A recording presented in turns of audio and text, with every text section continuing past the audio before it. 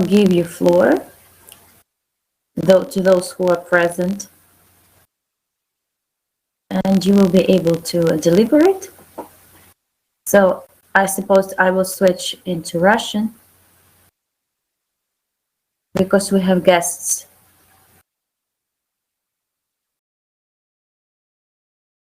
Who don't really understand Ukrainian, so let's begin. So let's begin the opening of IGF-UA 2021.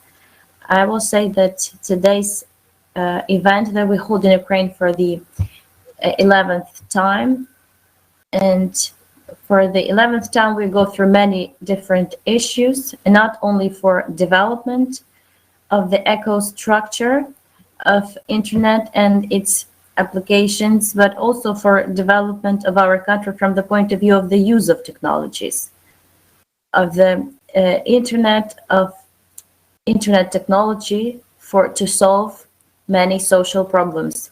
Also, just like on the international or global IGF, we understand there are problems that we cannot cover it in one day. That's why our agenda spreads even for 2 days. But we definitely understand the strategic importance of internet technologies and the development of state.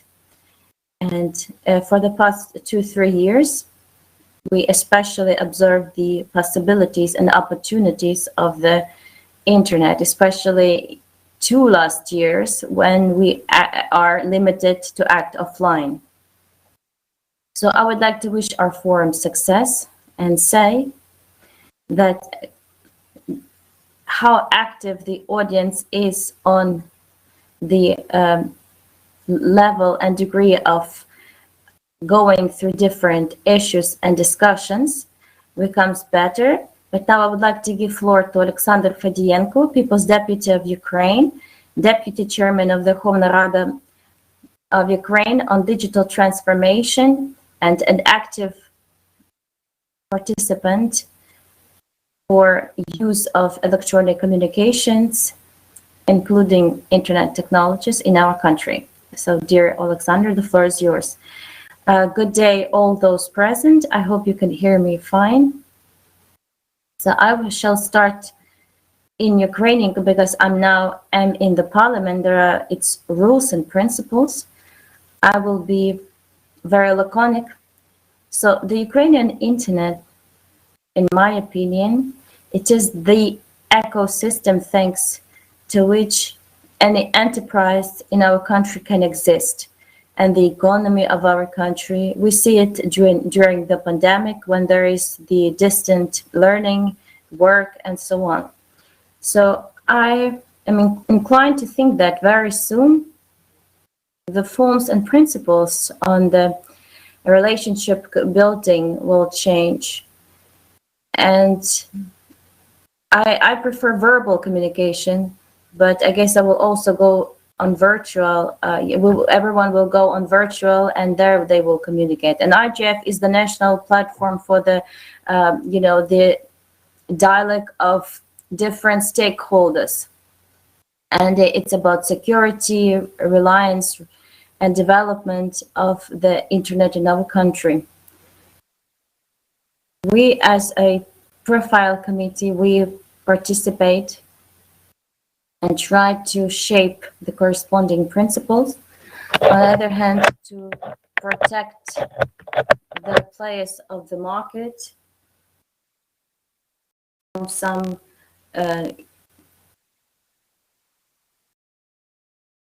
arbitrary institutions or other enterprises that are developing the internet network in our country. We're an open committee, dear friends, and any representative can communicate with us who's willing to work with our committee. Just contact me or the secretariat. We always join the working groups. And if you have some public organization or specialist experts, we would evaluate and appreciate your opinion, your experience, and we would take it into account during preparation of the of the draft laws. So that's all for me. I wish you good health, most importantly not to be sick, because now it's a challenge of these times. We can build big networks, we can build super fast networks, but the human factor. And when my friend departed 2 days ago, who was a very important person who built lots of networks, but unfortunately he died. But that's what we have, so please take care of yourself. And so thank you. And if you have questions, I will be happy to answer you. If not, then I guess I will go to my next meeting. Alexander Pavlovich, thank you for such words. And given that you are in the walls of the parliament and that your word is like a law for us, then we will fulfill your instruction to stay healthy. Thank you for wishing us good health.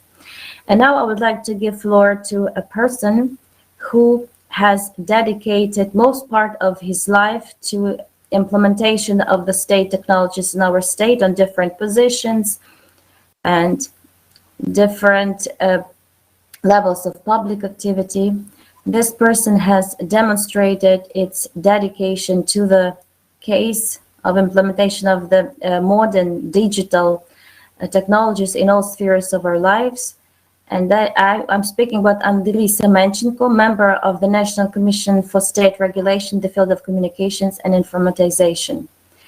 Alexander Yuryevich, I didn't expect such an introduction. Thank you for such kind words. I would like to greet all of the participants today of our, mostly the organizers of this honorable forum that has become traditional in Ukraine from September 2010. And it's a significant period of time in conditions of very dynamic changes taking place in the society and in the state and in everyone's life. Our team, including importance of this event, is going to be presented in this forum by 3 members of the National Commission for State Regulation in the field of communications and informatization, and the entire team of the apparatus of our commission. Alexander Pavlovich has already mentioned that today internet is the basics for development of information society and construction of the electronic economy and digitalization of all spheres of our lives. The smartphone construction of the state, if we implement these modern words. But just like for any technology, organizational, technical system, Alexander Pavlovich mentioned, it's not only about the modern technology that matters, also people, because there's a wide circle of different problems, solving of which presupposes social common actions by the citizens, business, executive bodies, experts, international scientific community, and so on. It's important to have the platform where all of these representatives could gather, discuss different issues, and most importantly, find ways to solve these problems. So I hope that today's platform that has been organized in 2021, that it will be productive, effective, efficient on the results that will be discussed on the results of the discussions of our sectional meetings. So including this suggested model, I'll be brief in my greeting words, my opening words, and I wish the objectives that were set ahead by this conference in the framework of IGF-UA 2021 were achieved, and new knowledge to be received, new communications, and I wish you all success. Thank you.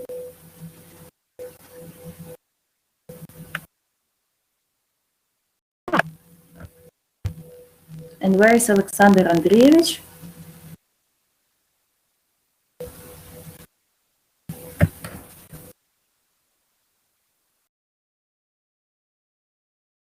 The moderator has disappeared.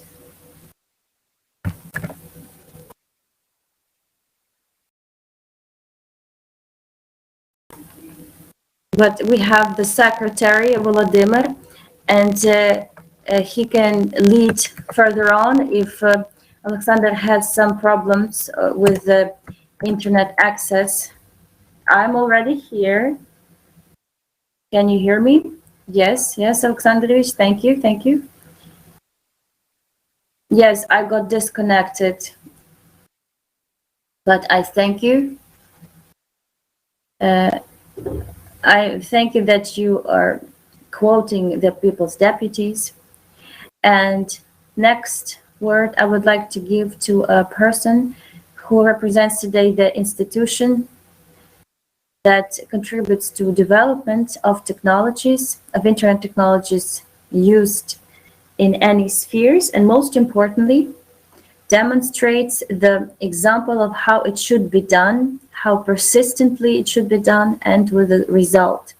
So I would like to give floor to Yuri Macek, Director of the Fixed and Mobile Directorate of Broadband Internet Access, Minister of Digital Transformation of Ukraine.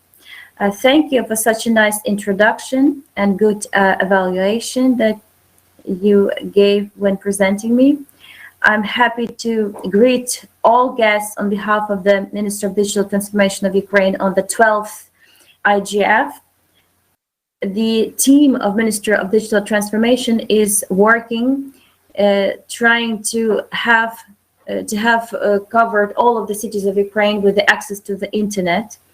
And by the previous speakers, it was mentioned that the government has defined the objectives. I'm reminding you, 95% till 2024 of all the rural area are to be able to have access to the internet, at least 100 megabytes per second, and 95% of the citizens of Ukraine are to be capable to use internet not less than 2 megabytes per second, and 95% of social institutions are to be connected to broadband internet access, and there must be free, limitless zones of Wi-Fi, so that any citizen could go to the institution and have this access.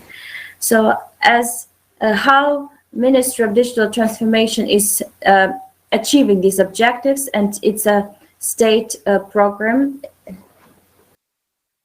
that is very transparent, and it evoked the providers market to activate rather fast, and those who participate in the program, and even those who don't.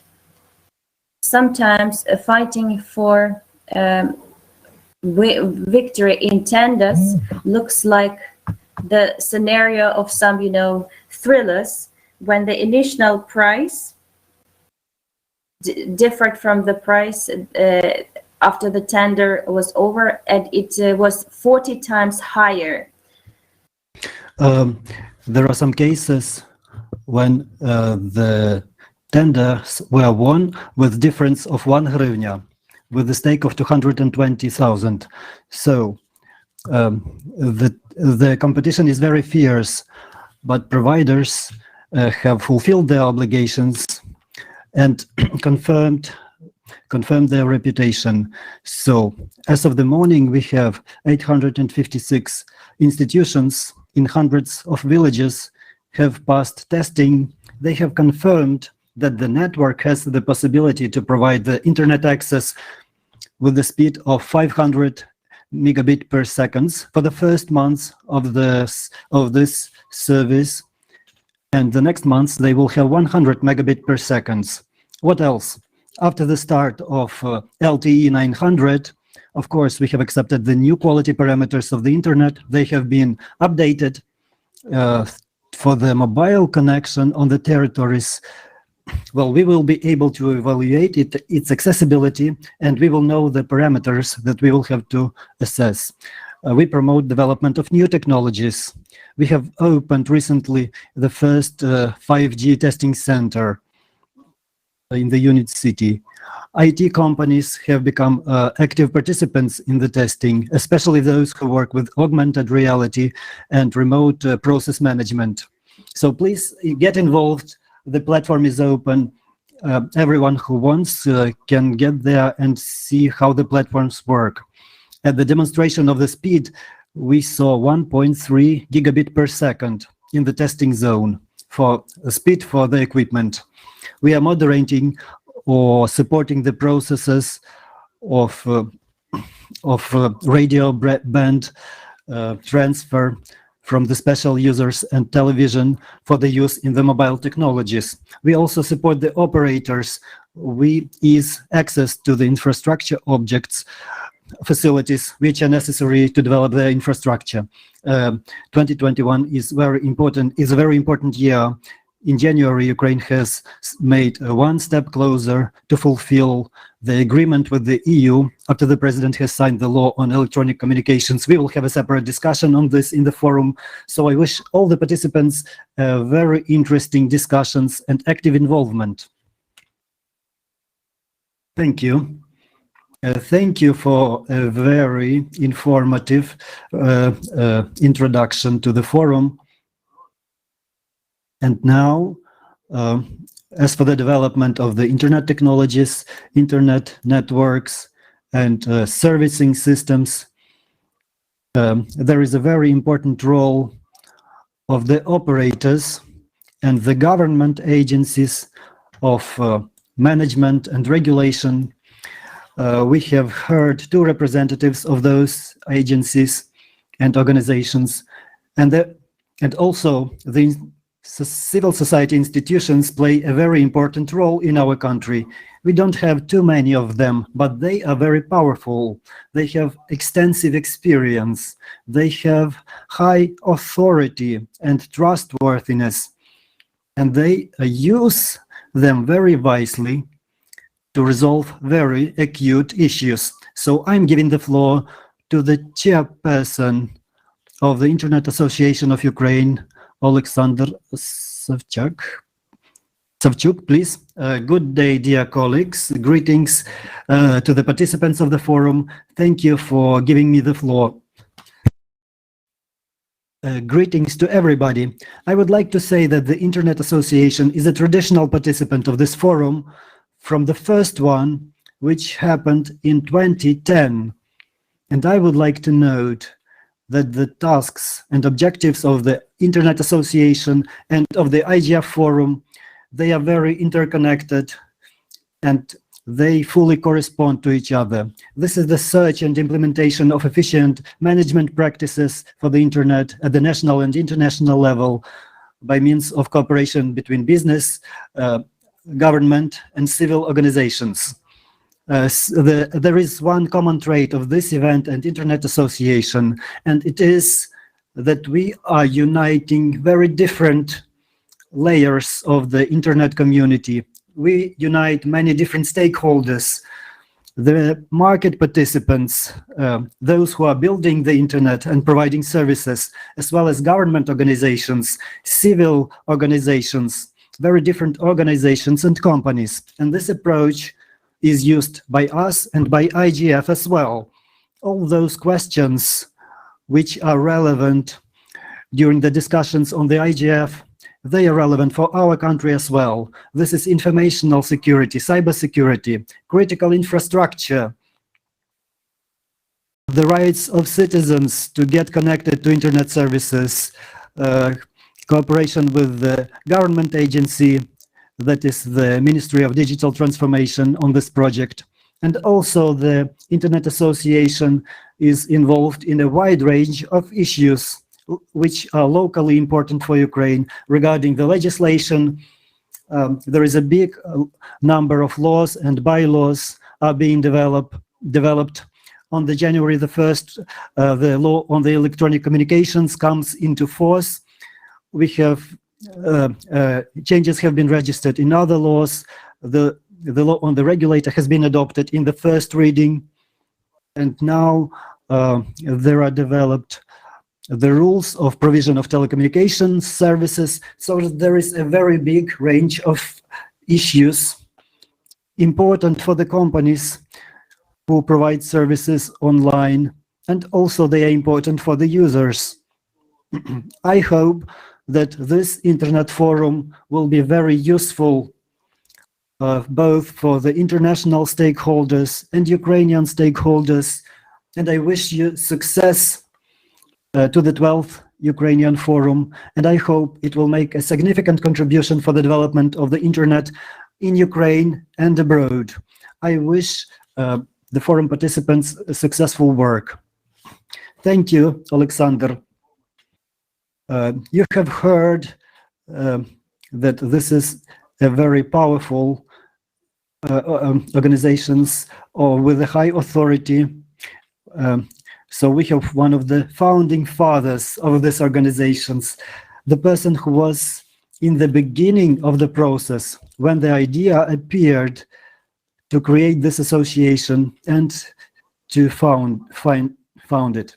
And for more than 20 years, this person has been actively participating in the processes in our country, in the development of the internet network, internet technologies. This is Ivan Mikhailovich Petukhov, Vice President of the Ukrainian Union of Industrialists and Entrepreneurs. Please.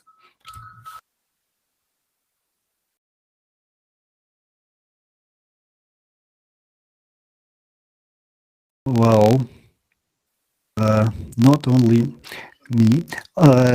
Greetings, dear friends, dear colleagues, and participants of our forum. Yes, indeed, it has been 12 years when we conduct this annual forum, and we are trying to create the environment, the business and the government and the civil society. They all have this powerful platform to discuss acute issues, to regulate different issues, and we are trying to create a good environment which would correspond to the norms on human rights, international norms, which would not hinder the development of the country. But we don't always manage to do everything in a good way as we plan. Unfortunately, a situation there is a situation when a person gains into the government, comes into the government, the person starts thinking in the format of their functions and in the format of their office. In my opinion, we need to create a safe environment for everyone to realize their potential, to enlarge our country's potential. We should not forget that internet started from Ukraine and from the Ukrainian idea. We need to remember that it was Mr. Glushkov's idea to create the networks between powerful computers of those years in the late 40s, in the beginning of the 50s, when it all was emerging. We need to remember the history. We need to repeat this history around the world, not only in Ukraine. Everybody in the world should know that Ukraine was the first country.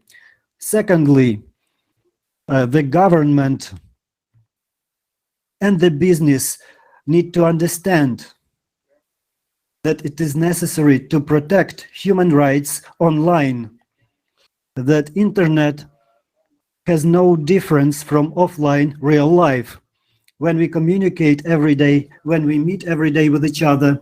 But unfortunately, we cannot confirm this, we cannot say this. so during our section, we will be raising very acute issues when there are encroachments upon human rights, encroachments upon business. I mean the draft laws, and together with our colleagues in our country, ministries are created with the rights to expropriate private property of critical infrastructure. So we are moving back to the Marxism and Lenin ideas. So we need to voice these critical questions on our platform so that the parliament shouldn't discuss it. The parliament should not support those ideas, so that we shouldn't go back to the Soviet times.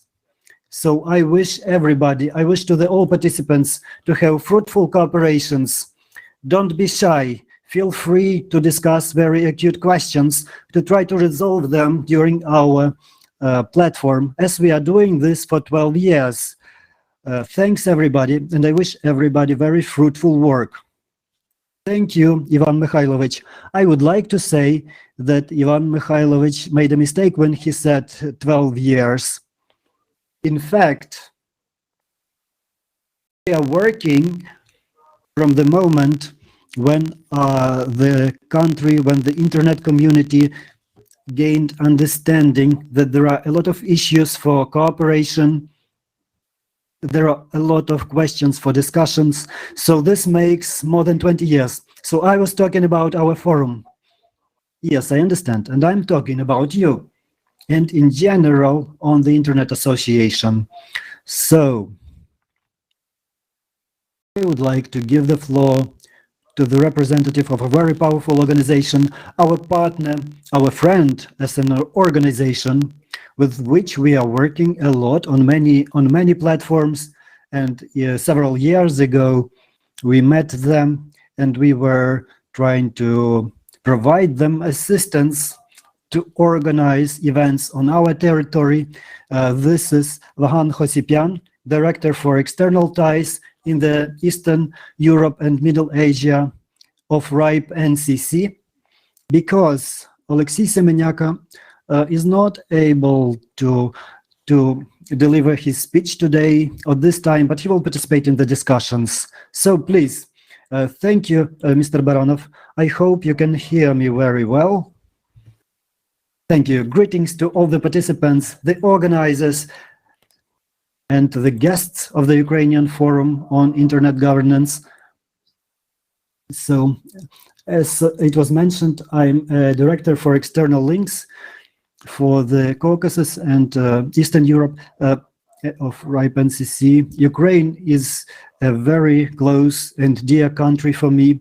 Yesterday, I was participating in the Ukrainian IGF Youth. I participated in other events in Ukraine. We had some events of RIPE NCC in Ukraine before the COVID times, unfortunately. I hope after the COVID we will be able to do this again. And we are a permanent member, and we constantly support the Internet Governance Forum, or I would say fora, the events related to the management of the Internet. For example, Internet management schools in our region.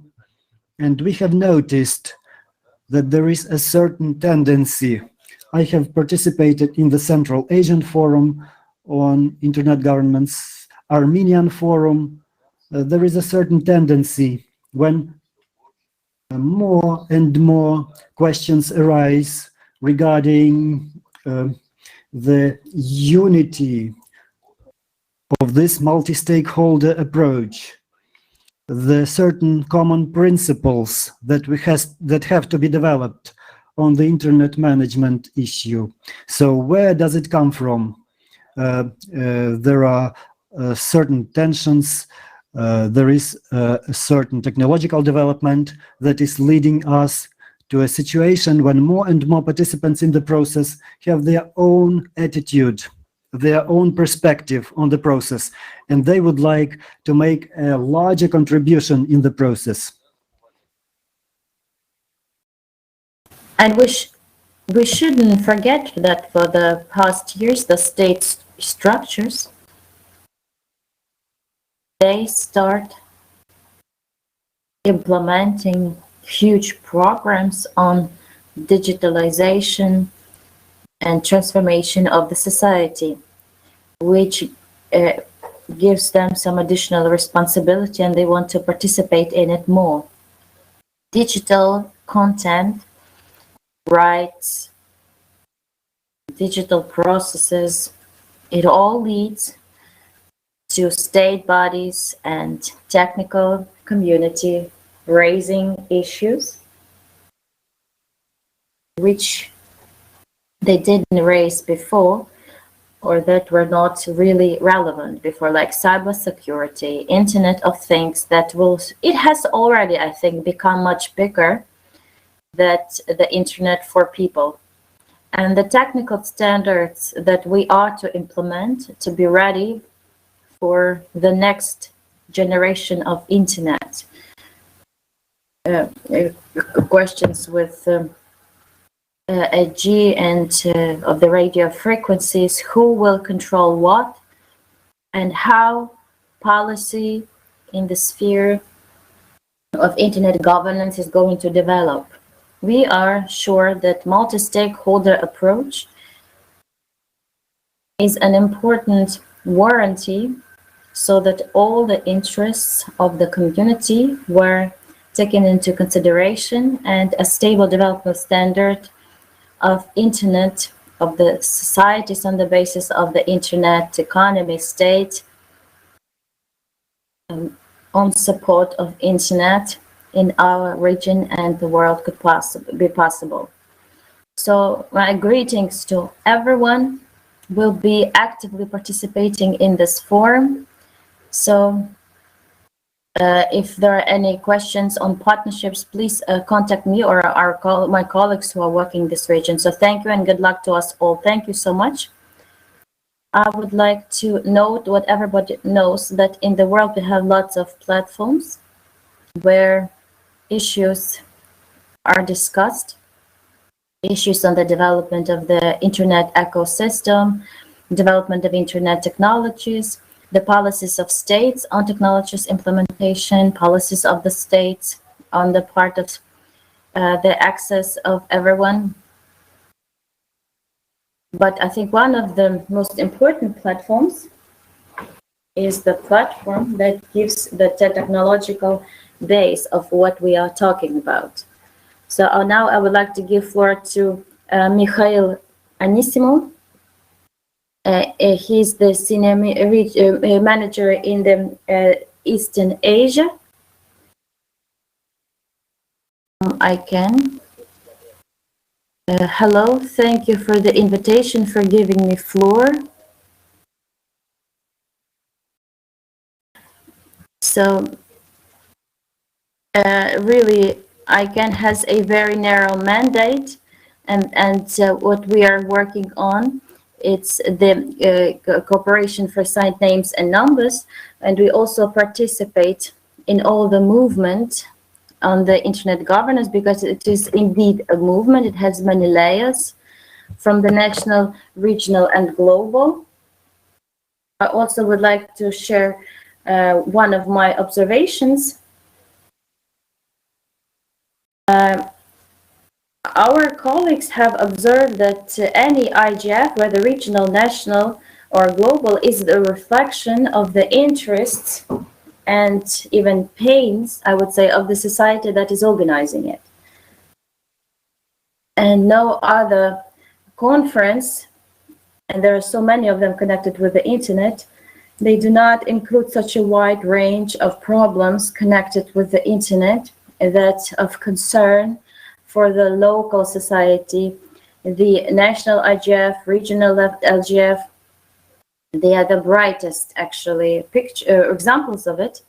And I would like to know the IGF, which takes place in Ukraine, especially the one that's this year on the agenda that is available for everyone, is one of the brightest examples of it, because the degree of the topics covered and the level of plurality and representation, different representatives, presentation, allowed to have a very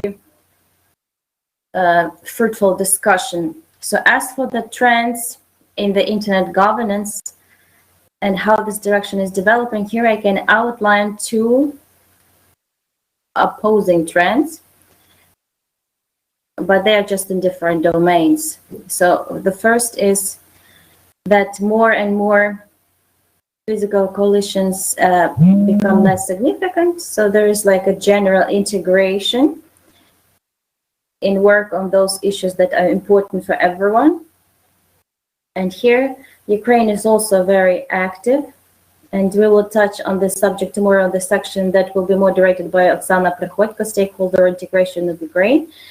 And another trend is that the area of internet governance has become so big that now it has, you know, some divisions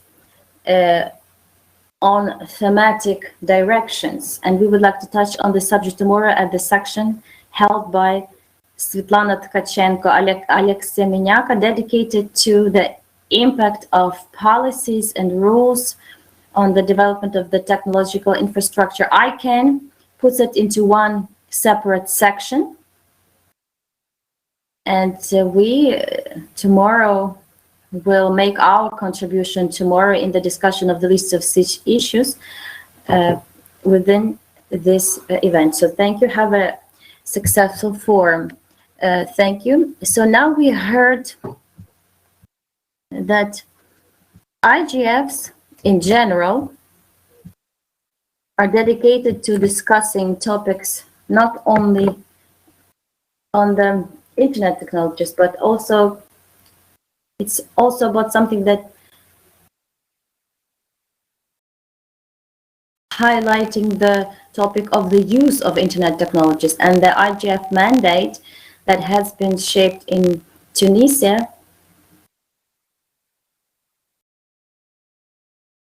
in the process of creating that agenda included a big circle of questions. The first international IGF that I have visited in Rio de Janeiro testifies about this, that people came from all over the world telling about the different problems, use of internet technologies in different spheres, in medicine and cultural traditions, development, and so on. So thank you for evaluating our IGF forum from this position. I would like to give floor to the further representative of a very friendly organization to us that is guiding the activity for 2 decades now, actively participating in our different activities and moreover promoting them. So I give the floor to Vitaly Moroz, expert of the Internews Ukraine NGO. Yes, hello, I'm glad to see you all. We have prepared for this event so much, and now it's possible, and that's thanks to efforts of each of you who's present here. So I would like to express gratitude to all those who are here among us. So today in the morning, I went through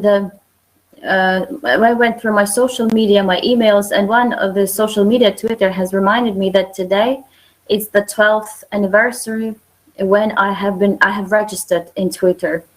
And if taking a look at the past 12 years, it was 12 years ago, so it's a different stage of development of internet. Facebook came along a bit later, but for this time, the views at this ecosystem, on this ecosystem, have changed, and we have to realize that the internet we had 20 years ago now is different. Although even discussions about what internet was like and what was the design of internet,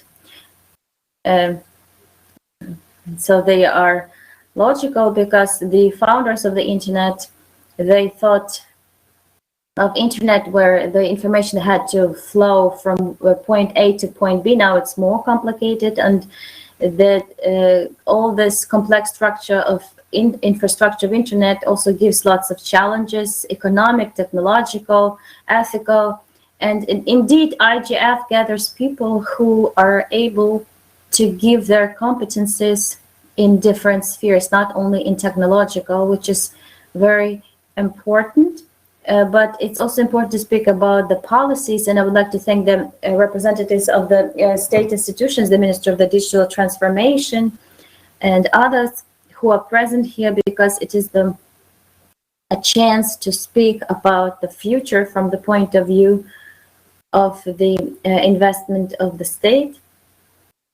And we invite all stakeholders because there are more and more challenges which are connected with, which are partly connected with the fact that many expectations were on the private sector and those giants, but they don't always manage self-regulation. That's why we're speaking about co-regulation, and we are saying that the state takes a more active role trying to regulate the space, and that's thanks to the fact that this system cannot be self-regulated. And we know that some scientists are saying or mention such terms about supervisory capitalism, about how the system of internet is functioning to giants. But for this, during these 2 days, it shouldn't be necessarily criticism, it should be constructive approaches and the contribution of everyone. And it's the contribution of certain intellectual provocations, because during discussion, the truth is born, and the level and degree of the discussions which will take place at Ukrainian IGF is going to be the mirror of the internet condition in Ukraine. And I really want to exchange with those people who participate in global IGFs, since many trends and discussions, approaches, they appear on global platforms. And here in Ukraine, we can have these local adaptations and realize that Ukraine is moving in a global trend of discussions about the future of the internet. So I wish all successful discussions, many intellectual provocations, and constructive dialogues, and to not to only speak about flaws, but also advantages and all the opportunities of use of this infrastructure. Thank you. Thank you, Vitaly. I would like to say that use of internet technologies allows today implement new paradigms on development of economy, and it's about economic result in this new paradigm of the possible elimination of all global flaws which are now in the economy were first discussed at the World Economic Forum in Davos in 2015-2016. And the foundation of implementation of this paradigm is internet technologies and Internet of Things, to be more exact. We will also discuss this topic at this forum, but I would like to say that once a week I give a lecture to the lawyers, and there are 2 lectures that are dedicated to the regulation of the social relations connected to internet technologies. And the first questions that I ask: which problems do you know connected with the domain names in Ukraine? And for many years, I have seen not more than 10 hands, and students responded. It's not, of course, a representative selection, but it testifies of a very clear and good quality work of Hostmaster. Hostmaster that takes care of these issues, and the representative of which is here now with us and is going to do the opening speech. Svetlana Tkachenko. Thank you. Greetings to all the participants, the organizers, the YouTube and Facebook audience, and audience on other social media. I'm very happy to see everybody, at least on the screen, the colleagues with whom we have been working with, preparing this great forum. For the 12 years, IGF has become a renowned social environment to discuss very difficult and acute issues, and it proved its efficiency. Well, it started as from the forum of internet pioneers, of people who are somehow related to the technologies, but now we have a very great range of participants. We can see a lot of new faces, new spheres of activities, of operations get involved in the work. I'm very happy that the part of the IGF has become dedicated to the youth. Youth is getting involved into the resolution of different issues because internet is their environment and their future is connected to the internet, and maybe they know even better than us what to do. I also wish you very interesting discussions, insights, new ideas, new connections, networking, new interesting projects to all the participants of our forum. Thank you, Svetlana. And the first question for the discussion, our young people live online or with internet. I would wish to live with the internet and improve the quality of life. But I hope that we shouldn't dive too deep into the internet and be deprived of the life around us, the real life. This is a very risky thing. I wish everybody success to successfully describe their ideas, to hear some constructive criticism and observations to their ideas, to have constructive feedback, to hear the ideas of each other and get enriched, to become much more richer than we are today, to have the foundation of our future work. Thanks to everybody. I wish everybody good health, not only for the next 2 days, but for the entire life. And I wish this life to be long and great. Wish you good health. Goodbye. All the best. Thank you. Thank you for your optimistic approach and for your humane moderating. Thanks to everybody. So now we are joining different rooms for discussion.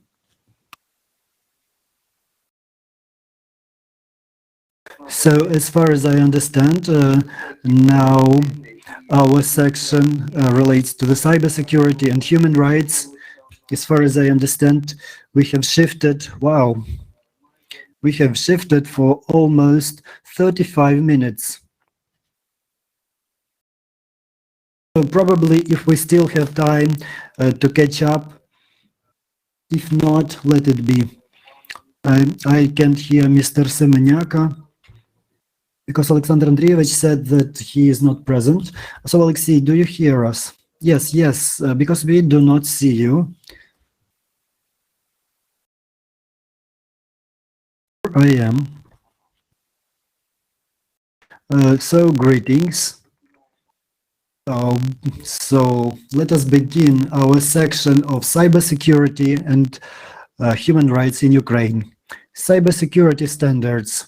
So me and Alexei, we have decided we wanted to unite two sections into one.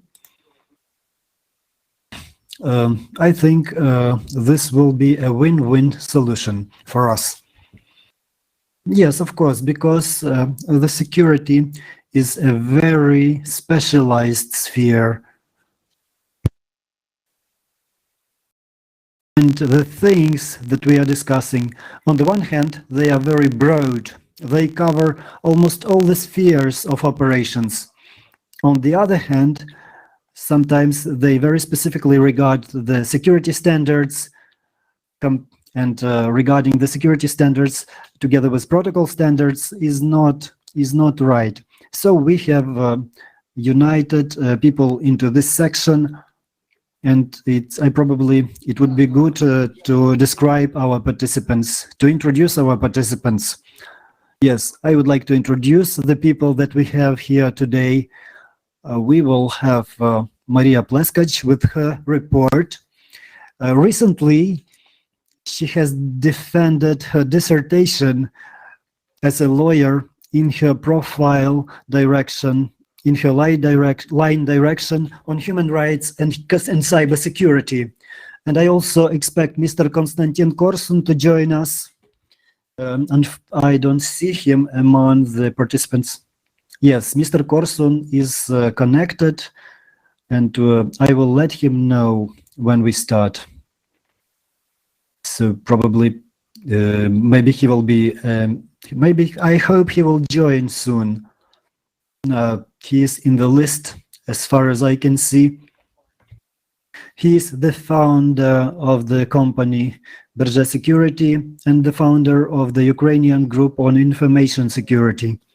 We will also have Mr. Yuri Smilyansky, economic expert and executive officer of the Commission on the IT Science, Mr. Yahun, Major General, Deputy Head of the Security Service of Ukraine, retired SBU officer, and the Director for the Agency on Informing the Defense Sector on the issues of the national security. And also Mr. Alexander Nervinsky signed up, head of the government service on the data protection. He used to be a head of the civil organization named Independent Legal Group. I hope he will join us soon as well. We also have a presentation. Mr. Konstantin, shall Mr. Korsun have a presentation or not? The slides, you mean the slides? I don't know. So Konstantin has appeared. Greetings. Do you have a presentation? Well, then Yuri will be our moderator, our host. Yuri will give you the authorities to show your presentation, or you can send your presentation to him and he will be showing the slides on the screen. And Mr. Viktor Yahun also has sent us his presentation. We have your presentation, but we can give you the host rights, so you can choose whichever is more convenient for you. It would be more convenient to show it on screen, and I will be commenting on my presentations, reading some things. So, Mr. Konstantin, whichever is better for you.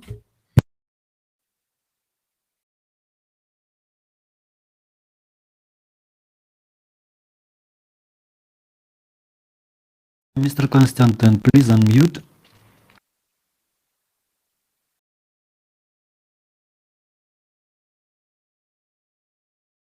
Yes, you are unmuted, but we don't hear you. Maybe you need to reconnect to initialize, or maybe you can, можливо, можете в чат написати. So, all right. Today we will discuss the following issues. Problems of legal terminology in the sphere of cybersecurity will be presented by Maria Pleskac. Standards of cybersecurity, Konstantin Korsun. Security of human government and security issues in the cybersecurity by Yuri Smilyansky. Improvement of protections of rights in the cyber environment, Maria, and risks to critical infrastructure facilities in the informational environment by Mr. Viktor Yahun. And it would be interesting to hear from Mr. Viktor, what is his attitude to the draft law? So the draft law is creating a new agency with the authority to change ownership, to change property rights. This would be a very painful issue for our country. We are falling back to the Soviet times when we have a four-level structure from local government to the central government. And this new structure will control everything from a retail shop to the powerful corporations and make decisions on expropriation of property and changing ownership. So this is how the draft law says. We have sent our arguments and opinions that it is that we shouldn't do this because this is against the constitutions and property. Only such countries as North Korea or Russian Federation can do this. Even China doesn't do this. China has private business, but as far as I know, they use court mechanisms, judiciary mechanisms, but our draft law doesn't indicate any judiciary mechanisms. I'm not referring only to Mr. Victor, but to all our speakers. We will be discussing different questions, so I would like to ask our audience. We are broadcast on Facebook, on our Facebook channel, on the forum. You can write your questions on Facebook, and we will be taking your questions and we will try to answer them. So, Alexei, do you have anything to say on the first question of the section?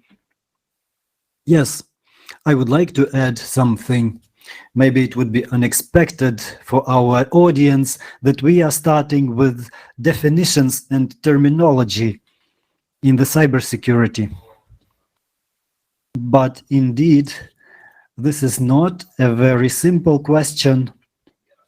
As an example, well, in Ukraine, this was not a widespread story, but it was very well noticed on the international level. The terminology and definitions is the cornerstone. This is a major subject of disputes in the United Nations.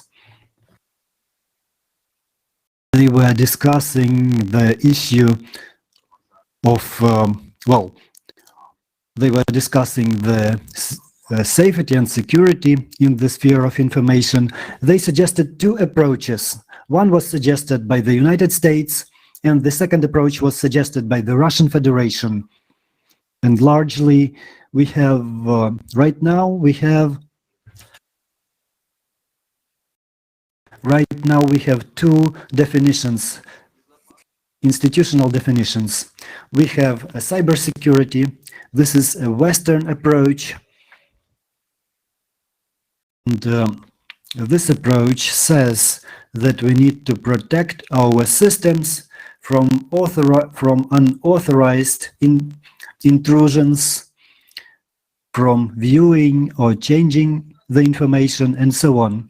And we have another approach suggested by the Russian Federation, and it says that we need to control the content of the information. This means the information security. Well, earlier, for example, about 5 years ago, we could see those definitions and freely describe them.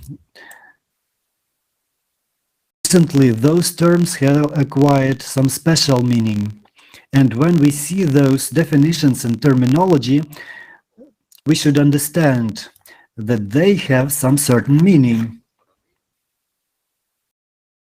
So some worldwide global players have some understanding of these different definitions. It is necessary to understand the place of Ukraine in this environment. So this is only one good example.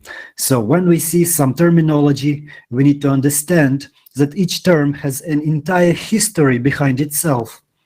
And we need to understand all the connections, where a definition is coming from, and what are the consequences of using this or that terminology. So Maria's presentation is not typical, but I think it is very important for the entire community, so that we should speak one language. And when we use certain words, we should understand their meaning. So I welcome very much this report, and I hope that we will succeed. So please, Hello, good day. Can you hear? Can you hear me? Okay. Okay, I would like to thank you one more time for this chance to participate in such a wonderful practical event. As Ivan Mikhailovich said, I had a technical component, and here I have a chance to view some things from the practical point of view. And as Alexei highlighted, the terminology is of importance not only for correct understanding of some, notions and phenomena, because when we do any activity, we orient on the notions and the context of these notions. The correct terminology is of importance for production of approaches and mechanisms to protect certain rights which are envisaged in the legislative acts adopted lately.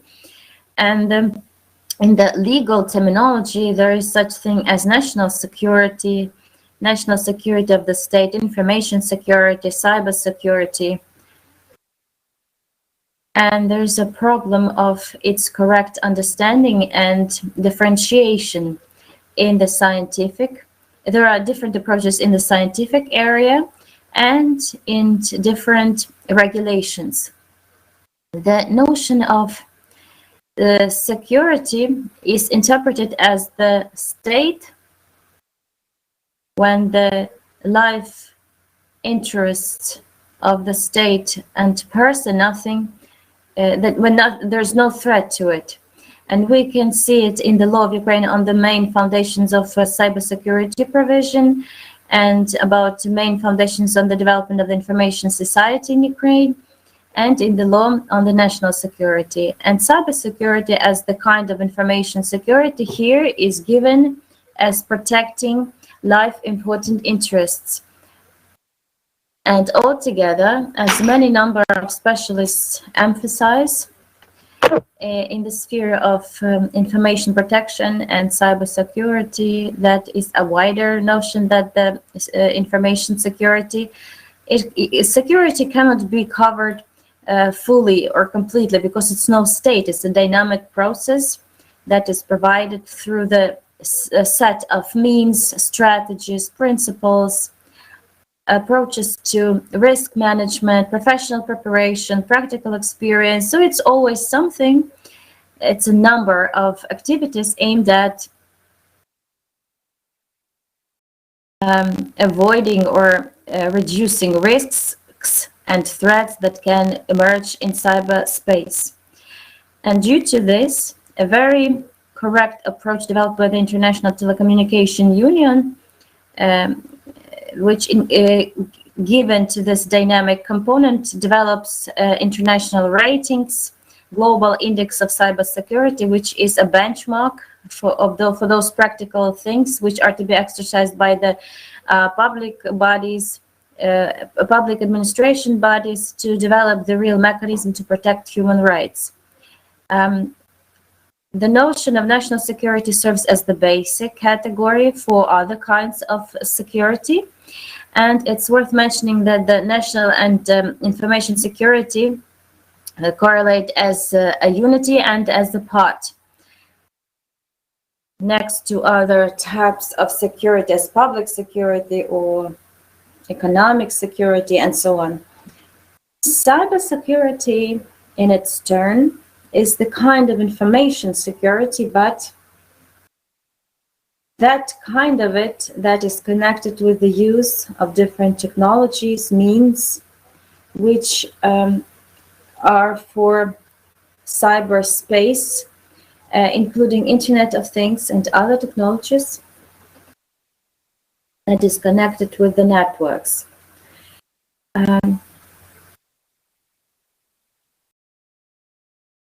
And in the law, there is also differentiation between cybersecurity and its components at such levels as security of the state, of the society, and of the human being. And why is it of practical importance too? Because depending on the level that serves as the basis in this or that state for legal regulation and for the starting category, and such legal mechanism is later on developed to protect certain rights. So if it's going to be depend on this, is the state oriented on the state or is oriented on the a person? So the direction of activity of the public administration bodies is first aimed at the satisfaction of the interests of the state and then all the levels. Given that in the latest strategy of the state it says that the security of the state depends upon security of the human being, and here the human being is defined as the one of the most important priorities, and their health, dignity, and honor are the main duties of the state, I mean, in the part of protection. Here it's worth saying that the Ukraine is trying to stay oriented on the state. And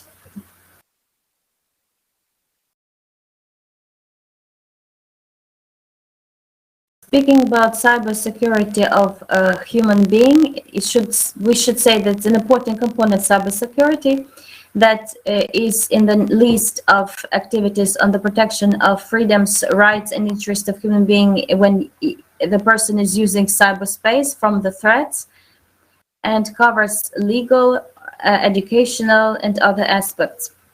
I think this approach should be reflected in the institutional law and the law on the main foundations of cybersecurity, because now, as I said, it says that cybersecurity is a state, but I think the dynamic component is to be taken into account, and it's important to divide the interests and rights of subjects at different levels and to differentiate between these interests, because quite often the interest of the state in the cyberspace and interest of the human being in the cyberspace can compete with each other.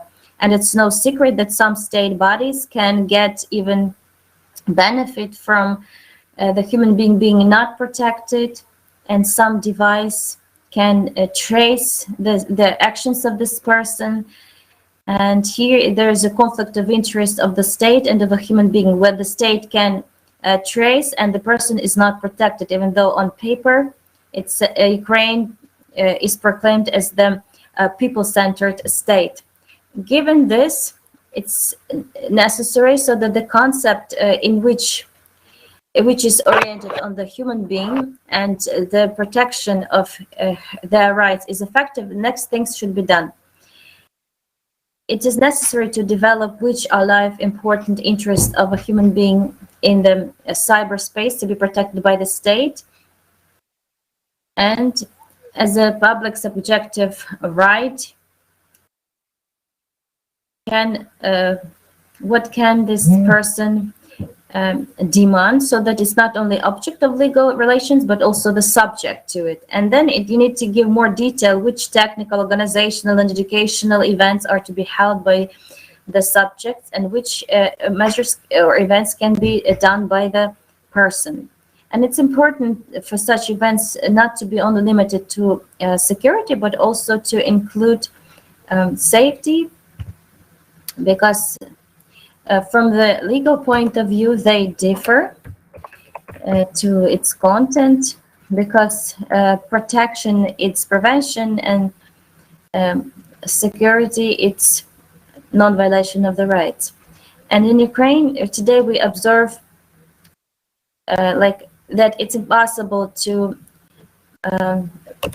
recover the rights of violated in the cyberspace, because there isn't there is no institution that could do it, and the responsibility that is applied to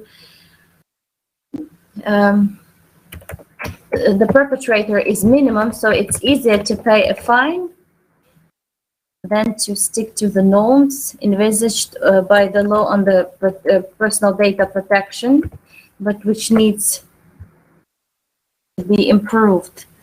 And it's important to also envisage this the minimum set of rights, which is given by the European standards.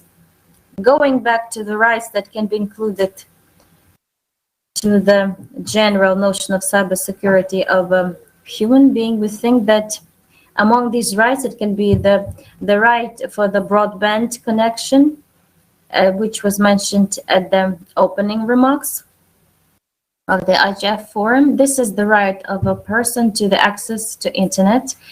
Internet has become an important part of life, and it is to be provided and should be non-discriminated for any signs. For democratic states, this right is the basic right, but for implementation of other rights, like freedom of the right for freedom, the state bodies to do certain measures to give the broadband access to internet.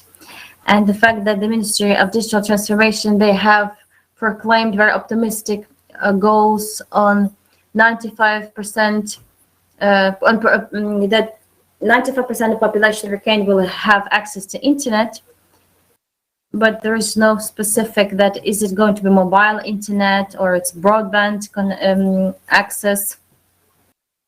And the cost of this access can be very high today. Second right, which is in the number of rights covered by the notion of cybersecurity, is an important right. It's the right for personal data protection when using cyberspace. It's very relevant for Ukraine because a lot of websites of electronic, trade and game sites, they do not include this realization of the right of personal data protection. And it takes 3 seconds to register on the website, but to delete some information, you have to fulfill a number of administrative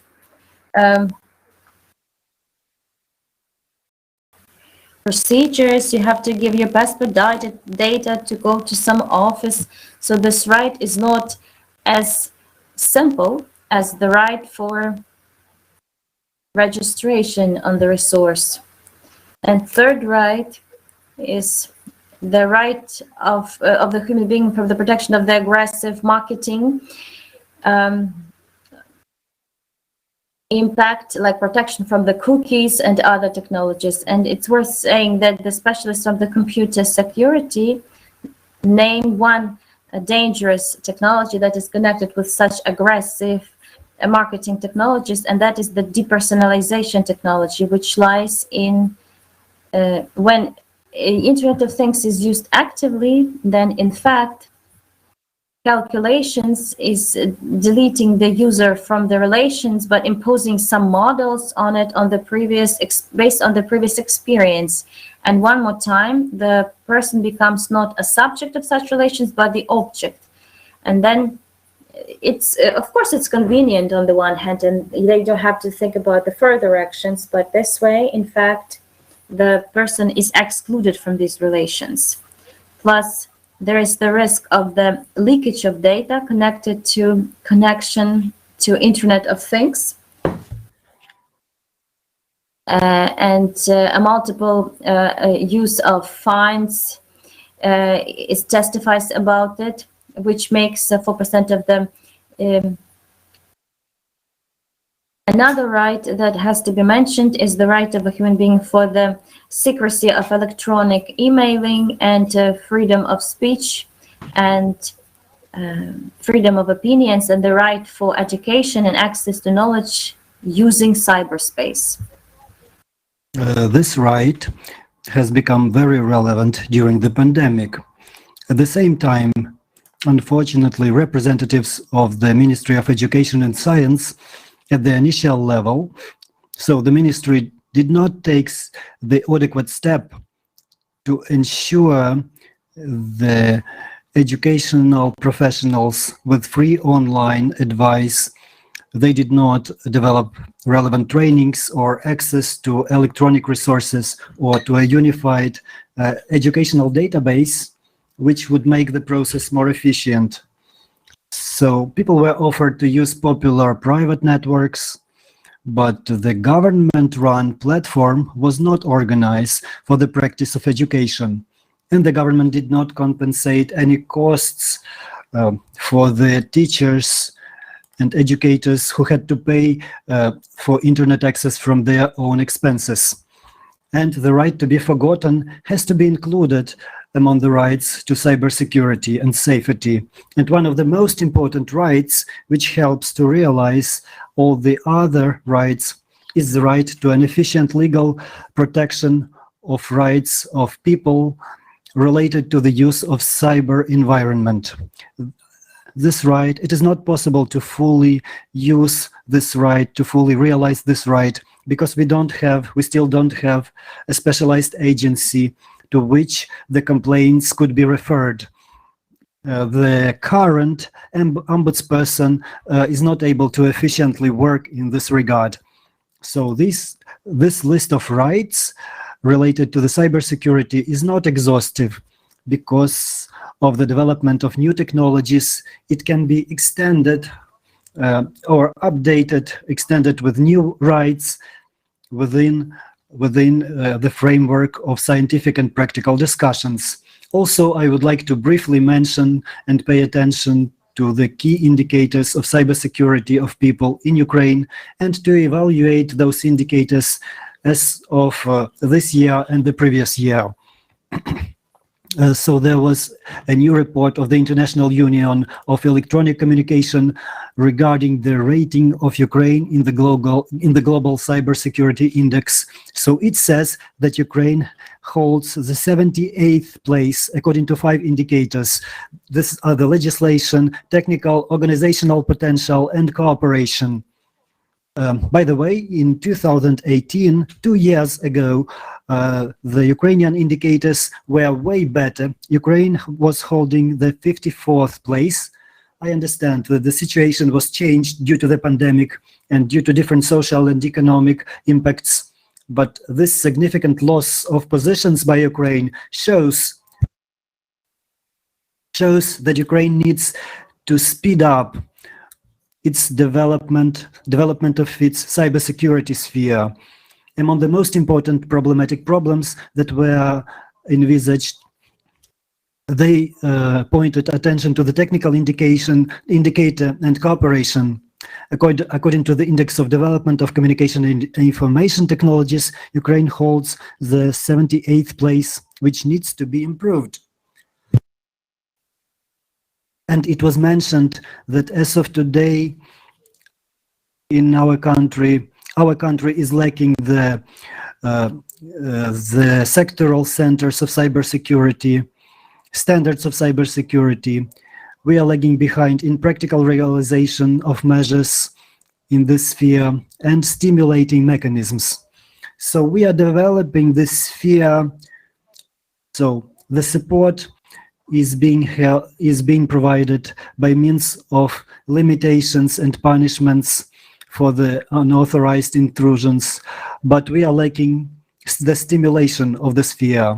As for this positive development, this is improvement of the legislation, educational events, and organizational events. Anyway, we have cooperation between different centers, international CERT and CERT-UA. However, speaking about the legal indicator, it is necessary to mention that it is characterized by, well, it takes into account the availability of legal framework, but it doesn't look at its quality. So the drawbacks are the declarative character and undue definition. So we have different terminologies, duplication of functions in the agencies, no unbundling in different areas. There are no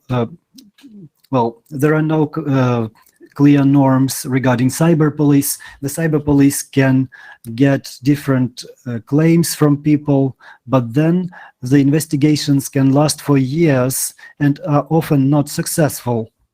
As of today, we need to state that we don't have any published reports on the real status of supporting cybersecurity because the data is secret.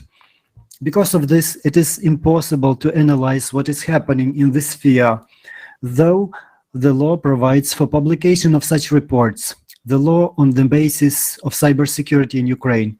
As for the criterion of cooperation and organization, we are lacking involvement of Ukrainian institutions into the international cooperation and lack of connections between different agencies of the government, which means duplication of some functions and ignoring of the risk management, preventive measures, and prevention of cyber threats in the sphere of cybersecurity.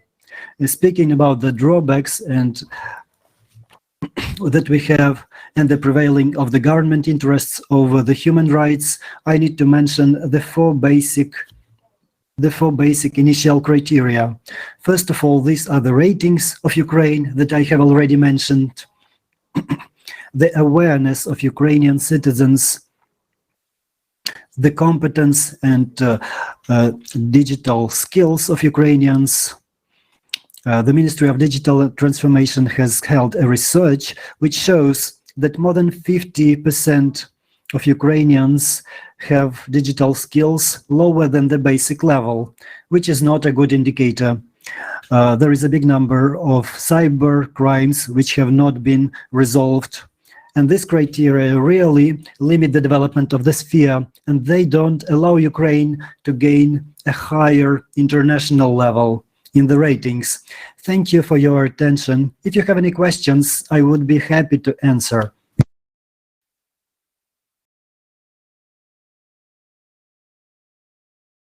Thanks a lot, Miss Maria.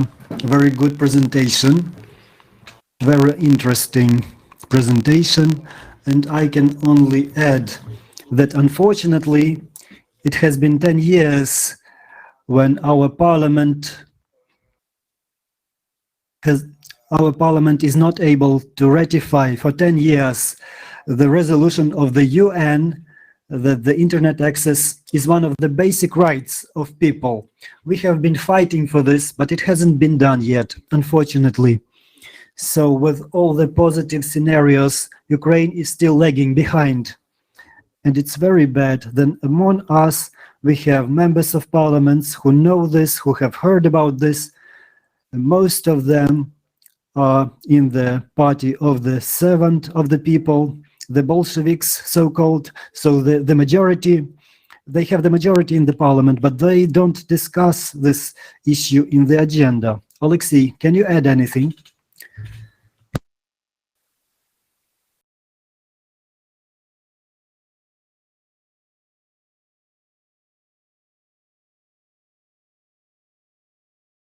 I think that we have to give the possibility for the questions, because we really have some questions. I ask, Miss Maria, can you hear me? Yes, please. So the name, the title of your thesis, where did you defend it, and who was your scientific mentor?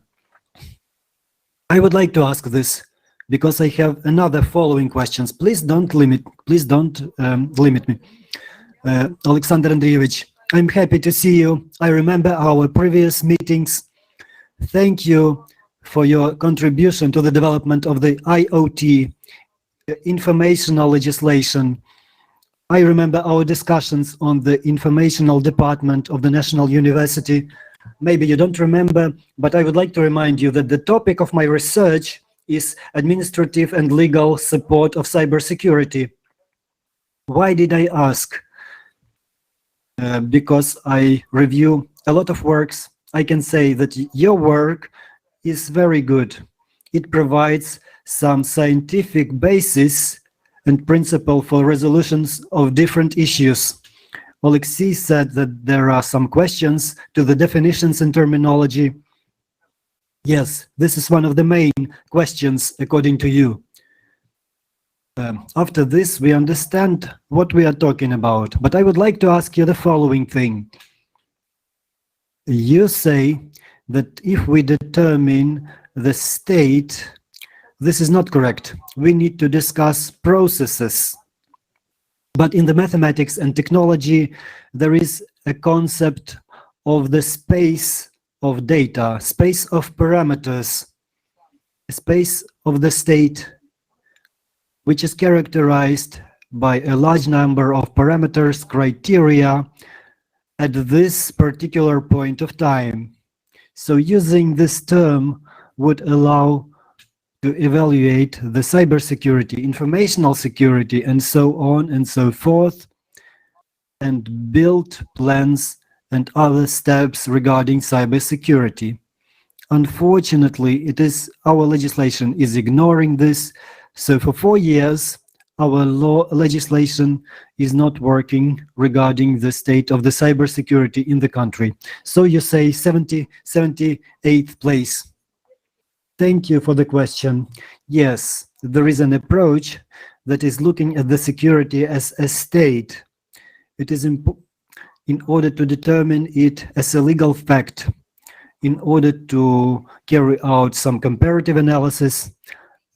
At the same time, if we use a practical approach, we need to say that this screenshot of a state leads to the situation when the authorities and agencies, they just decide that they have reached a certain point in development, the situation stops, and we stop as well, and it is not necessary to do any subsequent steps. Unfortunately, we have this approach.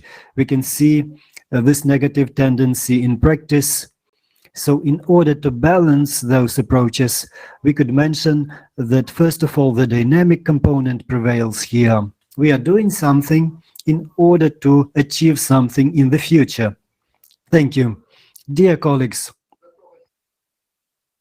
because we have shifted our section almost for 30 minutes, or we are short for time. So please be brief in your answers and questions.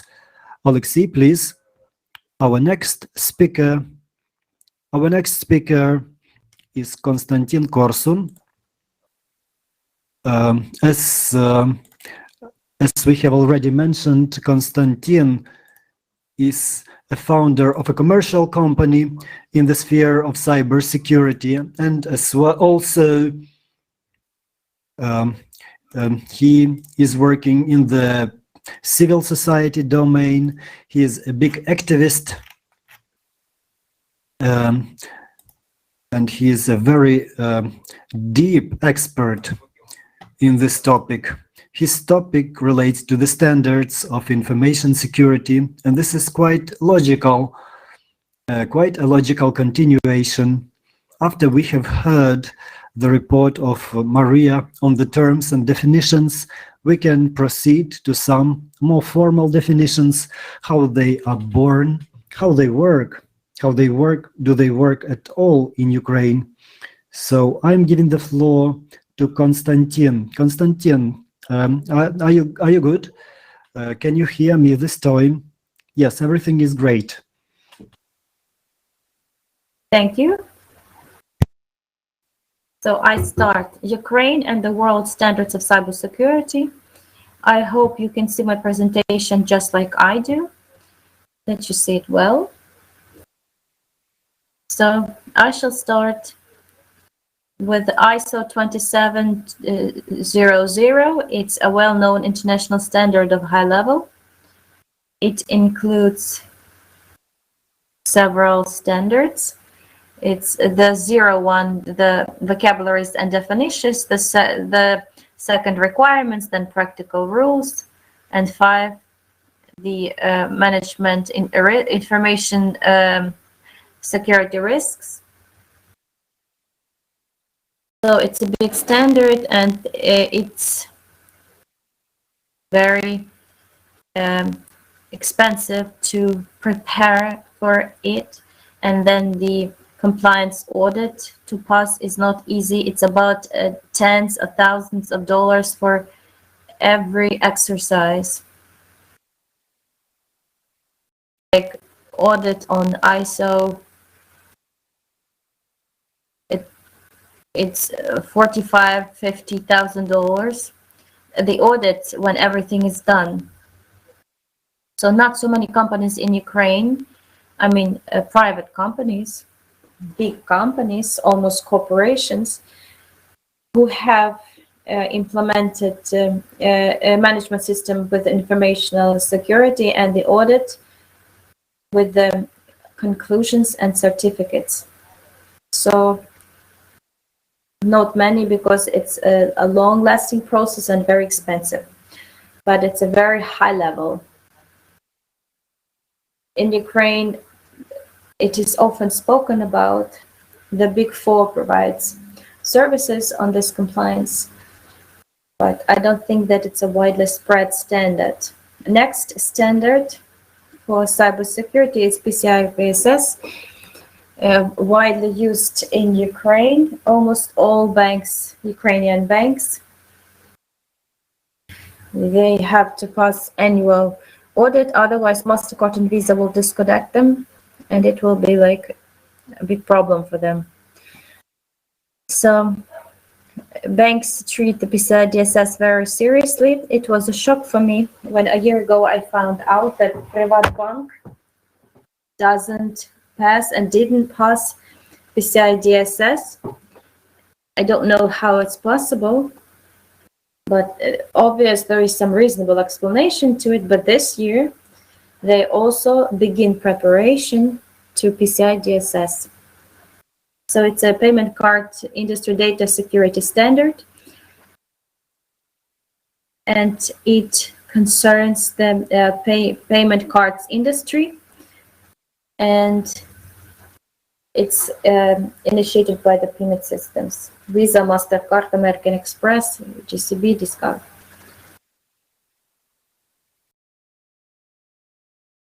So almost everyone, I mean, a very serious attitude to this, but the use is very limited.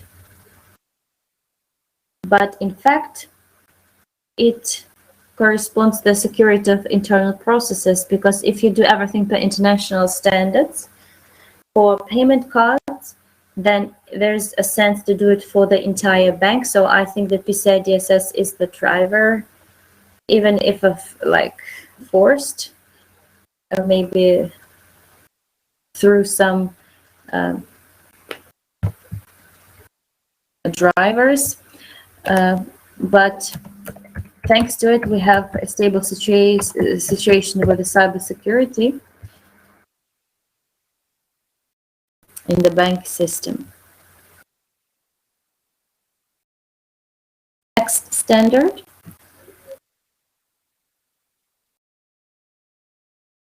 is NIST, National Institute of Standards and Technologies, American one, American state, I think it's a state one. And it has a cybersecurity framework.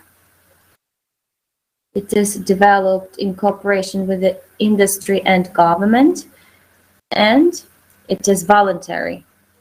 It consists of standards, instructions, and practices, and it serves to promote the cybersecurity of critical infrastructure, which is very relevant for Ukraine. Here it is prioritized, flexible, repeatable, and it's cost-effective approach. I read and translate what it says on the screen. And it helps the owners and the operators of critical infrastructure to manage cybersecurity related risks. As for Ukraine, it's a well-known fact. It's being updated all the time. There is a cooperation with the community and business that is ongoing. And the latest news from Ukraine, I've heard for several times from the representatives of the state special action that they have developed the methodological guidelines for the objects of the Ukrainian critical infrastructure based on the approaches of this cybersecurity framework. And I cannot say if it is really so, because first you have to go through the NIST framework and then all the methodological guidelines in order to have an opinion on it and to draw conclusions. I don't think that someone in this country could do something similar, because and me too, because it is time consuming and there must be certain qualification. I just don't have time, and I'm not willing to check if it is so or not, but I had to mention it because I did hear this piece of news.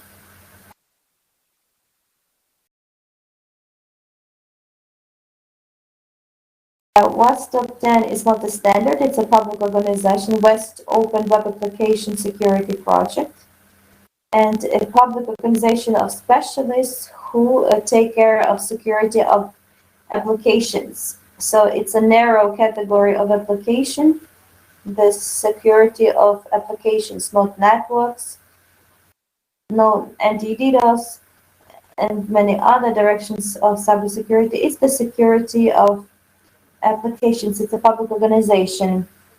But for 20 years, I think they have been publishing for the past 10 years, WAP's Top 10. So it's the biggest 10 risks for security and vulnerability of applications, like misconfiguration, incorrect setting of the access, and so on. I will show it on the next slide. It's no standard, but in fact, it is used as a standard. In fact, any owner of the developer of the application who wants to improve its security, he takes OWASP Top 10, and Top 10 it's just the first 10 of them, but there are several. But they are almost 100 of them.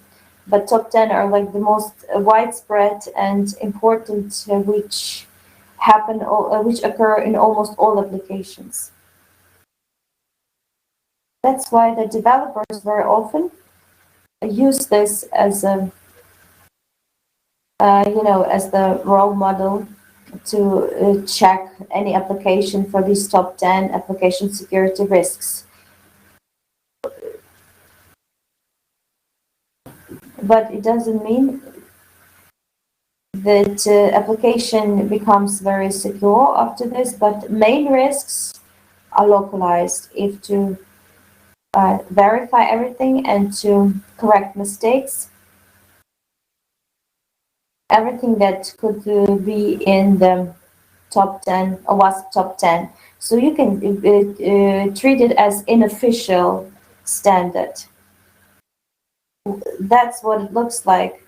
The first top 10 security risks in 2017 and the risks in 2021. Now you see that the first place is given to broken access control and cryptographic failures. It takes second, and injection the third. We shall not stop on this because I want to mention about one more unofficial standard on cybersecurity, and that is MITRE ATT&CK. A year or two ago, MITRE, it's a non-governmental, non-profit organization that is financed by the government, as far as I remember, but it's a very professional one, and it has become famous thanks to this MITRE ATT&CK. So in fact, it's a structured list of all known types and kinds of behavior of perpetrators. And it's actually here divided into different tactics and methods. So it's a cool thing for Blue Team. for people who take care, who are responsible for the protection of networks. And you can, check your ways and methods. You can feed in your parameters and to see how it fits in. I think it's also an unofficial standard. It's updated all the time, because otherwise you won't be able to survive. Yeah, if you want to, you have to always run fast. Mitra Tech is like a bomb, and they're always issuing new versions for the critical infrastructure, so the matrix. And something else was recently, so it's a practical thing.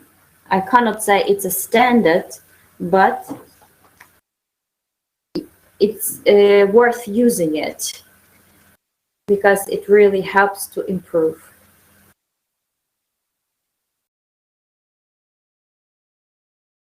Okay, so the next one is a NIS directive. It's the law of the EU. National information security is something like this. It's the law of the European Union, and every member state must adapt its legislation to these framework requirements of NIS directive. And there are 3 blocks of it. First is the national capabilities, and mainly saying that every EU member state must have certain SOC or CERT, so the national team to respond computer incidents, to hold cyber trainings, for example. So it's all within national capabilities. And then second is cross-border collaboration, of course, because there's pointless, cybersecurity is pointless without it, because it is cross-border, international, and so on. And some national supervision of critical sectors. And here they refer energy, transport, water supply, health, digital infrastructure, and finance sector, and also online trading platforms and search service. Right now, they are developing the second version of the NIS directive. It's an improved version, so it's the dynamics, because everything is developing. People give suggestions, and the Euro Parliament is reacting to it. And that is why they are considering the second version now. So it's the law on EU on cybersecurity, even though it's a very framework. GDPR, it's not about security, it's about data protection. But its requirements are really connected, because data in this should be protected in the cyberspace using cyber methods. But I wouldn't call it the standard of cybersecurity, because personal data protection is not a big part of cybersecurity in the wide meaning of this word, but it's important. And I greet the development in Ukraine of the new draft law that will be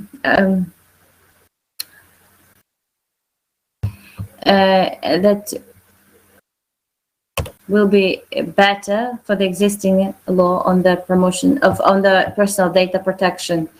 And I would like to say the following thing. Maybe some of you know this, or maybe not. There is no standard of security. There is no standard of cyber security or safety. So, for example, we pass this standard, the audit, we test, we do the bug bounty, and then we will be safe. No. If you give us a nice certificate that we are safe, this doesn't work. anywhere, because you have to run forever. You have to run very fast, because this is a dynamic process, because ISO standard regards for the informational system management. They make a snapshot of a state, they give us a certificate, and then the certificate gets outdated in the next second. But the cybersecurity system management are determined by ISO standards. It's impossible just to have a run and then drop into a chair and think that you are safe. No. You are insecure just a second after you say that you are safe. For some reason, a lot of people have incorrect understanding of the situation. Such standards do not exist, and they cannot exist. So this is it. I had a brief report about this, and that's it for me. Thanks a lot, Konstantin. A very important and saturated report from you. If there are any questions to you, please, dear colleagues, ask your questions. If we don't have any questions, I have had a look at our platforms of IGF forum and the channel platforms. We still don't have any questions. So any questions from you, please be very brief. Sincere thanks for your report. For your great report. I have a question about the implementation of those standards in Ukraine. Maybe you have seen this. In order to incorporate a standard into the national regulations, we need a permit from authorized agencies.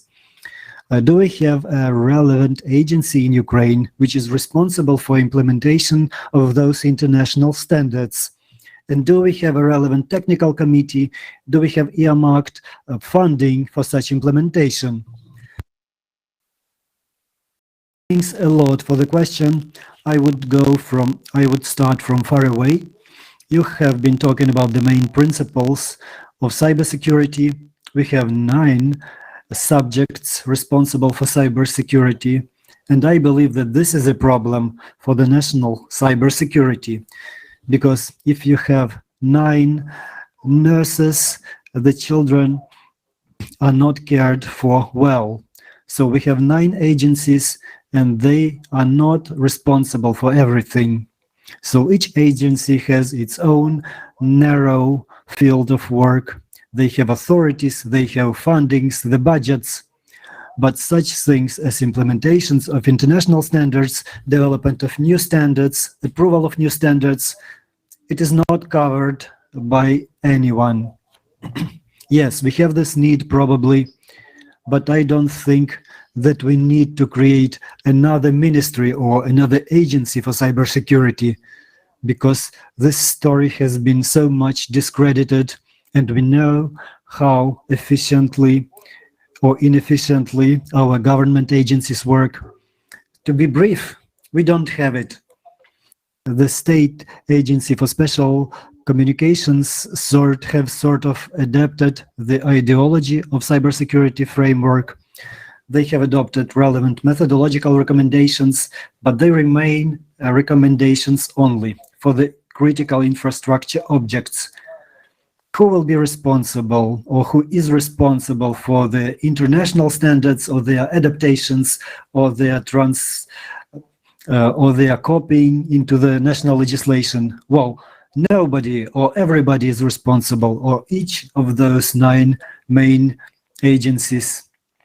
They can take any standard like an NIST standard or any other standard.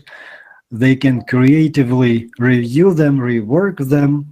They can make recommendations for their own domain of responsibility, or they can make a suggestion to the government as a draft law of Ukraine. Well, this is a voluntary work. You can work if you want, you can do this if you want, but nobody is obliged to do this. We don't have a relevant technical committee. Thank you, dear colleagues. The next topic that we want to discuss is the safety of people against the safety of the government, balance in the cyber environment. So this is the thing that has constantly been violated in our country. When human rights are violated, human rights are not observed, constitutional rights are not observed. They say, don't show us the constitution. When we start talking about this at some different social meetings with the government agencies. But the national agency has recently started using a reference to the Article 19 of the Constitution of Ukraine.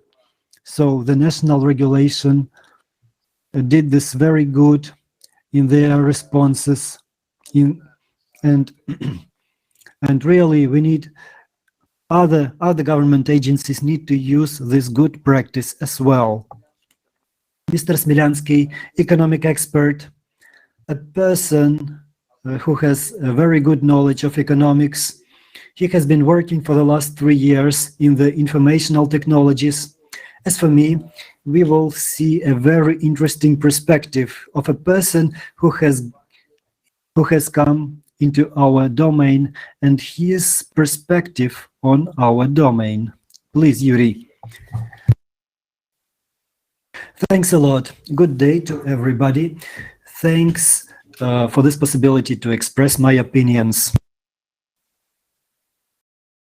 As Ms. Maria has already indicated in her report, the security of people and the security of the government and power, people in power, these are different categories. Thank you. The cyberspace, a metaphysical, abstract concept used in the computer technologies and is a virtual reality, another world inside the computers and inside the computer networks.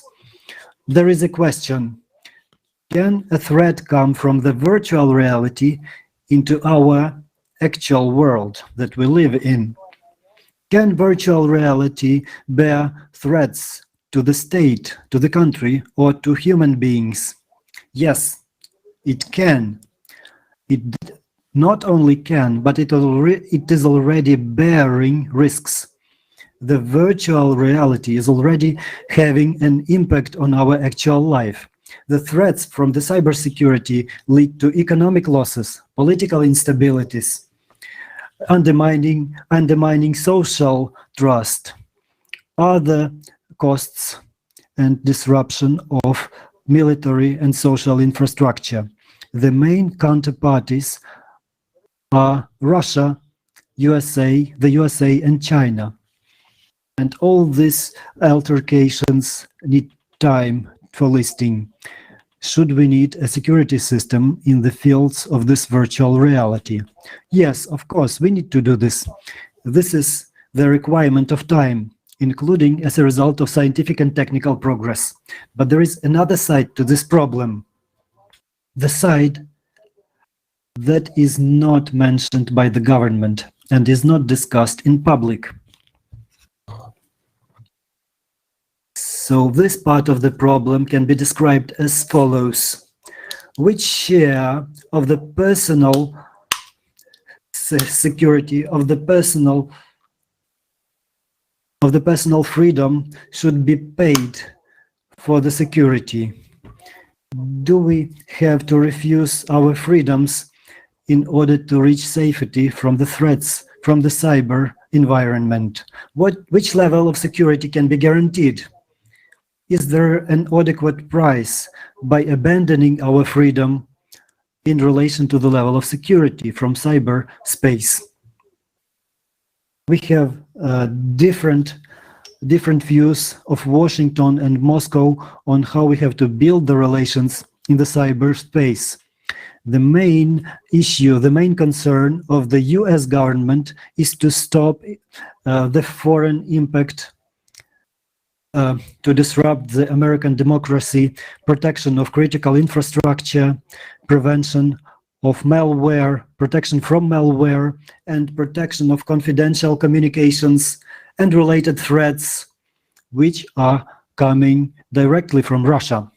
On the other hand, one of the main interests of Moscow, according to one of the government officers of CIA, is using the cyber possibilities to bear havoc and to make uncomfortable situations for the Western states. According to the CIA, Russia is trying to undermine their sovereignty, especially after Edward Snowden has disclosed secret information about the US government agencies. Other interest of Russia is control over the cyberspace to keep the political stability. So ensuring this political stability has to also ensure the existence of Kremlin dictatorship. In the late October of this year, the Secretary of Defense and Security Council, Danilov, said that he supports a strong presidential states. So a secretary of a Security Council of a democratic states supports a dictatorship. This is the conclusion that we can make. The previous approach from the USSR times determines the object and the subject of the security as the government, as positions itself as the state and its assets. Unfortunately, the documents that are adopted by the government continue this sad tradition. Ensuring the fundamental freedoms of citizens has been regarded as a secondary question in Ukraine, which is only complementary to such issues as sovereignty, territorial integration, independence, combating against the Russian Federation, terrorism, crime, cybercrime, or just accompanying them. In other words, the priority is intactness of the political class, their material assets, government assets, and only after that we think about the rights and freedoms of citizens, including their life and health care. As in any other sphere of operation of the country, Ukraine, in the sector of cybersecurity, if we think about the government initiatives, the government is only trying to strengthen its power. Creation of new controlling agencies, extending the authorities of the existing agencies, they have been always narrowing the rights of citizens. And the government remains very corrupted at the same times. So the distortion of these priorities in the national security is leading the Ukrainian nation to the catastrophe, not to its protection. We need to mention that the government understands the situation perfectly. This is indicated in the item 22 in the Strategy of the National Security of Ukraine from 2020. The list of threats to the national security of Ukraine, there is an item 22. So the source of threats to the sovereignty and democracy of Ukraine is insufficient efficiency of the government agencies, which complicates development and implementation of the efficient policy. But the efficiency is determined by the depth of penetration into the personal freedom of people, citizen, taxpayer. Thinking on the topic of balances between the safety of personality and the interests of the power, first of all, there are thoughts on the strategic aim of the realization of the policy. If the priority in the security policy is the safety of the government is narrowing the natural rights and freedoms of people. So the government is trying to protect itself from publications depicting the corruption. They transgress the constitutional limitations. They are trying to suppress all those who write about the corruption, who have negative impact, who have negative opinion about the government decisions. So the cybersecurity question is a question of political stability. In order to achieve political stability, the government would like to fully dilute the red lines that determine the space of freedoms of people, including in the cyberspace. If the priority is safety of a person, the government needs to form quite another agenda. It's in its internal and external policy, for which the risks of mistrust to the leaders are minimized by not allowing anti-government actions that harm the interests of simple people. So the personal security needs requires formation of red lines determining the freedoms of people, and the interests of people are the same as the orients and systems of the national security. This approach corresponds to the opinion of Mannergem Otander. Before spending big money on the defense, you need to create a good lifestyle for the people worth protecting. Anyway, the difference in opinions has been illustrated by the evaluation of the differences between the United States and the Russia on security in the cyberspace. And trying to preserve the bigger control on the cybersecurity more than USA in order to have the political stability. And here I would like to say that the management of Ukraine in the cybersecurity provision, they chose the Russian path, and that is not right. The examples of the limited freedom of the personality in the form of the legislative initiatives, I will only give you several comments. The developers of certain draft laws.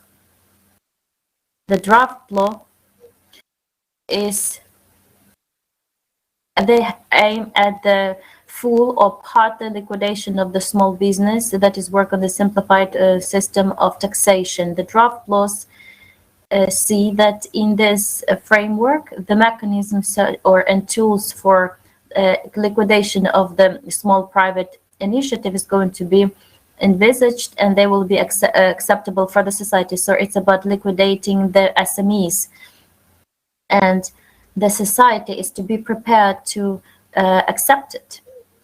The gradual introduction of the state censorship on use by the society of information flows. First stage, to have censorship in the IT sphere, then control on the activity of participants of DSC projects. The developers suggested to use other social standards that are bigger than the acting ones. And then point 5 of the draft law, they introduced the limitation for participation in the program. The company, as legal entity, was created less than 24 months before establishment of the project, cannot be the participant of the GSC project. And this then creates the situation when the IT specialist, irrelevant from their competence, will not have benefits if they want to have stop being employed by the employers and can become the participant of DSE. I don't think this limitation can be interpreted as the adding to the development of the digital area. And the IT companies on the market can view this as decentralized control on the IP market. Point 15, Article 11 of the draft law about the security service of Ukraine, the mandate of SSU to introduce the systems to, explaining. If the current government makes the decision that decrease the quality of life of the citizens of Ukraine, who are the objects of the national security, and the consequence of these things is the worsening of the socio-political situation. So there are threats to the national security. The security service of Ukraine by the citizens of Ukraine, the objects of the national security, is authorized to hold information special operations against objects of the national security, so citizens of Ukraine. The forming of such approaches, to a bigger extent, they negate the investment attractiveness. There is one quote in the conclusions of the speech itself, that it's a big country with a flourishing IT sector and a number of natural resources, good agricultural resources, and good skills in the hard industry and different sectors. And but it is very cheap if we compare it to the worth of dollar, but maybe you will be more interested in investing. So how we cannot attract investors to this country with such level of corruption. It's not possible to protect the property, and these are the indicators that preclude the foreign investors to enter our market, because we are to cover the political stability when forming the policy for the cybersecurity. The acting government is always trying to censorship the media space, cybersecurity. To achieve its objectives, they are promoting the law on the critical infrastructure, the norm of which is envisaged by the creating the laws. And it's very hard to take such actions of the state on the provision of the national security in the framework of the values of the interest of Ukrainian society. And in history of humanity, there used to be a risk that a person can become a slave. And now there's a threat that a human can become a slave. The international community has experience of the Chinese digital or cyber slave. And that is something unacceptable. Thank you. Thank you, Yuri. Alexei, are you here with us? Yes, of course. So I'm turning on my camera and I start speaking. I would like to continue the topic raised by Yuri.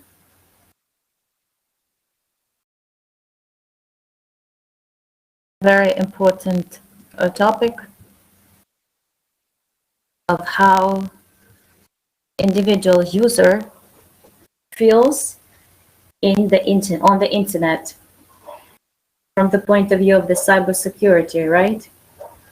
We are speaking about the mechanisms that quite often are the impersonal, that where you cannot trace the participation of a human being that is to be actually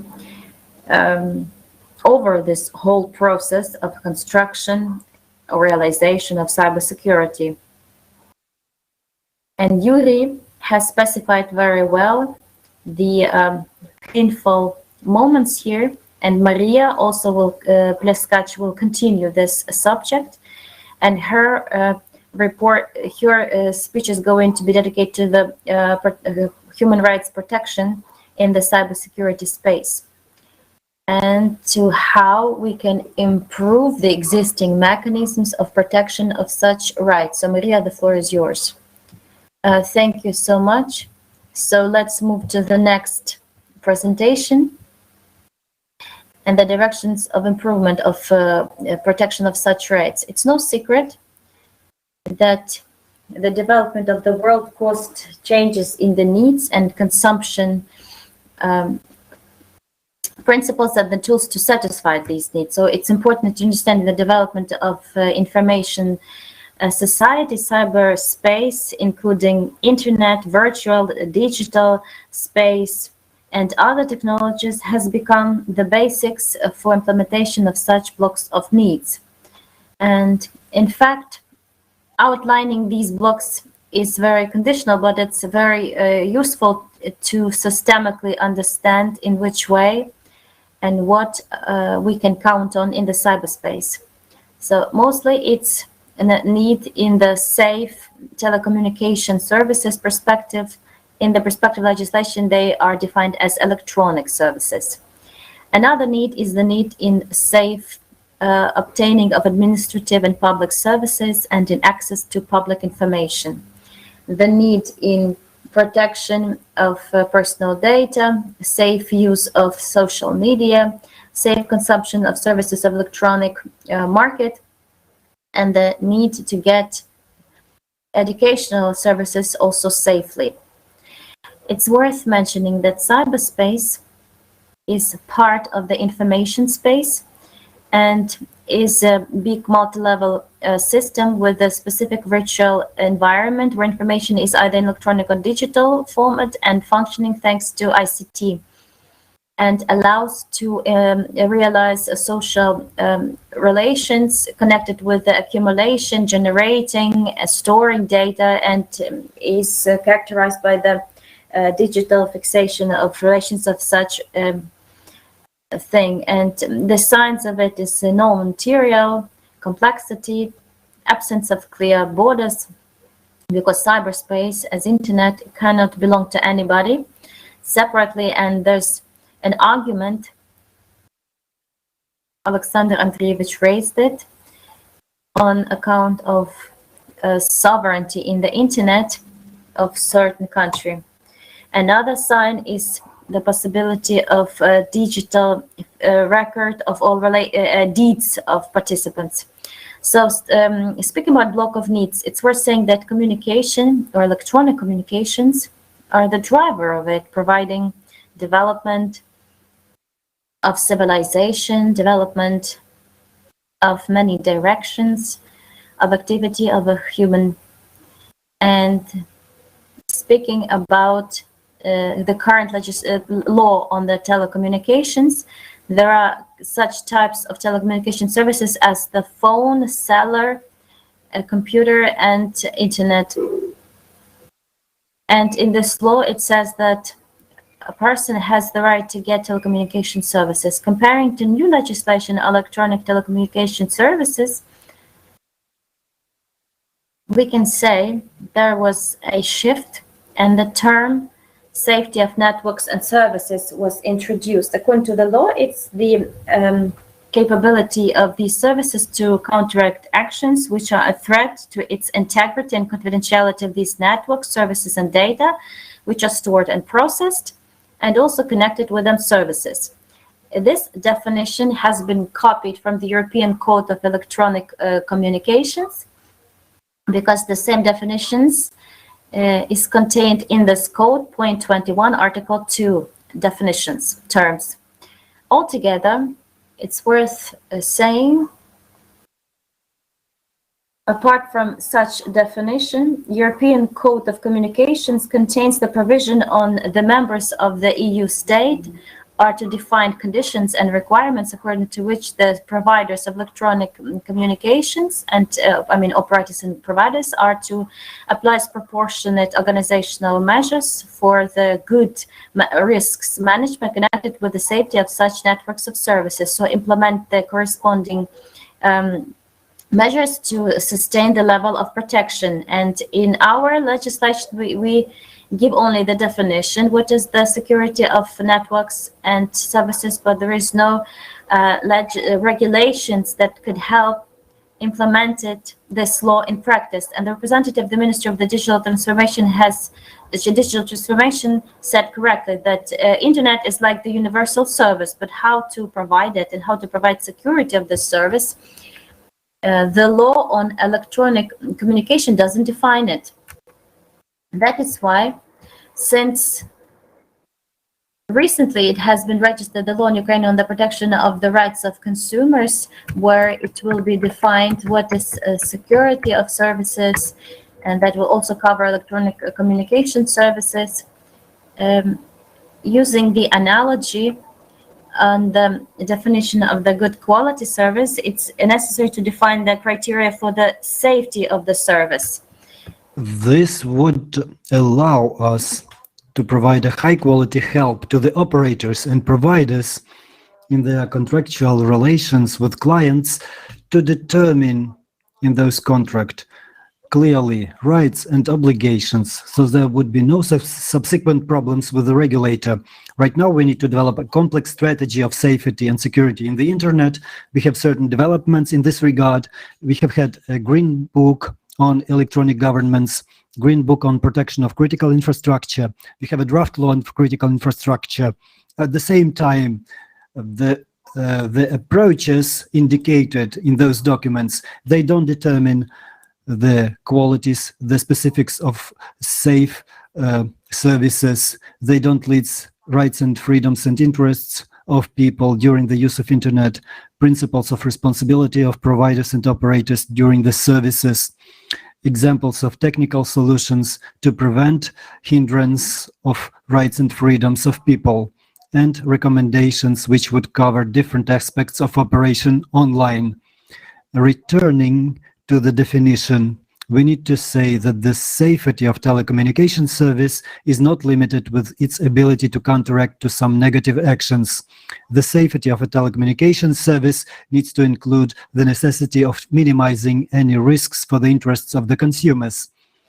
At the same time, it is necessary to determine in the methodology how this should be done. Because today, in Part 1 of Article 105 of the Law of Ukraine on Electronic Communications, it is indicated that the provider and operator of communication services needs to indicate to the consumers to determine the operations of the provider of the communication services to respond to an incident of a safety and a procedure of response of undue response to the event. So the legislator shifts the responsibility to the provider regarding the definition of the safety and security standards. We don't have a definition of a security incident, so the law provides for definition of a cybersecurity incident, but its correlation with a security incident is not quite clear. So what is the approach of the EU? The criterion of a major impact of an incident of security is the duration of the incident, the number of affected users, territory of coverage of an incident, and impact on the economic and social activities. As we see, we have here measurable, clear criteria that allow the operator to somehow minimize the risks related to the provision of the services. We need to note that the definition of access to the internet as a universal electronic communication service is an important step to improving the quality of life of Ukrainians. At the same time, judging by the statistics and getting back to the reality, as of 2020, 5 to 7 million of people in Ukraine still don't have financial or technical possibilities to connect to optical internet, and 4.2 million Ukrainians reside in the settlements without any provider. So this is a very a view on the sober approach. Taking this into account, we need to clearly understand which criteria of a safe service are there. We are returning to the question of the standards here. Implementation of relevant international standards and their use in real life would also be support provision of an adequate level of safety of communication services. It is also important that the safety and security of services would be observed not only in the electronic and communication services, but also in the administrative services, public services, regarding the subject of access to the public information, because we have a definition of accessibility of electronic public service, but we don't have the safety and security of public services, which needs to be approved. So the Unified Government Portal of Services, the DIA portal, declares that this service is fully safe. At the same time, as the communications show, today we don't have any supporting documentation on correspondence to the ISO standards on safety and security, on the national standards on safety and security, which raises certain questions whether this web portal is trustworthy, although it contains a lot of personal data of many Ukrainians. Thank you for your attention. Thanks, Miss Maria. It is a very interesting report. I'm sorry for hurrying up. hurrying you. I would like for us to have the possibility to have further discussion later, but now I would like to introduce our next speaker regarding the threats of the critical infrastructure facilities, Mr. Viktor Nikolaevich Yagun, who is a real expert, a general of security service.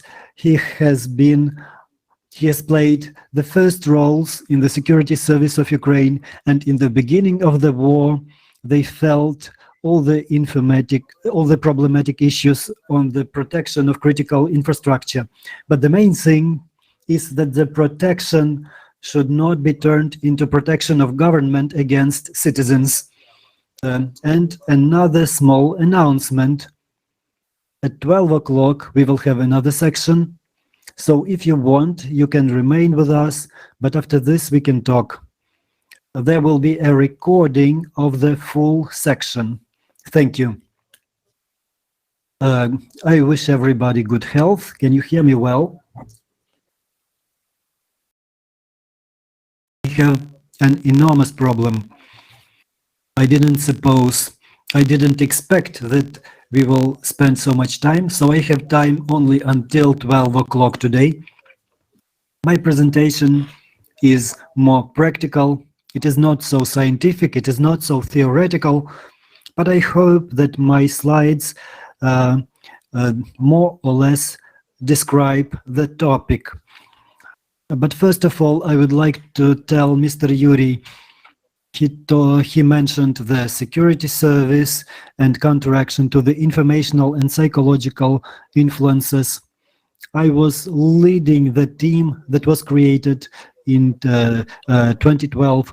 We actively counteracted the threats in the information space, but they were mostly external, not internal. So we can see what is happening now regarding the so-called hybrid aggression. We had encountered this aggression much earlier, and now we can talk about counteraction to the informational and psychological influence exerted by the Russian Federation. So the risks and threats to the safety of objects of critical infrastructure in the information space of Ukraine. What is the critical infrastructure? Probably I will repeat myself more or less, or repeat other speakers, because some of the issues have already been discussed. I will just jog around the slides. So what is the critical infrastructure? Why the cyber threats are relevant? According to the law of Ukraine on the critical infrastructure and its protection, the critical infrastructure is the multitude of facilities and objects that have strategical importance for the economy and national security, and its violation can make serious threats for the critical national interests. The safety of critical infrastructure is the state of protection which provides the functionality, continuous work, unified nature, and sustainability of the critical infrastructure. In the science of information, the degree of relevance, this is the degree of relevance to the needs of users. So here we are defining the critical infrastructure and its safety as well. As for the information security, cyber security, and its main objectives, the main principles are evident to everybody. The main things is confidentiality, intactness, and accessibility. Information is knowledge about a concept, facts, and others that can be exchanged by people in different contexts. Knowledge about the actions, things, and events that have certain meaning. Information it is a complex of data that can be stored on different media. So the information security is a complex of organizational and technical measures to ensure the safety of the critical infrastructure for the government or information campaigns. So this is a complex of organization and technical measures to ensure the safety of critical information that is critical for the company, which is stored in the information systems. It is more interesting to look at the landscape of threats and perpetrators' profile. The model is very interesting because according to the model provides us the opportunity provides the opportunity for law enforcement agencies to create a profile or a model of the perpetrators of the informational security. For example, on the slide, you can see we have internal and external threats. We have prepared or non-prepared, negligence or aimed alone or in groups, active or passive perpetrators. So we can see that we can have external, internal, negligence, amateur, professionals, alone, who are doing alone or passive. So now we can see whether the threat is just accidental. If the threat is active, well prepared, done by professionals from the external sources and in groups, then we can see that it was done by some other countries' government agencies or organized crimes.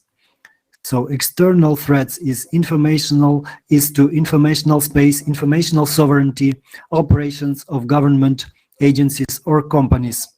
Internal threats are the national security, impacting the consciousness of the society and access to the informational resources of a country.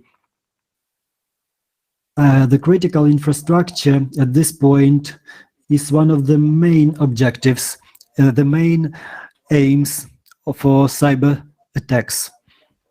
We can see what is happening between the government monsters.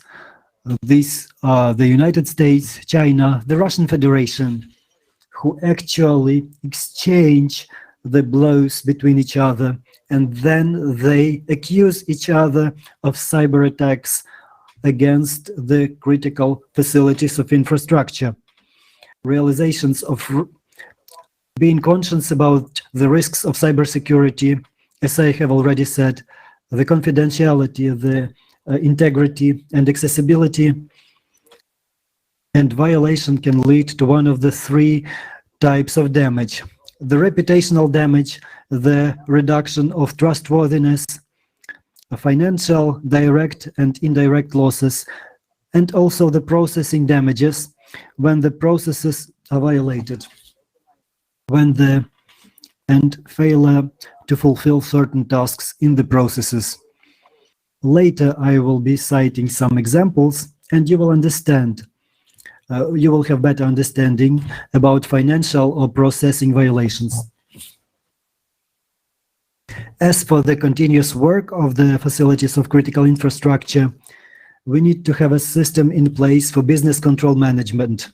This is a standard of management for continuous business. It has certain requirements to business, to the organizations of operations, and ensuring the conditions for restoring the infrastructure. This is one of the main positions that has to be a cornerstone of protection of critical infrastructures. First of all, the infrastructure that is critical for the government and the state. According to the global practices, the management of informational infrastructure has to be based on the risk-oriented approach. If we take it step by step, the first step is inventory of informational data sets, registry of all the informational assets, storage places, and processing. The second step is identifying of all the related risks, determining the threats according to the scales of probability for all the informational assets determined at the first step, taking into account the model of perpetrator and threats. Third step is development of plan of risk processing. We need to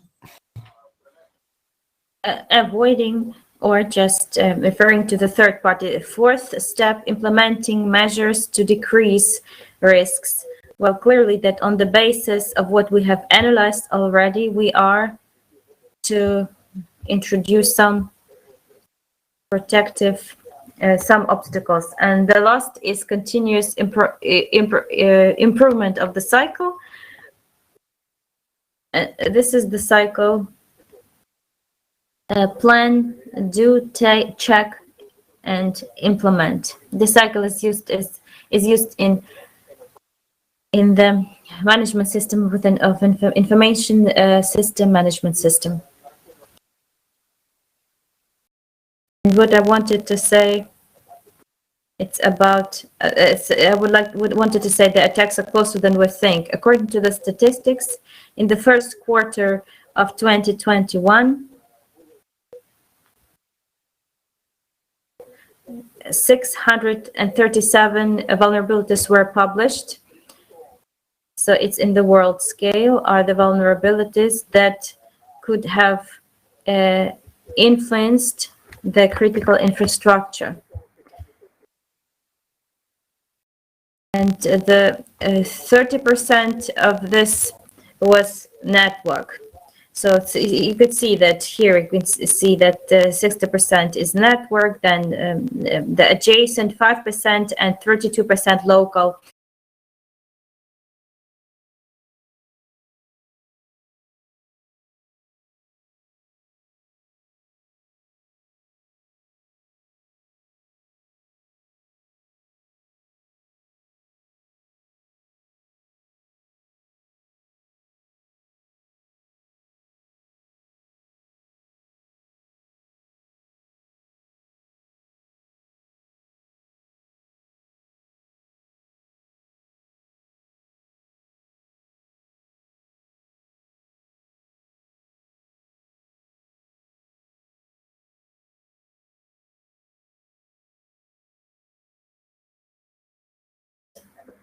Baylor, Black Energy, that's the energy system of Ukraine, introduced in 2015. It's a famous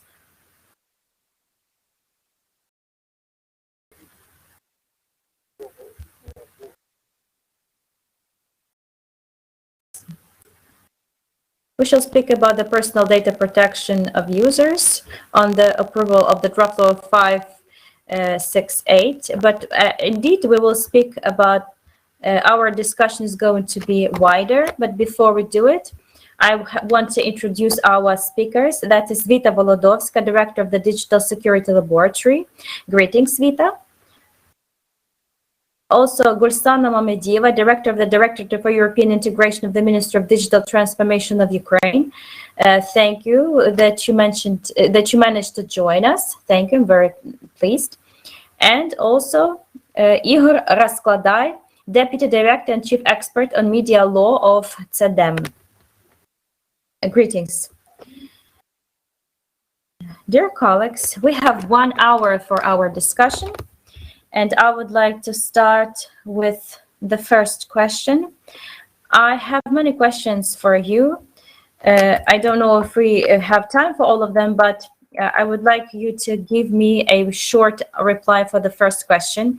I have described several challenges in the context of the protection of personal data, and that is unawareness of the users, the business models and algorithm of technical giants, cyber crimes and fraud, and risks for privacy for children and teenagers. So I want to hear from you, what is the most significant within Ukrainian environment? Which challenges are important? So who should I start with? Let me start. I would like to mention something that is not here, and that is enforcement. It's a big challenge for us. That is providing compliance and institutional capacity of the state to provide compliance of rights and personal data protection. That is why I would mention here the institutional capacity and enforcement. Okay, thank you, Gulsana. So the number of these challenges, we will increase their number during the discussions and we'll look for the answers to them. Then, if I may, I shall continue, and I would like to say, if you take a look at the global discussions, then the business models and algorithms of tech giants that are discussed the most, these are discussions that last for more than a year. And in the context of regular users, just citizens, the questions connected with the cyber crimes and fraud, they are probably the closest to each other, not to experts who work in this field, but those risks that can be explained, where you can explain the value of the personal data, they mostly are connected with number 3, cyber crimes. I think the situation is even more complicated here. The first and fourth is the same, but 2 coins, 2 sides of the coins. But I would also mention the risk that we are trying, on the one hand, to implement many new technologies which allow solve certain issues. And today, one of my friends on Facebook, she wrote that because of smart cameras in Kiev, they managed to catch in 1 hour the criminals who robbed her mother. So on the one hand, it's cool. When there are cameras not only to detect the number plate, but also people, and then there's a threat. So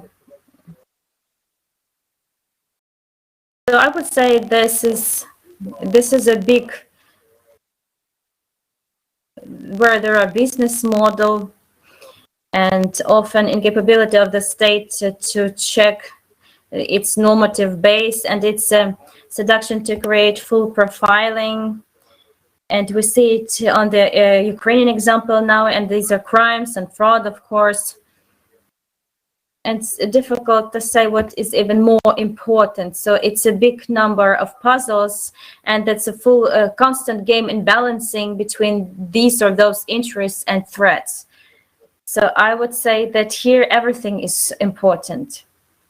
In fact, when you speak about personal data, we are to realize that the personal data question has evolutionized for the past 12 years, 12 to 13 years, from the moment of the activity of those giants. And big tech giants, they are constantly changing the conditions of use of their services. Facebook, for at least 14 times, were changing these conditions. And the fact that there is a smart line now, it's also changing. And if you noticed, if you invite people to an event, you cannot see who joined the event. Or now there's a problem with tagging of other people on the photographs. And that's probably the response to tech giants on the criticism concerning the activity of technical platforms. And we even know that the researchers, especially left ones, they use the term as supervisory capitalism, which speaks about today's economy, which speaks about economy of attention. So we will speak about it a little bit, but I would like to suggest one quote. Very often in the network, you can see online, you can see people naming some notions, like as when there's something new appeared, like digital rights, it's a new black. So it's a new fashion. But in the discussion concerning freedom of the internet, because our section has the term freedom of internet, there is a critics of internet being fragmented now, and each country is building their own regulations, and to a certain extent does not add to the primary ideas of internet as a global network where everyone is connected with each other.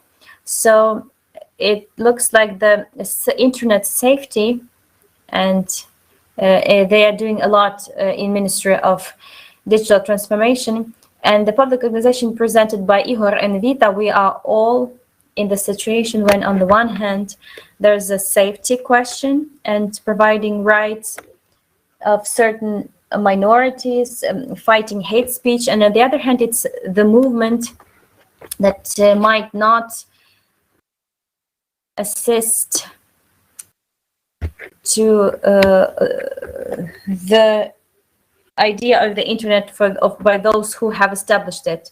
And this is the example of the British regulations. I'm sure you know about the Online Safety Bill. And there's a warning from the authors in the sphere of technologies, saying that similar regulations can cut certain possibilities, like the right for anonymity, when you cannot use end-to-end encryption. So what do you think? Is there a conflict between protection in the internet and free internet? Or is it a very philosophical matter and depends upon the target audience, who we protect, and whom we guarantee the right to free internet? I shall answer first, if I may. Thank you, Vitaly. A very interesting question, and how you approached. And this example from Great Britain is very correct here. Indeed, speaking about a balance or discussion, that on the one hand it's safety, on the other hand it's privacy. It has been in academia business for a while. This discussion is not new, and we cannot ignore it. As for in compliance of internet now to what it was initially aimed at, my personal opinion, why does it have to be static or the way they wanted it to be? There is always evolution of everything. The society is developing, and digital area, it's a lot of opportunities for different categories of population. So yes, internet is developing, and maybe in some cases it doesn't comply with the vision that was shaped when it was created in the States, in the universities, when internet was just the idea. But back then they couldn't even think that internet could become the tool that can replace and create many services, goods, and it's like a separate sphere of life. That's why internet is changing. It's a fact. There are discussions and polemics about the privacy and safety, but not to go deep into philosophy and to have the practical use to these discussions, I think we are to speak and say about the state policy and civil society dialogue is to be around certain sector.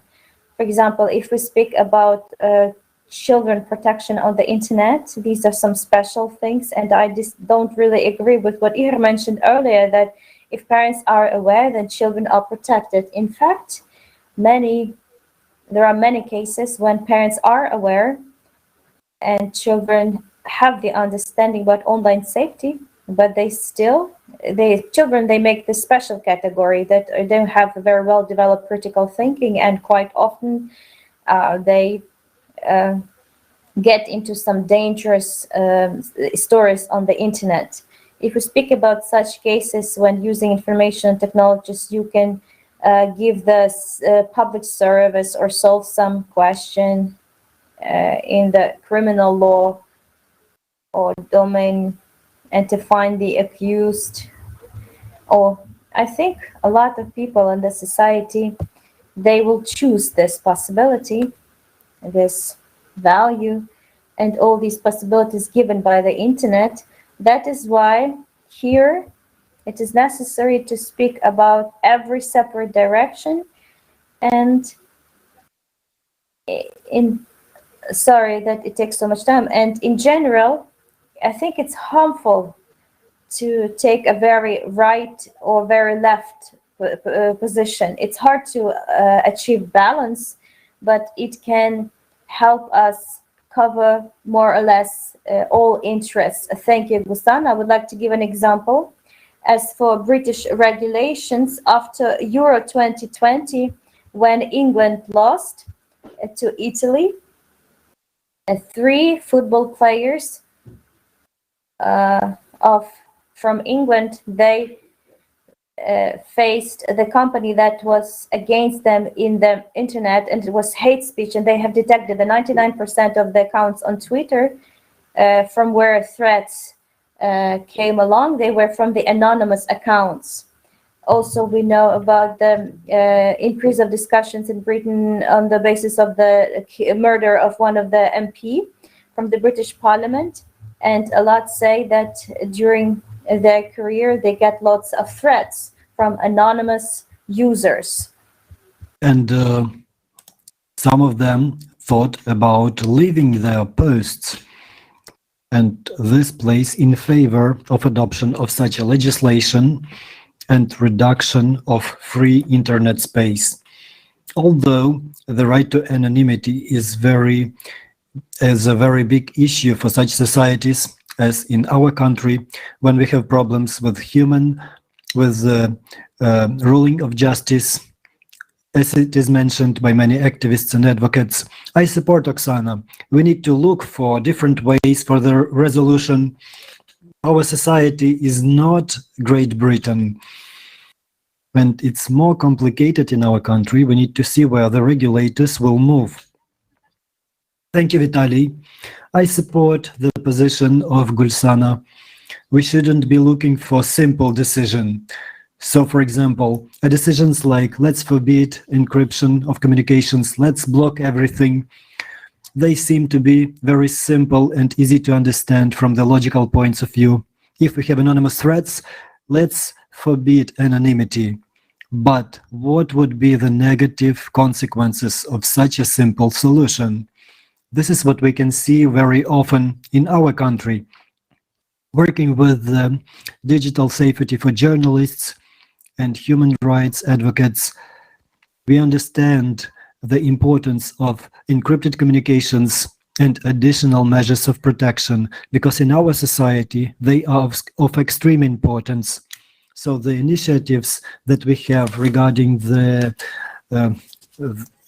strengthening extension of authorities of the security services, allowing their access to different databases, government and private databases, they are really threatening.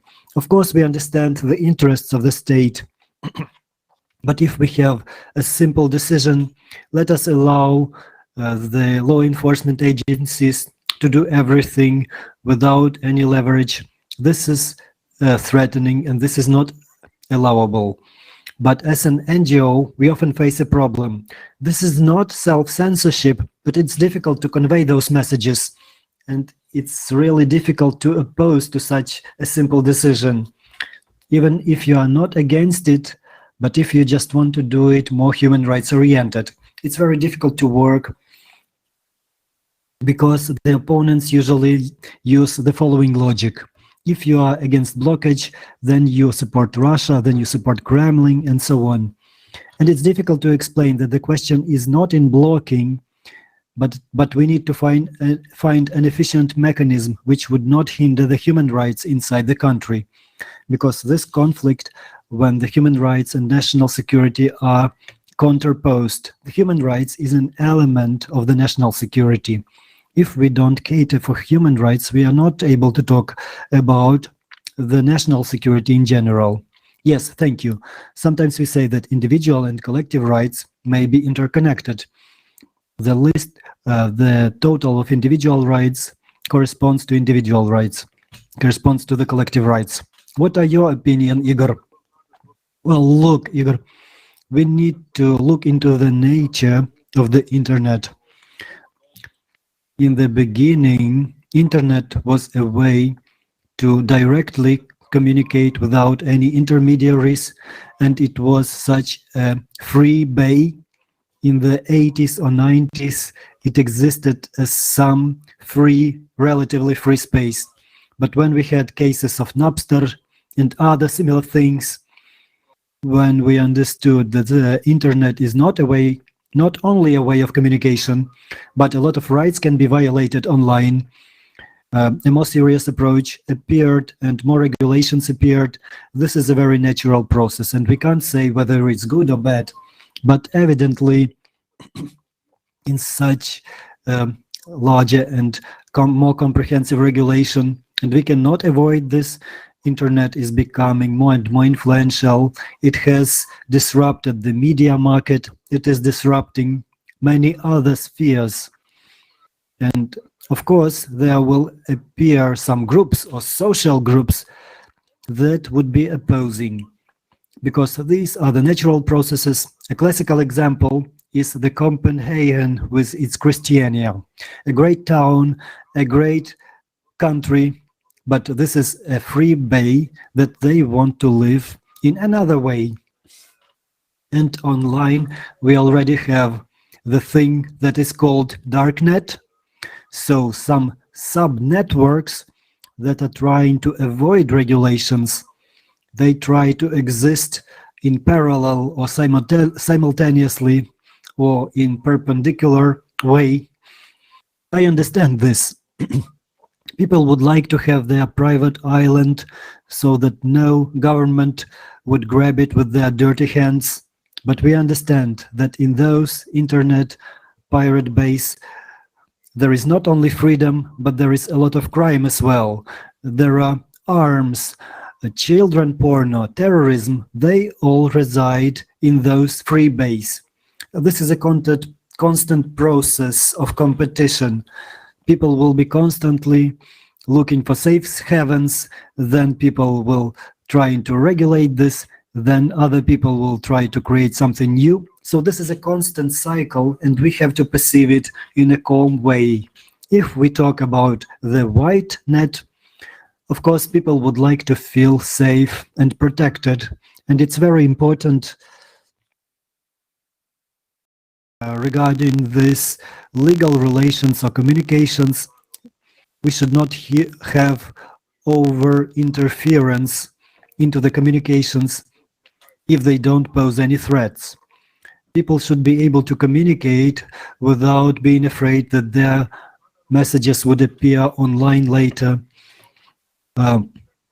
We can remember an example of Oksana Zemin when Yanukovych's government cracked her email and published all her email exchanges. This should not happen, but we understand that the government should be protected from the bad actors. For example, Russia. Russia is using the internet and any ways of communications, and we need to impose some restrictions on that. But the restrictions should serve the aim to protect the country, but not use it as a pretext to push on other organizations or actors. So this is really a very complicated task and process, but it is quite natural. I would like to make an analogy on regarding the darknet. When fighting the disinformation, we need sometimes we may pay attention to some insignificant things and make them big and draw public attention to this. If we discuss the darknet a lot, we attract the undue attention to this phenomenon. And now I would like to address to Ms. Hulsana. We know that Ukraine is not one of the top countries with the high culture of processing personal data, and many users just don't think about this. What are your efforts regarding the awareness raising? What do you do to make people critically perceive the information? Do you think that, are you successful in this work? Your online training courses, do you see some problematics in the institutions or at the level of citizens? Well, it's difficult to say which problem is bigger. It is in place at the level of citizens' awareness and at the institutional level. We know that enforcement regarding the violation of personal data processing does not work, frankly speaking, because it's lacking resources. There is no adequate legislative framework. We have made some research 2 years ago regarding the general level of digital skills of the Ukrainian population, and the research shows there are several components. One of the big components is privacy and online security and safety. 53% of population don't have basic digital skills. Of them, 50% don't have any digital skills at all. After that, we had a national program of digital education, online platform, online hubs. We have 1 million students and listeners on the online platform. They are studying, they are reviewing the courses. We have 70% of retention. This means people who started and completed the training. This is a very high indicator. We are trying to make them interesting, including celebrities. They are short and very, very convenient. We need to have offline hubs, a network of libraries, online universities with hardware, with computers, which can be visited by people in the regions who don't live online a lot. So this is an element of socialization of older people, but unfortunately, the pandemic undermined our work offline. But we have a firm figure that we have more than 1 million students. We are doing a lot of awareness-raising campaigns. We are doing a lot of measures on informatizations of schools. We are training the teachers at schools. We are providing trainings of digital skills on safety and security. In December, we will have the results of research and we will compare whether the 53% share has changed at this time. We will see the results of our work, the progress. In general, this is our approach to the general level of population. And it's important to say that the digital skills and the culture of working with personal data, it also empowers citizens. It protects them because not only the legislation and the institutions have to do this, but citizens should also have the necessary skills on how to complain. They need to know where to refer. They need to know who is processing your personal data. This is also a very efficient tool to building up this culture and to building up awareness. Unfortunately, companies think that they can just post their privacy policy and that's it, and sometimes they don't only abide by their own policy. So maybe this is commonplace phrases, but this is the situation. We need to give the knowledge on how people can protect themselves, protect their rights. And this, in my opinion, would be a very positive thing. This would promote the development of the culture. Thank you, Gulsana. I would like to remind you that during the Ukrainian Forum of Internet Governments, the private sector is one of the stakeholders and representatives of the technical community as well. We will also discuss the behavior of the private sector. The private sector, on the one hand, guarantees high-quality access to the internet. Technological companies provide high-quality products and services, but there are many indicators that show that they are not so interested in the discourse of digital rights. They don't often discuss personal data. Sometimes personal data may be included in their personal business models of those private companies. Let us proceed on. And this is a philosophical question about the safety of data in the digital world.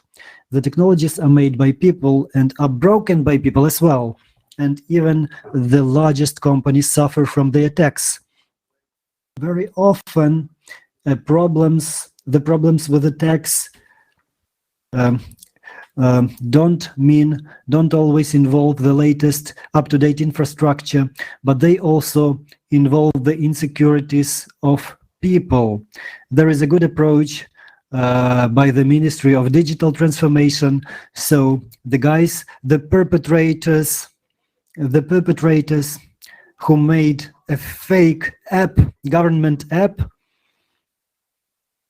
at least They copied the visual style of the government app. The government made an asymmetric approach. They didn't put them into jail and that's it. They tried to employ those professionals, young professionals. Probably they will have a very successful career in the IT if they have enough imagination and good skills to play with the government in such a way. Because sometimes they don't always have evil intentions. Sometimes they are just rebelling. But the question about the safety, when we speak about this, centralization of data saving, or when we speak about single approaches suggested by the government, like the DIA app, to which extent can we say that such incidents that are on the level of teenagers, other countries, that will happen? Does it mean that it is necessary to move to decentralization, and that this is one of the basic principles of construction of the modern internet? What to do with it? Well, it seems to me it's not really correct to speak about centralization, because infrastructure doesn't change if we create single data center. DIA is only, it takes data from registries which are already there, from different registers. So it is achieved by the interoperability by these registers. Just like the monitor of the TV, it doesn't store data, it just broadcasts them from what is happening in the studio. The same happens with DIA app. So we do not store these data directly. Here, Ukraine, as for the digital state and data, how they are stored, processed in the state. So we go, using the most, the latest standards. We have, so the registers are built per interoperability with a single identifier. And now what happened in Ukraine when personal data, I will tell you. So,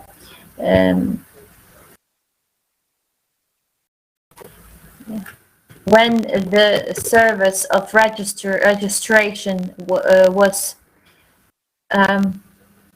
placed online, so how the data can be stored. It's nice if they're in the Excel file, they can be printed and they can be in different parts of the office, right? Okay, I'll just put it this way. We are going in this direction, that the data can be stored, more protected. And it's important to understand that digitalization can also be the tool of the additional protection, and that's normal when every citizen shall get the notification that somebody got access to his personal data with this or that aim, or sends the inquiry to get access to these personal data. Because right now, what's happening to our personal data use by public sector, the citizen doesn't know. The state doesn't know which part of data that is contained in this data of somebody's, but it is changed, and many steps are taken to have positive changes from the point of view of convenience and systematization and security, 100%.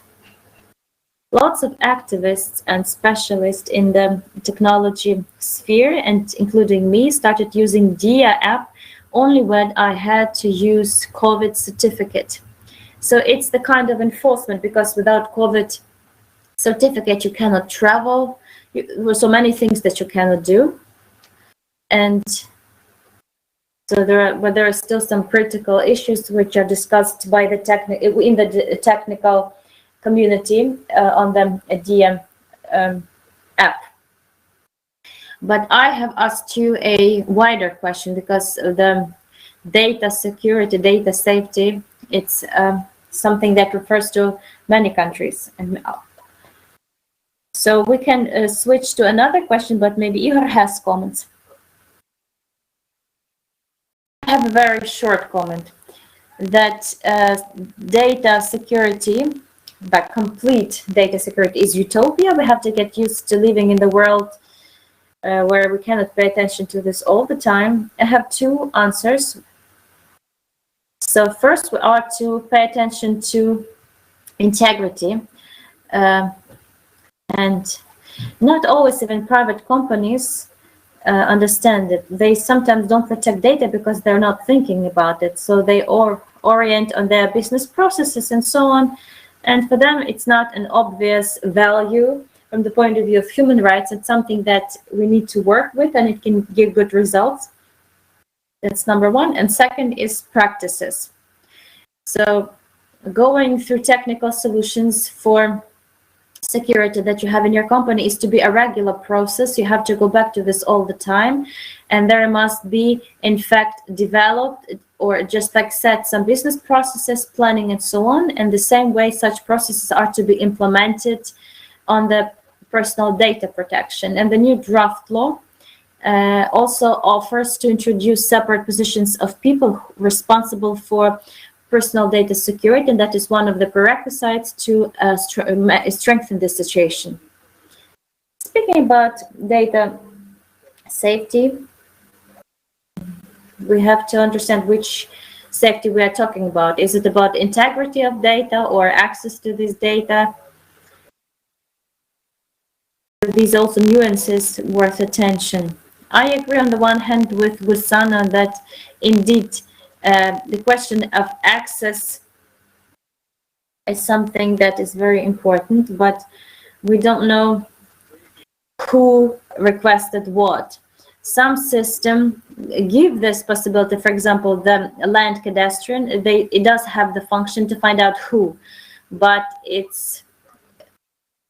have to do something, but you will automatically be informed. I'm concerned a bit by the question of if all the data are to be protected equally. The Office of Ombudsman have reported that they have turned off the website More. When we all use the site, and they decided to turn it off only because we do not have the model to yellow papers when you could find a man. It's not about the phone number or place of residence, but just to find the person. Just like we still don't have a death index, this is not well regulated in Ukraine either. On the other hand, when the state stores medical data in centralized way, it causes more concern with me, because it's a very sensitive information, and we used to have hot debates with ombudsman: should we be done centralized, or should a person has more control over this data than where they are stored and when they get deleted after death of this person? And here it is the question: not all personal data are confidential, right? Information. So there are personal data that are open. And secondly, one thing is how we store data from the register of the legal entities and individuals, or do we store data from the registers of the law enforcement agencies or from the medical registers? There will be different levels of protection, and the matter of interoperability has to be also enhanced. Otherwise, we shall create the possibility of profiling. And if new Yanukovych comes in Ukraine, we will all suffer here, not only those who are present here. We always have to remember that creating cool systems, they can get in hands of bad actors, and obviously there must be some preventive mechanisms for these things. But that's a constant process. It's not possible to guarantee security if not to update it all the time. And there's also, it has to be done in a cyclic way, like once per 5 years, to analyze the threats, So this is a external process, internal process. Going back to the next question, we have 20 more minutes left. Let's go to the draft law on the personal data protection. I heard, and when I analyzed the answers of our survey of digital index of online space, I saw the answers of the experts who analyzed the private sector, and they said that this project has certain threats and risks. In your opinion, is it really so? Vita started speaking about it, saying that private sector will have to change because private sector has worked for a longer time in complete freedom, and that's good. We have a very good market thanks to this, and we can get good quality services from the internet. And now we're speaking also about internet subventions that will allow to correct the situation with the access in remote areas. But what will these changes be about? How should private sector change?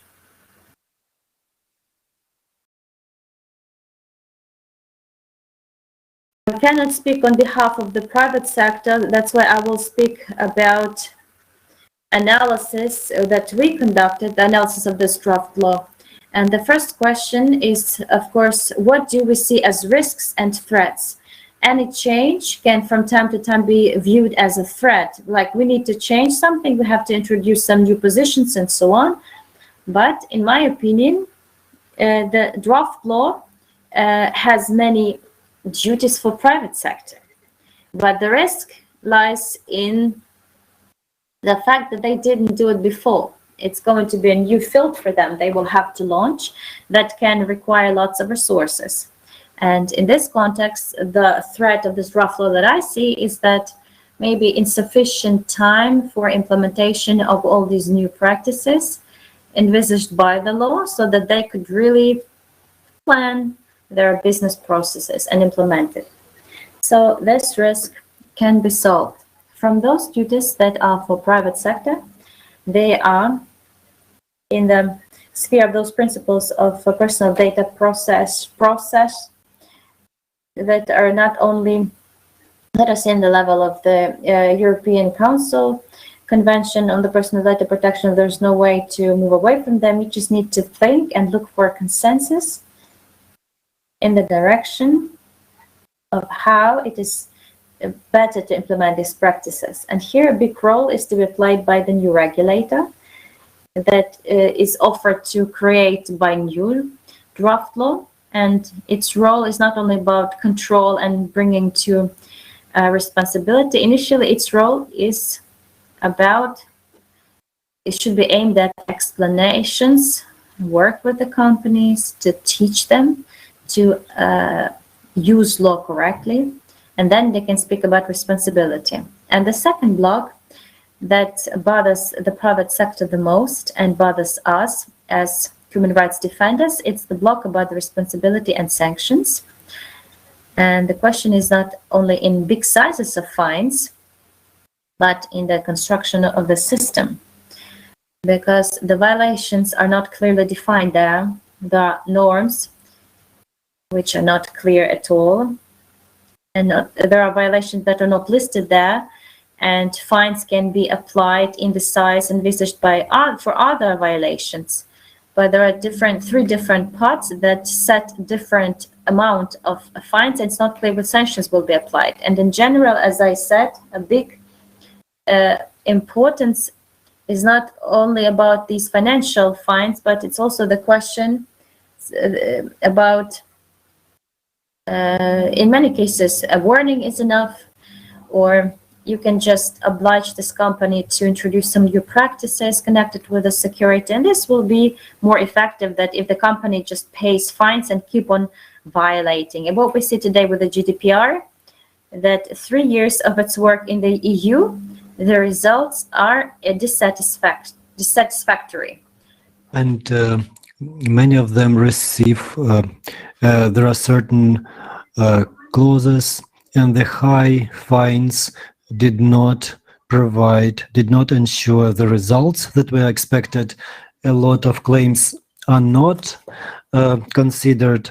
Sometimes the fines are reduced. So we have a lot of there are a lot of small nuances, and we should not be following the same way. We should not be hoping for financial fines and penalties, but we should hope for implementation of all the necessary norms with pleasure, not only by the government agencies, but also by the companies.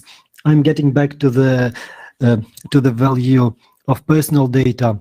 This may be a competitive advantage and maybe a very good marketing claim for the consumers that they are protecting the data. Several years ago in Romania, IKEA was fined. It organized a competition of drawings for the children of their clients, and accidentally the personal data of thousands of users got into the public domain. So what was the fine? Do you remember what was the fine for IKEA in Romania? So I would like to tell this so that companies wouldn't be afraid. So the fine amounted to 1,000 euros to IKEA. And on the other hand, we are talking about the responsibility of giants. For example, the British regulator tells that the fines should constitute 10% of the operational activities, like 10 million pounds. So we need to distinguish small players and big players. So a provider may be a very small company providing services to one small section of a multi-story building.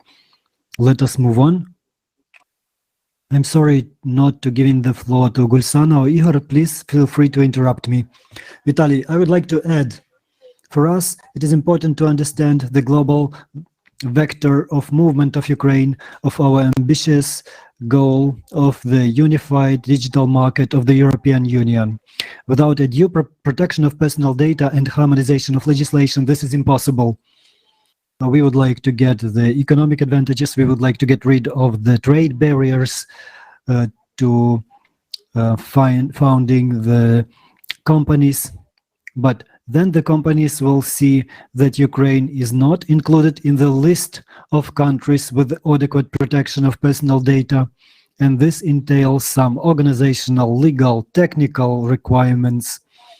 And this puts the responsibility on a European company which has a Ukrainian subcontractor. It is very problematic to get a Ukrainian subcontractor. So a European company would rather spend several thousand more euros and subcontract a European subcontractor or a subcontractor in the country with adequate protection.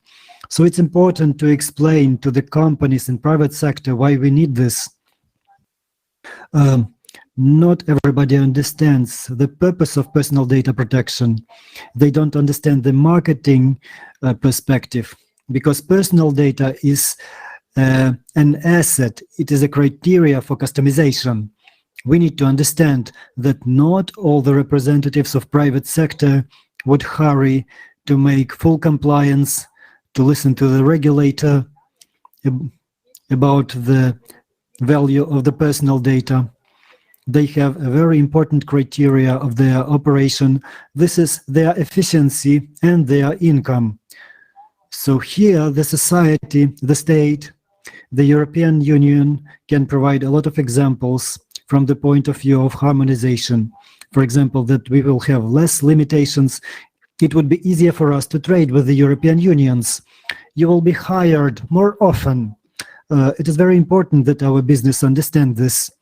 And the key role in this regard is given to our regulator. We can include different things in the legislation, but if the regulator has relevant authorities, competences, and system of fining and penalties, this would be good. Of course, Ukrainian market does not have certain subjects that would be worth of high fines, of high penalties, high amounts of fines for violating GDPR like an IT giant. But anyway, this culture and the level of protection would not be achieved if we only speak in declarative norms. So it is very important to understand the economic purpose, why we do some things. And it is very important to have a regulator which is really independent, because this may be a politicized story. We need to understand this. There have to be independent, competent, authoritative persons who would raise the awareness and help businesses to reach the compliance. Thank you. I think that business has a lot of opinions that do not correlate with the public opinion in terms of communication. When we were researching the society's competences, we researched the location of servers. The public sector understands that it's good if the company states that the servers are located in the democratic countries, in Ukraine or in democratic countries. But business representatives didn't always understand our question. They were afraid that we were demanding specific addresses of their servers, and they were afraid to indicate this. So if the user knows that the servers are located in Russia or in Belarus, a person would not like to become a client of such a company. So the communicational instrument is very important. So I would like to use this opportunity during the discussion to draw your attention once again to our research in Ukraine. And I believe that one of the results of the research is not to show the state of the personal data with the confidentiality policy, but we wanted to understand who of them would be ready to go and communicate with us regarding the implementation. As a result of the research, 5 of the companies, Rosetka, Lanet, Foxtrot, Kyivstar, and probably another one, they reached out and we discussed what they need to do. And believe, some of the companies were interested to listen to the recommendations, what they need to change. And we hope that during our next research, we hope that the level of personal data protection would be much more improved in the future. Another important thing, often private companies and providers say that they are guided by the law on provision of telecommunication services. If we have an agreement by default, we believe that we are protecting our customers. So when we communicate with private companies, we make a lot of interesting discoveries, and harmonization of human rights protection discords. We need to take into account the interests of the businesses, because the government or the public sector would not see that the companies are not successful, because these are our future giants. They will be gaining more and more power in the future, and our interests and interests of the society should correspond. I would like to approve your words. I was looking at the ways of legalizations of the systems of safe towns. The systems are implemented in big cities and small towns. They refer to the law on the private data protections. They refer to different laws on the information protection, but we understand they give a very general overview without deep integration. So, getting back to your question regarding the draft law, what I would like to see in the second reading, there has to be a more quality discussion, higher quality discussion regarding the video surveillance. It is very narrow now, but right now we don't have any story with the car video registering. It has not been worked on. So which equipment or measures we can use? For example, in Ukraine or from abroad. So what if we can observe the plates of the car? Should we make updates to the law to regulate this CCTV, the car cameras? I'm very positive about the draft law, but we still need a lot of things to improve, a lot of things to the second reading.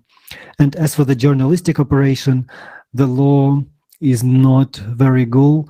The questions about journalistic works have not been well developed.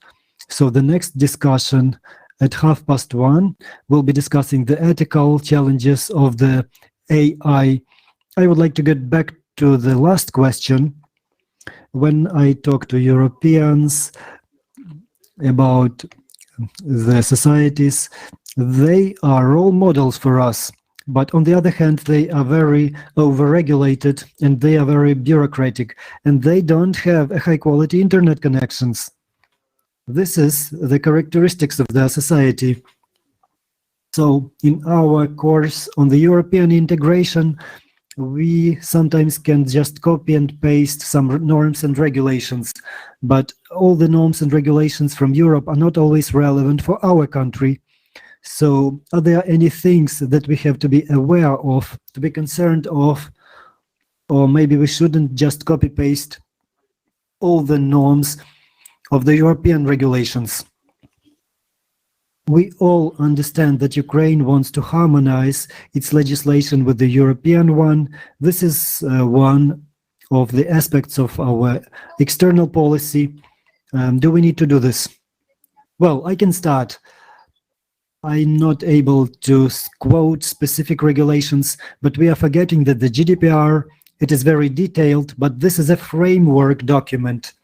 And in many legislative norms, in many norms of this, many norms say that the countries can use their own judgment in implementing this framework. When we are talking about responsibilities of private sector, the GDPR lists a number of responsibilities, but we, as well as other countries, we have some freedom on how to implement this regulation. What companies are obliged to use the full package, and when we have a limit for small companies with some other approaches.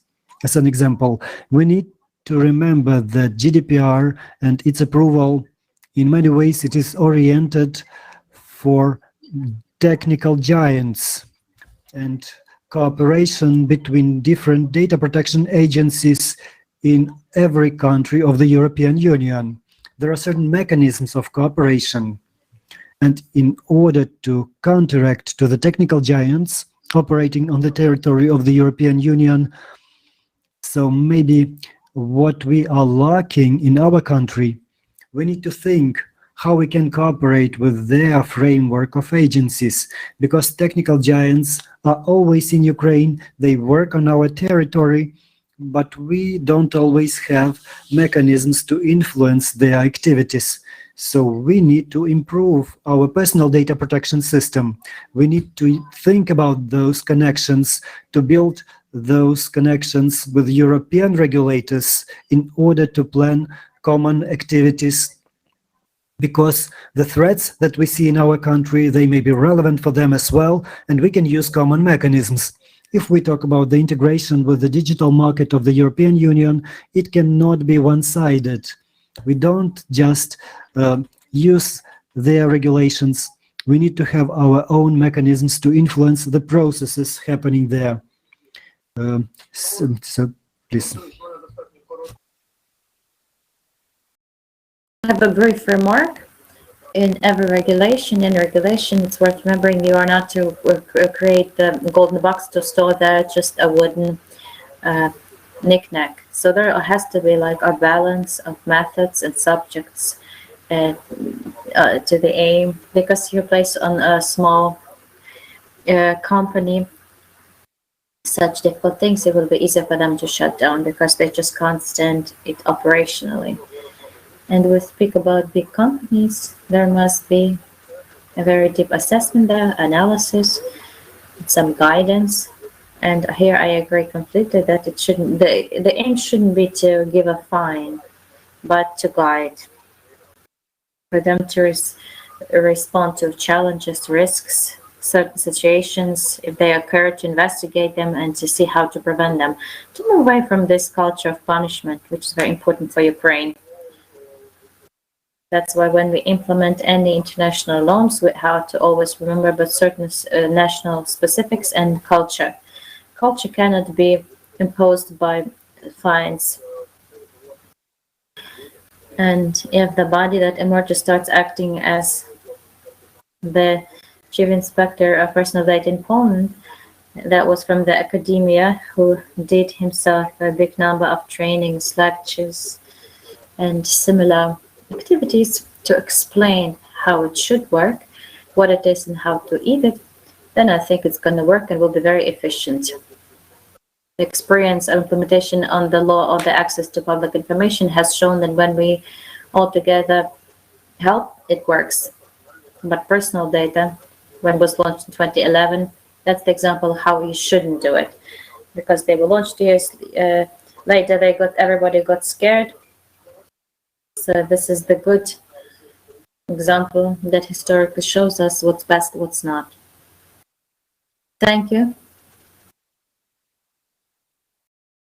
I will add a bit that in Portal Dia Business we have launched almost a year ago the Stranger,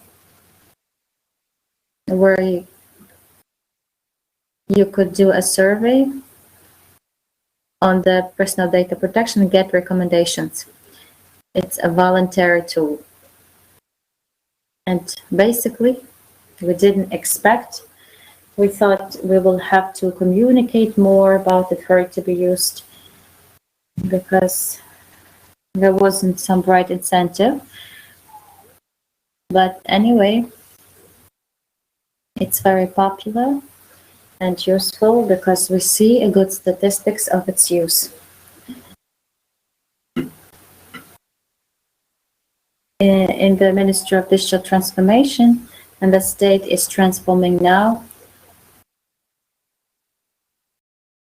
some things that Igor mentioned, efficiency of work of state bodies shouldn't be based on the number of fines and number of violations that have been detected.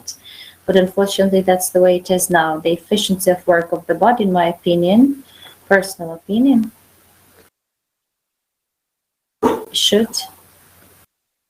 the efficiency of assessment should be in absence of violations, because if there are no violations, the work is done well, and many explanatory work has been done, information campaigns and so on.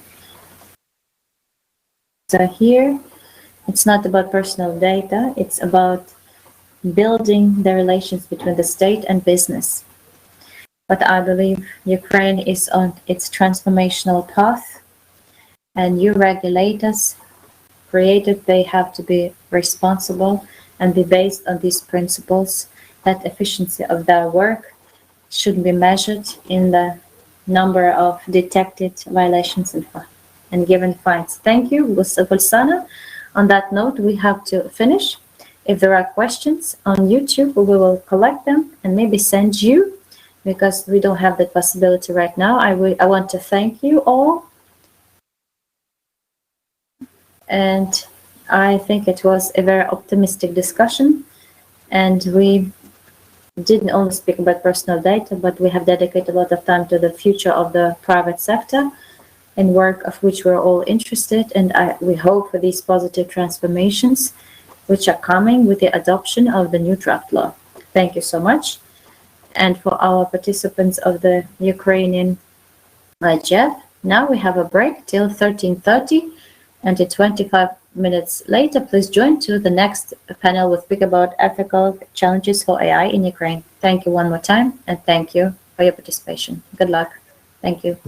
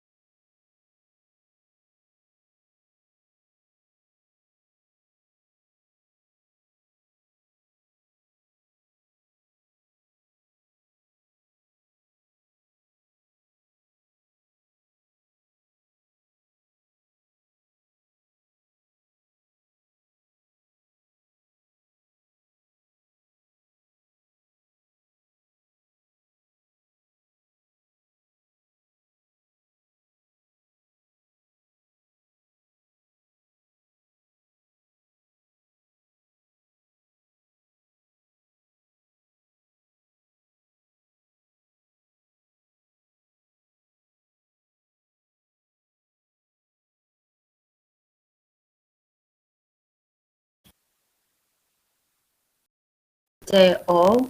We continue the Ukrainian IGF. Now we have 13:30, so we start next section in time. Our section is modern technologies and AI. My name is Vitaly Moroz. I shall be the moderator of this panel. We shall communicate till 14:15, and I would like to introduce our wonderful speakers. It's Tatiana Avdeeva, SEDEM lawyer. Greetings. Greetings. Also, we have Volodymyr Khilchuk, who is the innovation manager in Tosana. It's a private company. And chief operating officer Volodymyr, hello. And also we have Alexander Baranov, whom many know. And Alexander started this forum. He is Doctor of Law, head of the Center for Theoretical and Legal Problems of the Information Sphere of the Research Institute of Information Sciences of the National Academy of Sciences in Ukraine. Alexander participated in every IGF. We are happy to greet such different participants, since any idea of the forum of internet governance is to combine people from different spheres, and Alexander Baranov is from academia sphere, Volodymyr Khilchuk is from private sector, and Tatiana Avdeeva represents civil society. We will have a very active discussion, and we shall speak about ethics. I beg your pardon. I advise Volodymyr to turn his mic on, because you entered with no microphone. Yes, Volodymyr, try to see in them. So maybe you have to log out and then log in again. And when you join, use another mean. In fact, technologies have some nuances. It's normal since technologies are developing. People seem to be developing slower than technologies, but people are inventing these technologies. I would like, let's wait for Volodymyr. Volodymyr, I'm here. Wonderful. I would like to start this discussion with a brief question to each of you. We know that in literature, a lot has been written about the future, and the stories about the future were based either on utopia or anti-utopia. My question will be in the sense of all these, premonitions concerning the future. So I'll ask you the question about the scenario of the future. We will not speak here about British scientists, but technologies are developing and they are leading somewhere. So brief answer. In your opinion, future in 20 years in Ukraine, will it resemble more utopia, anti-utopia, or is it going to be smart cities, perfect smart cities where we use perfect possibilities, or these changes will not take place? So please comment on it. Who comes first?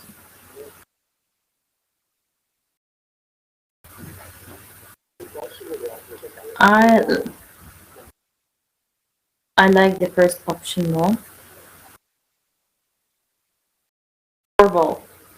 I think everyone has read Orwell, but not so many read the novels by Huxley and Bradbury. But each of these novels can make us terrified. But I'm reminding you, these novels were written in the 1920s, 1940s of the previous century, and they presuppose these times. And we can see that not everything is as critical as was, although the totalitarian regimes that were described by Orwell.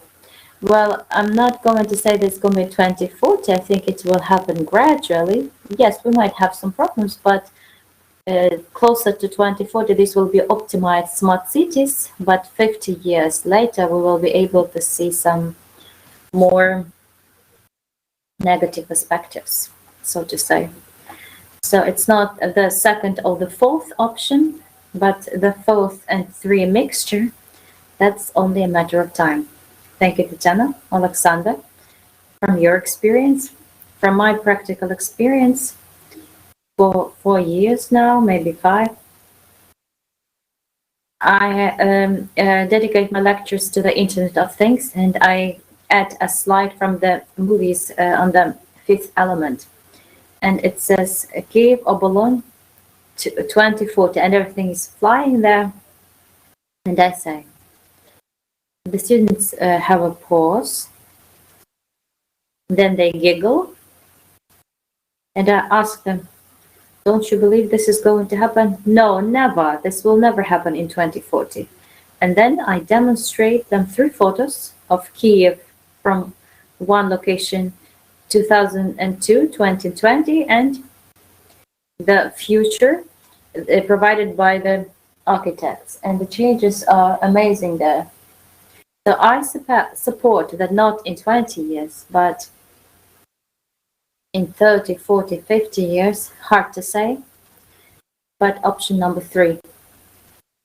So you see that he removed from literature to movies, and Alexander thinks that the movie of the fifth element is more important, but for me it's the Terminator with all its parts, and we were recording the course about digital security. The Skynet illustrations were given, like the technologies against a human being and what it can lead to. No, I didn't say this movie is important for me, but I just include or pay attention to the tastes of our youth, of our students, because they prefer watching movies than reading books. Yes, but they play also computer games, Minecraft. Okay, let's move on. I would like to start with a quote by the vice president of Intel. During one of the public discussions, he said the following. Unfortunately, I think that the class division in the future will be connected with the data, and if the approach is not safe, it might happen that people with the access to the data will be more healthy than people without access to data. And journalists and specialists of the data, they specified the following. So the vice president of a very big company is already realizing this, and it will be probably implemented, because they already like predict that there will be this division in the society based on data. So in your opinion, are we moving to having new divisions in the society? Are we saying that the modern technologies, algorithms of those T giants have already created the supervisory capitalism and of social attention? So are these one of the viewpoints? So gradually we are used to the division poor rich, north south. Will there be a new discourse connected with the division into data and inequality because of it?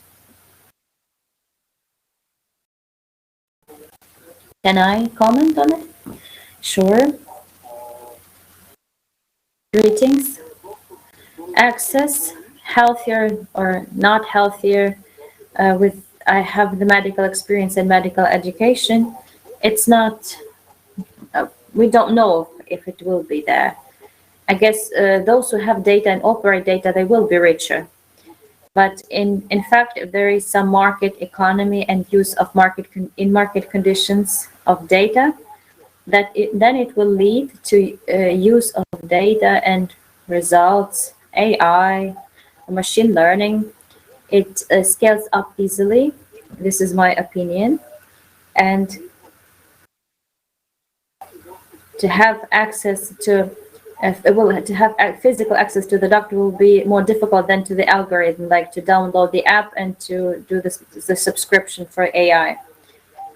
And the diagnostics is developed on the Google apps in dermatology, and the experience of doctors to check personally through the lens, in most cases, can be part of the past.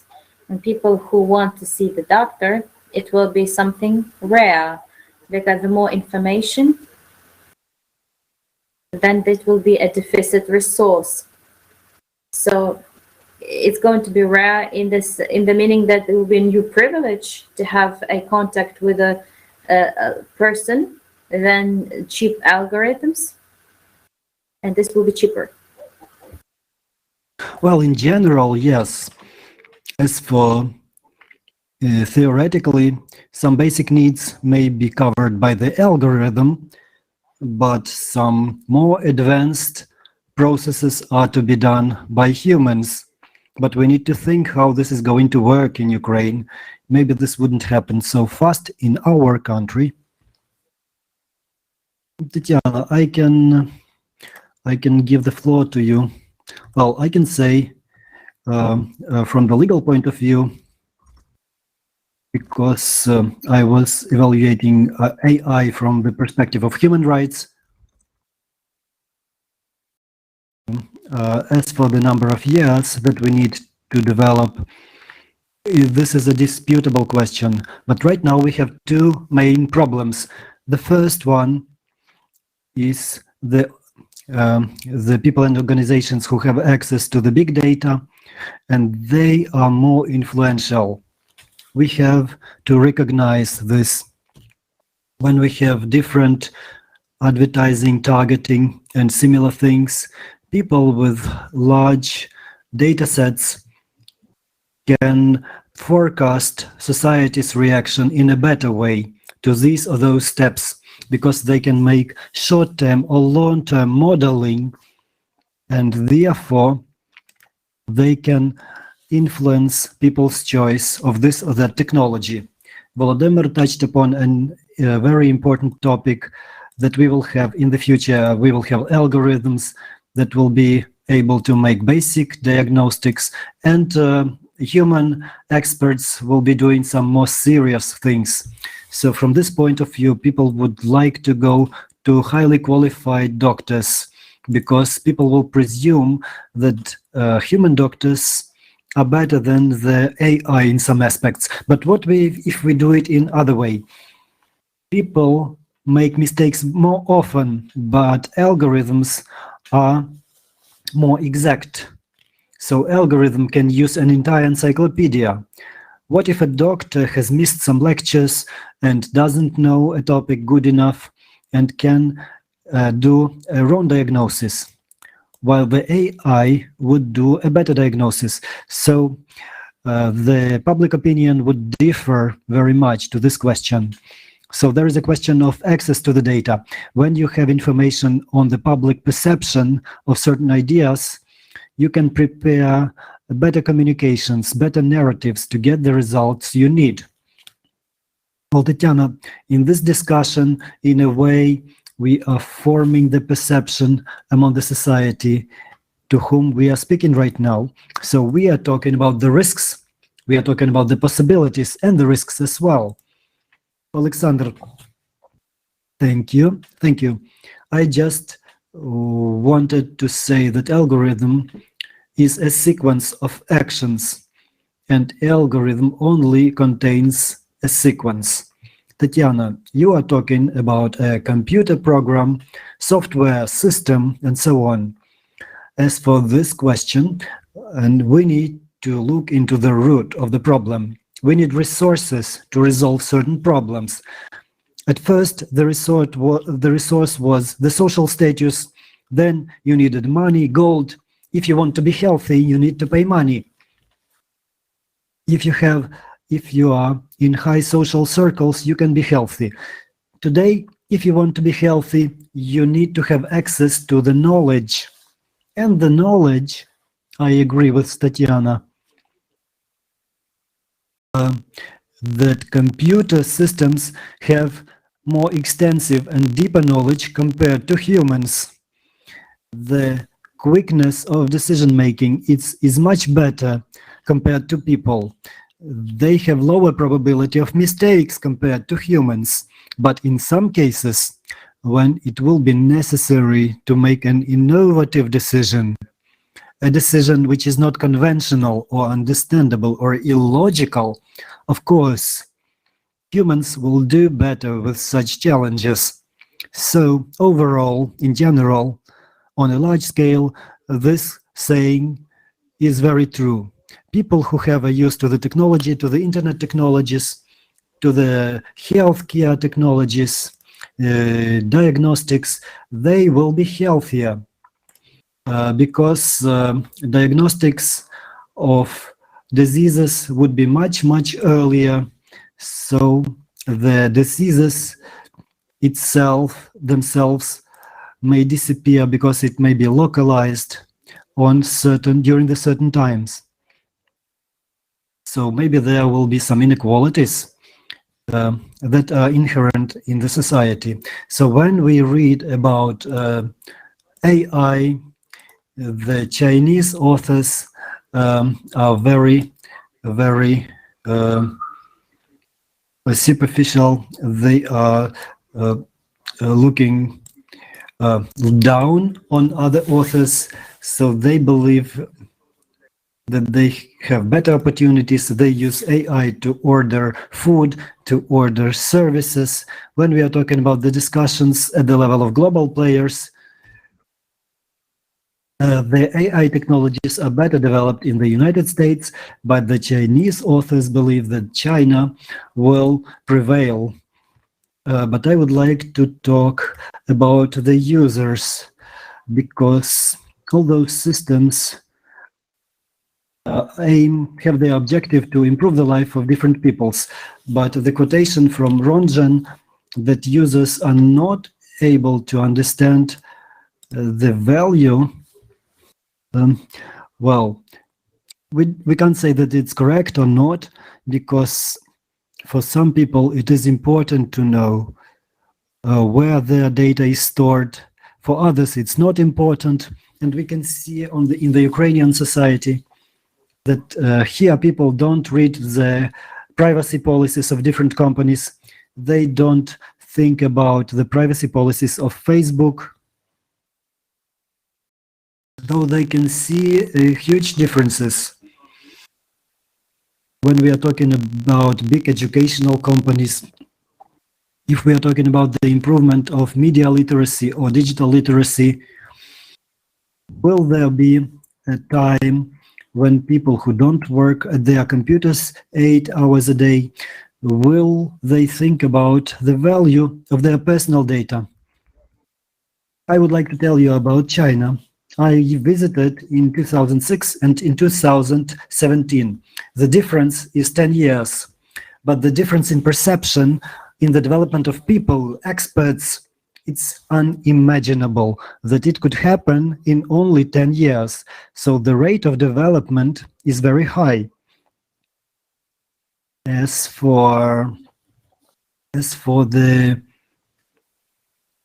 AI perception as a driving force of the society, I would like to say that I have read over 30 strategies of AI development, and 10 countries has made an objective to become the state #1 in the world on the issues of AI development. So this means the recognition that the artificial intelligence has something in it, that the country's establishment believes that this is something very important, a magic wand or something. As for the perception of data value by the ordinary citizens, this is a very difficult question. If you don't feel in practice in your life that something is of value for you, you will not understand this value.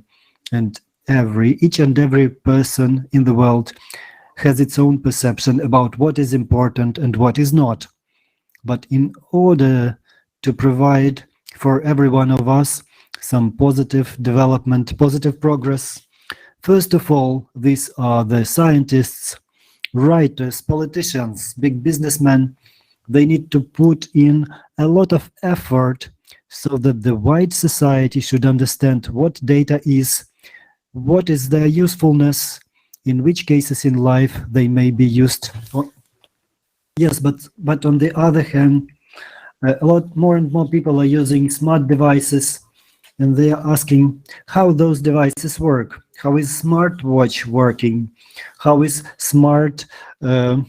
how is smart device working? Only when they become users of those services.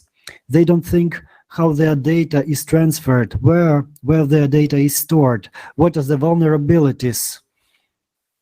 So, is this the first step in the situation?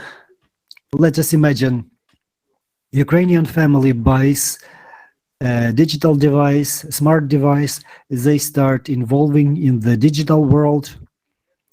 They have more priorities, and they will be able to understand more quickly the value of their data. So do you visit supermarkets, department stores? Yes, everybody goes there. So 15 to 20 years ago, they have such fruits and vegetables that you have never seen before. Everybody was buying them and eating them. Nobody was reading in the Wikipedia whether the fruits and vegetables are useful or not. The same goes with the smart devices. If they are efficient, if they are useful, if they give additional benefits to our life, if they improve our life quality, very few people will think about the threats. I mean ordinary people. And this is the very mission of people like you, Tatiana and Volodymyr. Your mission is the mission of people who know about this. You need to show the society. You need to raise awareness regarding the opportunities and threats. Vitaly, yes, I had some connection problems, but now I'm with you. Yes, technologies sometimes play a crucial role. Yes, we had some rest from you, and this is good. All right, Volodymyr, Tatiana, what is your opinion regarding this conscious recognition of the value of data? Yes, I would agree with you and don't agree as well. This problem has existed forever. We will not be able to educate 100 of citizens on how the AI works, what AI is, how the systems are formed, why these or that actions are included in certain algorithms. It's unreal to educate all the people.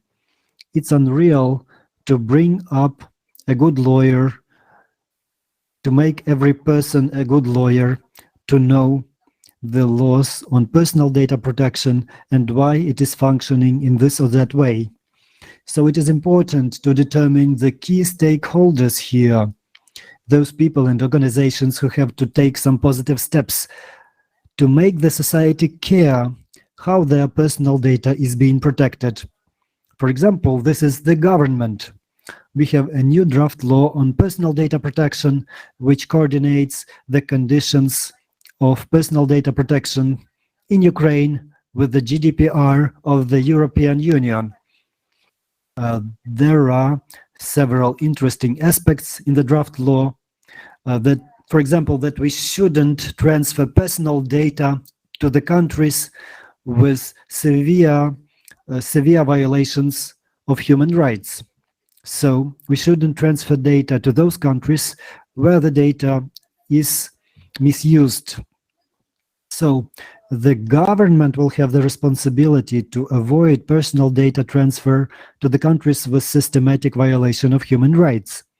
Another aspects when we push the responsibilities on the business. For example, we have several models to make the business as a sphere to comply with personal data protection. Maybe this could be some self-regulation when businesses develop their own policies. So we should rely on the goodwill of the business, whether they do it or not. Another option is common regulations. For example, when the government and business, maybe some civil society organizations, they develop the standards together. Business makes its own suggestions about the standards. They explain why in this or that case the regulation should be like this. Otherwise, we will just leave the industry without the breathing air, and we will kill the industry and technology. Let's ask Vladimir, the business representative. Do you have in your vocabulary the understanding of co-regulation, self-regulation, or are those terms that the representatives of civil society made up?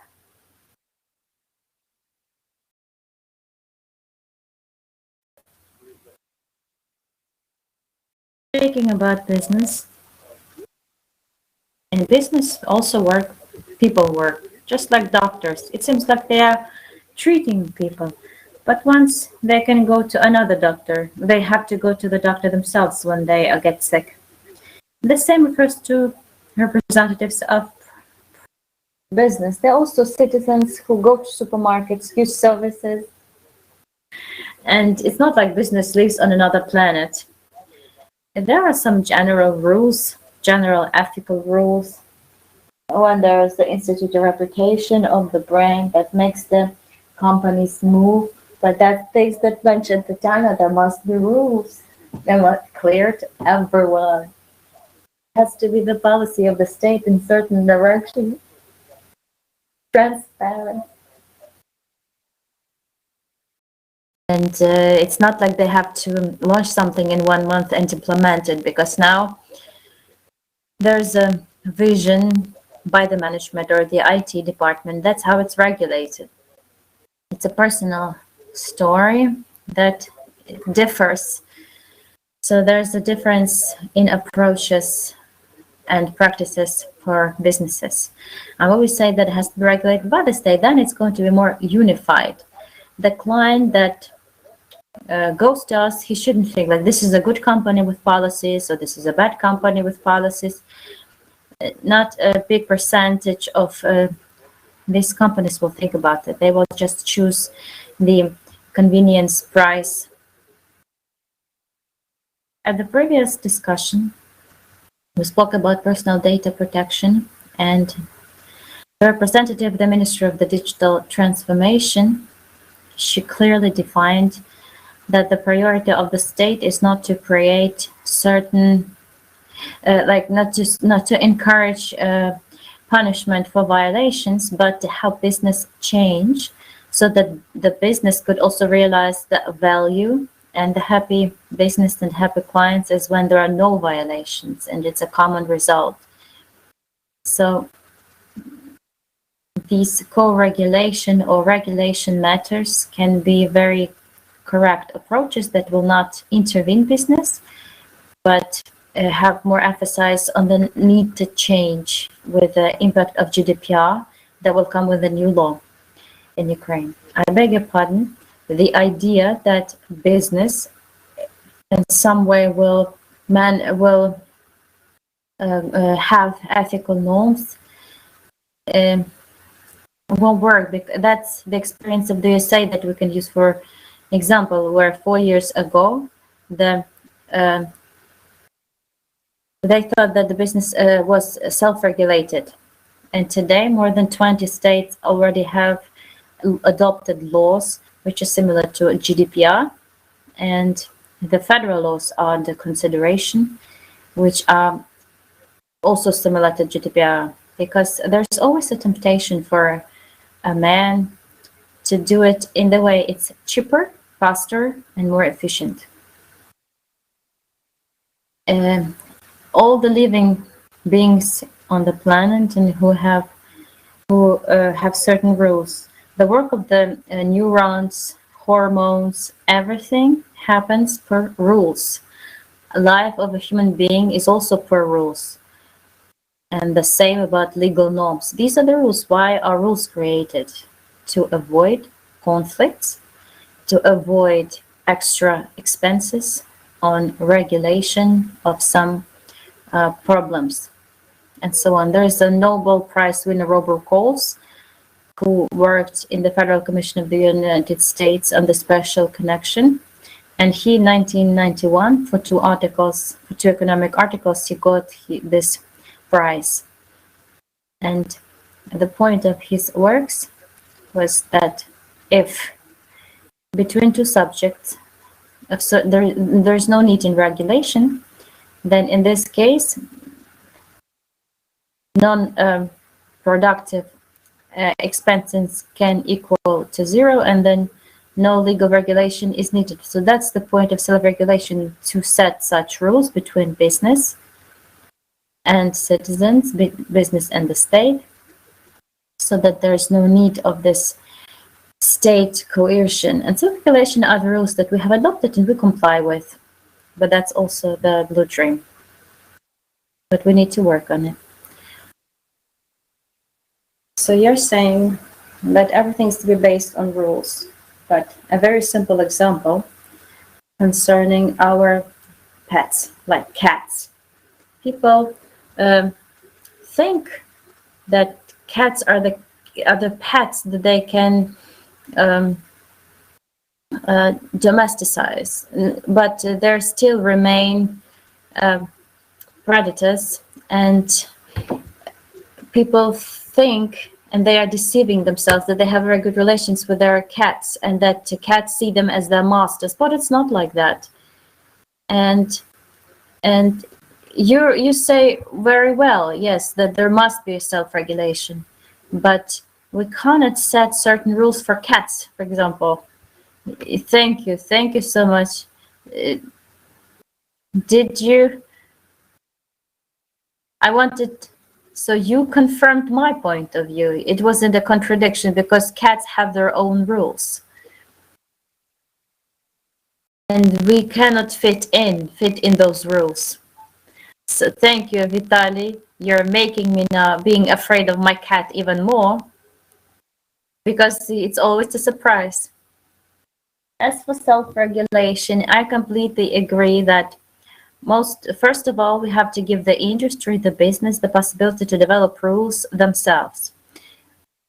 Because on the one side, the public sector is always not punishing, but is always supporting the state regulation. For example, to go to the court.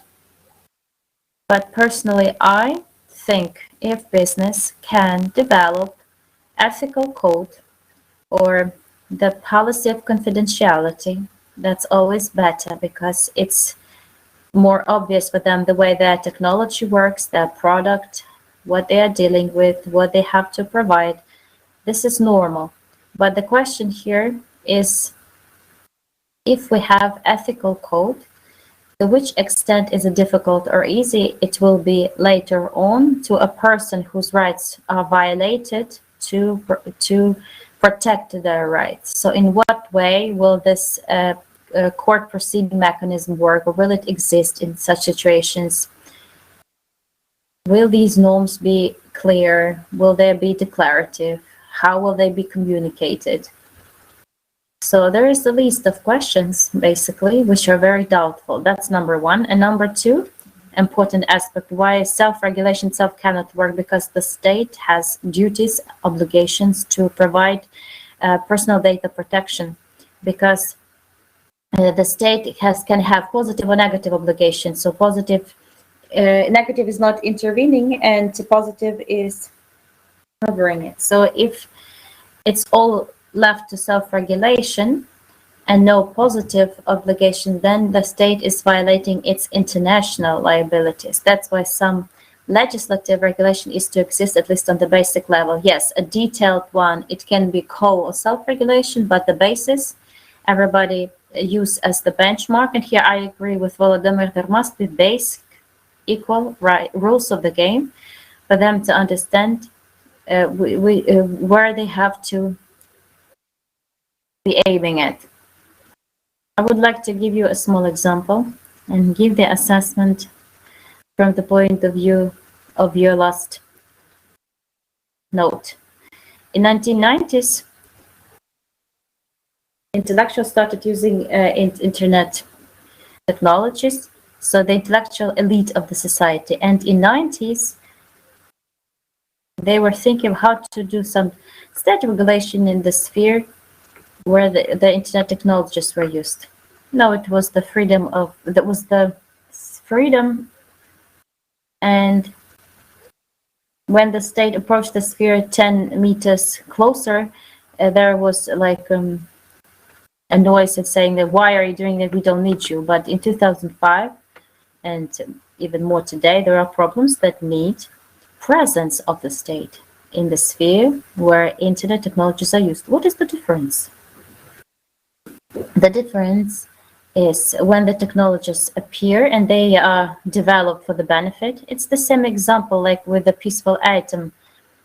First, there is the nuclear sphere developed to find some alternative source of energy, and then all of a sudden people realize that it can be put into the atomic bomb. The same with the internet. First, it's just the communication, and then there's the Cambridge Analytics scandal when personal data of the users is used to share political commercial on them. And it's not just some minor situation, but it influences the elections in the state. As a consequence, it seems that these small parts of personal data have the impact on who is going to be the president in the next election, so who will be the majority in the parliament. So I think this timeline, period of time and change of tendencies happens under the impact of people finding ways to use useful technologies to satisfy their own needs. And it has to be precluded because the rights of others can be violated. Sorry, Vitaly, one remark. You missed one detail. Highly intellectual and competitive people came into the sphere of internet technologies, and they had the developed rules they complied with in the perfect manner because the reputation was very important there. But in the sphere of internet, all the population came in with their, faults, imperfections, and all of the features. It has become clear the state intrusion is necessary. The same with the self-regulation rules. They're not made by the entire business or all users, but by some elite. So they will stick to it, and the others, it's a question. Dear colleagues, we have a chance to lose our audience because our audience has come to listen about the AI. And indeed, since Volodymyr is silent, it's probably because we don't do it. Let's speak about AI, and I would like to give you an example of Zuckerberg data, which they counted how much Facebook made on each user. So imagine how the audience of Facebook increased as of 2011. So this is the realization of the value of your data. But let's go back to AI. This question was already voiced here. Can we explain AI in simple words for the wide audience? And we did have the discussion saying that people, when they use to the supermarkets, they use the devices, but let's move on. Let's speak about Ukraine. So in Ukraine, indeed, the AI movement development is significant. We have special units in the government, but as for the thesis of people who take care of these questions, they have technical education. So are there any risks? Since for the state, for the government of Ukraine, AI development is one of the priorities of the policy of digitalization, since it's a very clear approach and it has lots of good things. But are there some risks if people with technical competences set the rules for the game in Ukraine?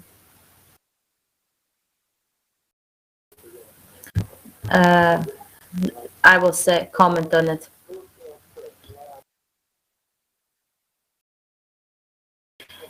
It's logical. It's logical that people with technical education are working on the development of AI because they have necessary knowledge and skills. There are risks, of course, as Tatiana mentioned, when we create some tool and then we use it for some other purposes.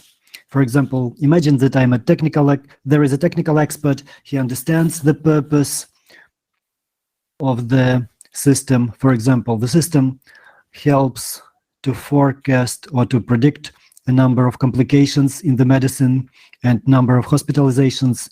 This is a great system. It allows to find people and to take them to the hospital. It was developed by the programmers, by doctors, and it works.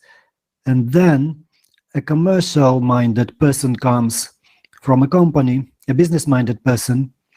So we have people who are going to later go to hospital. Let us not give them insurance, or let us insure them for a higher price. So now we have an ethical dilemma which has no technical solutions. This is not a question of the work of an algorithm or intellect or intelligence. I will express my position.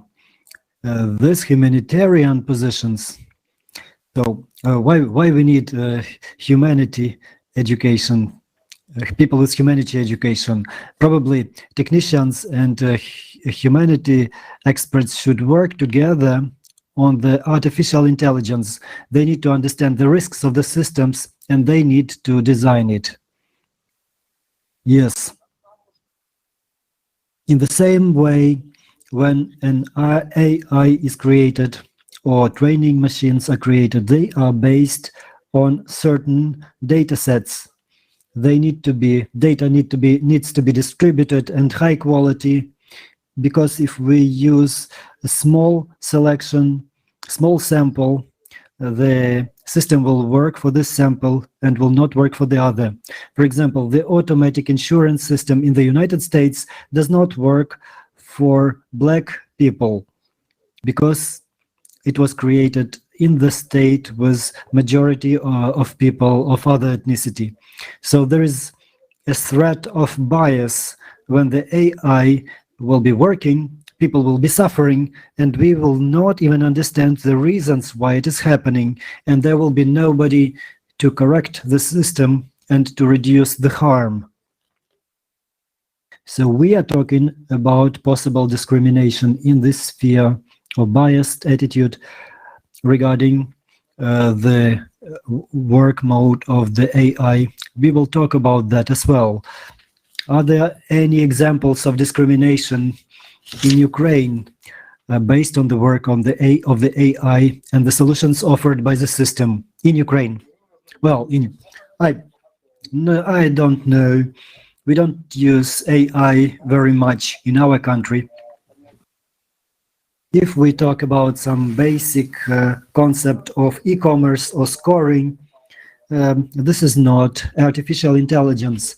This is only the analytics. So a mobile provider can see that you have the last version of an iPhone. They understand that you can spend 500 hryvnias, $20 per month on communications, and they will give you relevant advertisement. So, for example, they create a your social profile, and they offer you relevant services. Yes. This is in the sphere of advertisement. They create an information bubble for you depending on your level of income. For example, if you would like to book a room in a hotel, the price will correspond to the price of the device you are using. You can see it in Ukraine. So use Android and Linux to have cheaper tickets. So if you order a ticket from the Android system, your ticket would be cheaper compared to an iPhone. This is not even the AI, this is an algorithm. Let us get back to the question of artificial intelligence introduction in Ukraine. Can we have any drawbacks or disadvantages? We still don't know how many people have humanitarian education and how many of them have technical education. People who understand the AI, they work on its implementation. But do we have this discussion about the ethical dimensions against the backdrop of those innovations? Alexander, what is our situation with AI? No, we don't have AI in Ukraine, so we don't have any threats. We almost don't have any AI implemented in Ukraine. Well, some quick guys, some smart guys says that we have AI, but this is not AI. These are just simple automatic algorithm. Sometimes they can do some searches in the tables, and they provide a prepared answer to a query. This is not AI. So what is AI in general? What is an artificial kidney, artificial heart, artificial leg? This is something which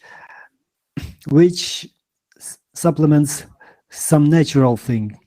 Artificial intellect has to replace artificial brain, and brain has cognitive functions. So the function of AI is to replace human cognitive function.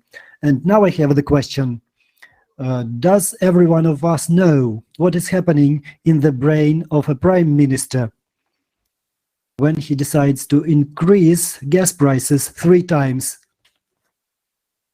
What if artificial intelligence makes such a decision? We need to know why this happens. We believe that AI has to be transparent for every one of us. So you are talking about technical people. Even for programmers, for program developers who can program the AI, which will be self-learning, even the programmer, the developer, will not know the reasons behind the decision of an AI. You don't know why your first teacher in the school makes decisions. So, for example, if you have studied for a long time in the university to do one thing, but you are doing another thing. So in the AI sphere, there have to be some regulatory mechanisms so that the AI would act within the framework. So Tatiana, your future will flourish. This is a future for the lawyers who will be working together with high-level program developers, software developers, and you will be programming the frameworks, the limits for the artificial intelligence, as I see it. Tatiana, do you agree to work with high-level software development in the future? Would you connect your future career with AI? High-level software developers, this means that they will be 180 centimeters in high. No, this is a discrimination. Yes, a white, tall person has a higher salary. A tall, white male has a higher salary compared to others, and this is not good. Yes, I'm against discrimination. But when we develop some regulations, I think that we need to take into account the opinions of all the stakeholders, of all those who can be affected by the regulations. I can tell you frankly that in the civic sector, when we have development of new technologies, we often lack technical qualifications. A lot of people lack understanding how the system is working from inside, how zeros and ones, where do they go, how the decisions are made. So it's impossible to make regulations without understanding of the principles of work. In my opinion, the cooperation is not only possible but necessary in the future, so that the industry and academia and the civil society should exchange their positive and negative experiences, and they need to draw the agenda together. I suggest to proceed to the next question, and most probably this will be a discussion regarding the experience of Mr. Volodymyr. The healthcare sphere in Ukraine, especially in the wake of COVID pandemic, it has become a very burning problem. The demands has grown very much in relation to COVID, and the big healthcare companies are seeing a very dynamic growth in the services provision, in developing new products. Can we say that the Ukrainian experience is very telling? And the startup represented by Volodymyr, I believe, it also shows global changes that happened in the healthcare. Thank you. Well, of course, the changes have already happened in the healthcare. They are taking place in Ukraine. This is quite clear and logical. I will not be going on about the changes in the laboratory diagnostics. Let us talk about the artificial intelligence. Do we have some examples of use? So right now, this is AI is a buzzword. It is commonly used in different spheres. So if people do something, they do AI to look for investments in the investment company. If we talk about the sphere of healthcare, the proactive use, it is rather limited. For example, it is regulated in the United States. All the algorithm based on the AI or machine learning, they pass certification as a medical device or for medical use. So the developers need to provide the initial data, the process of testing, the process of checking, the review procedure, which shows that the algorithm can be used, where it can be used. For example, even if Ukraine, if necessary, in the radiology. For example, when computer analyzes an X-ray picture and determines whether a cancer can be suspected. So the computer looks at it and says, this can be located here and there. So this is computer-assisted diagnosis. And then a human doctor says whether it's probable or not. So the final decision is for the human being. A doctor doesn't need to spend 30 minutes and sees a ready picture. For example, in ophthalmology, the diagnostics is quicker using machines than manually. So if any company wants, they can buy very good software solutions. I don't know if it's used in Ukraine right now, but they are very accessible and they are developed very well in Europe. So in Ukraine, we have private birthing houses in Ukraine. Maybe we will have private hospitals, and Western institutions already use algorithm to determine the dosage of drugs for patients in hospitals. So Ukraine is still lagging behind, and in Ukraine, the patients are cared by the doctors, and the process of technology integration is very slow in the government hospitals, and the private hospitals still don't have the necessary budgets to implement AI. This is what I will tell you. For example, a Ukrainian company can take technologies from Israel or from the USA and use it in Ukraine. This will be the AI in Ukraine. There is another perspective. What if we develop our own algorithm and sell it on the external markets? For example, AI for diagnostics of different glands. So we have a list of companies, startups who use machine learning to analyze cardiograms. For example, a doctor can come to this company. He says, I will give you the heart data or about the heart cardiovascular system for 3 days, and the algorithm analyzes it. So this company works with foreign customers more.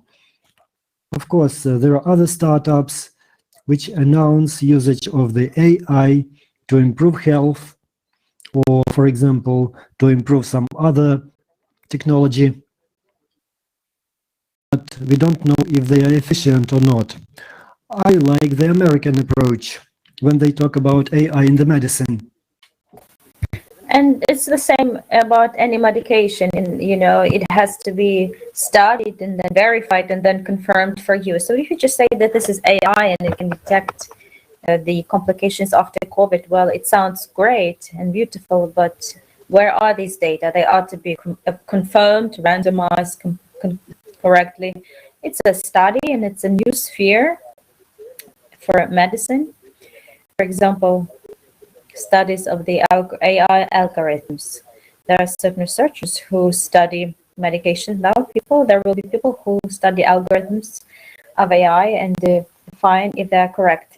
So before implementing these algorithms, these technologies, there must be the certification system by the government. And since the government is very slow, we shouldn't expect it's going to happen fast, because it presupposes knowledge and skills.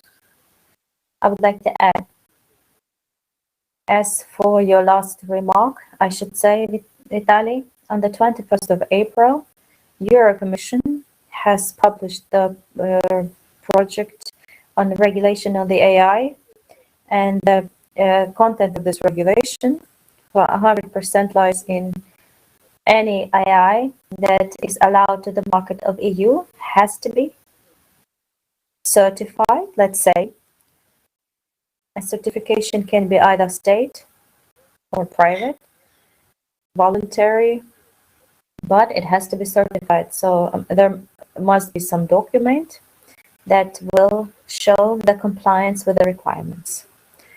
And that's not a very good regulation, in my opinion, because it is a barrier on the way of the investment to this sphere.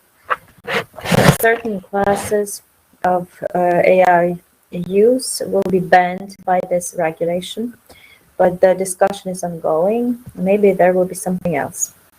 As for the scenario of implementing AI into the medicine, you have to clearly differentiate between what Volodymyr said. There is AI that has this name, but it is used to do some computations very fast with the small errors.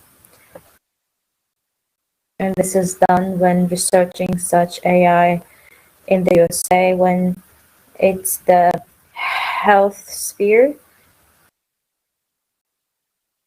The error by the AI is a lot less than the errors made by the doctors. But there are AIs, which are AIs because they're generating solutions in the situation that is not ambiguous. They can be 1, 2, 3, 4. And what the doctor acts intuitively more often.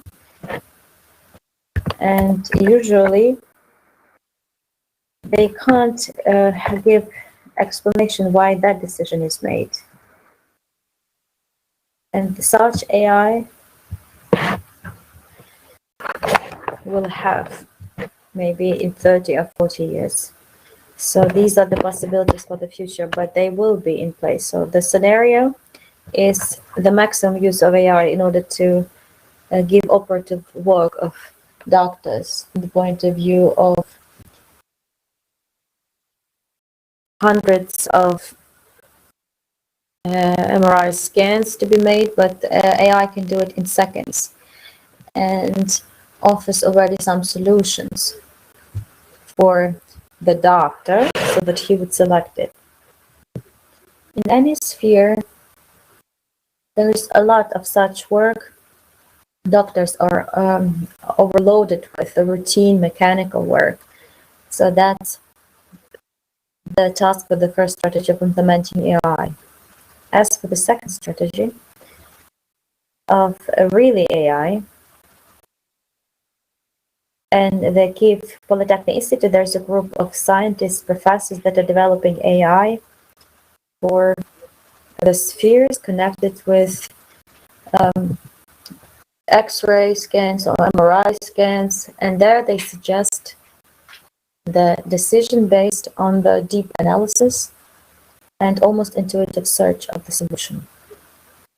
We have resources in our country We have brains, but we need the assistance by the government ordering such systems, and at the same time we can sell them, outside. Thank you for your optimism, Alexander. Volodymyr, another comment from you, and we'll switch to other questions because we have 15 minutes more for our discussion. I will answer your question if we have the possibilities of some regulation in the government. Here the question is there a need? No, not regulating, but facilitating. If we take the ready certified in Europe system and fairly understand it's fair and use it, there's no need. Like there's a foreign certification that can be adopted easily in Ukraine. But if we want to speak about our own development, there's a need. And for example, in the USA, they have some machine algorithm because they need it. In Ukraine, we just don't need it. It's cheaper to hire people in Ukraine, that's all. AI shall not emerge on its own. There must be the market. That's all I wanted to say. Okay, let's move to the question about mistakes, errors. The picture you see is about our northern neighbor, the country that is occupying. So it's about cleaning the hotel room. Let's speak about mistakes. We know that mistakes do occur. Maybe there are not many of them. Uber 2018 Arizona, for the very first time, the person was killed by Uber car that was autonomously driving, and it didn't recognize the man, and it was a long process when they were trying to resolve who was guilty or whose fault it was. So, and I think the responsibility was on the operator, but that's a lot deeper question. If AI is going to be used more and more, how should we talk about this ethical thing, about the responsibility? Because it's hard to make institutions responsible. They are usually corporations. They have armies of lawyers, and they can say so it's just some accident or statistical error, although the life of a human being cannot be a fault. Or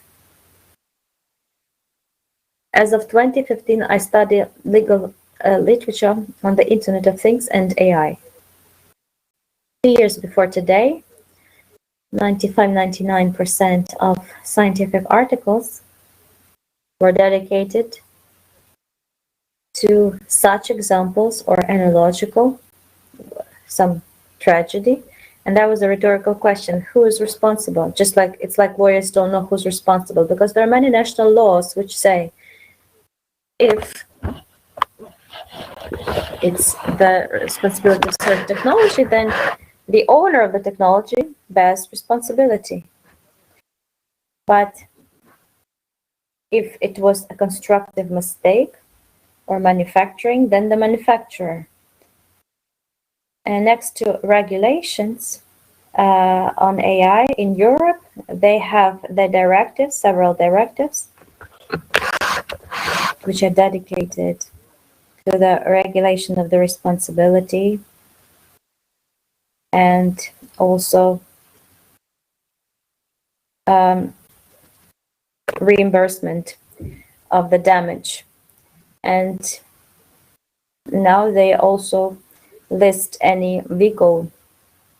It's not the problem. Problem is when AI is completely autonomous, independently making decisions, and as a result of those decisions, harm will be caused.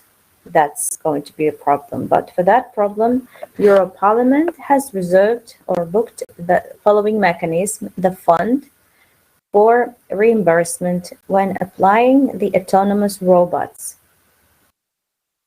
It can be also the legal mechanism.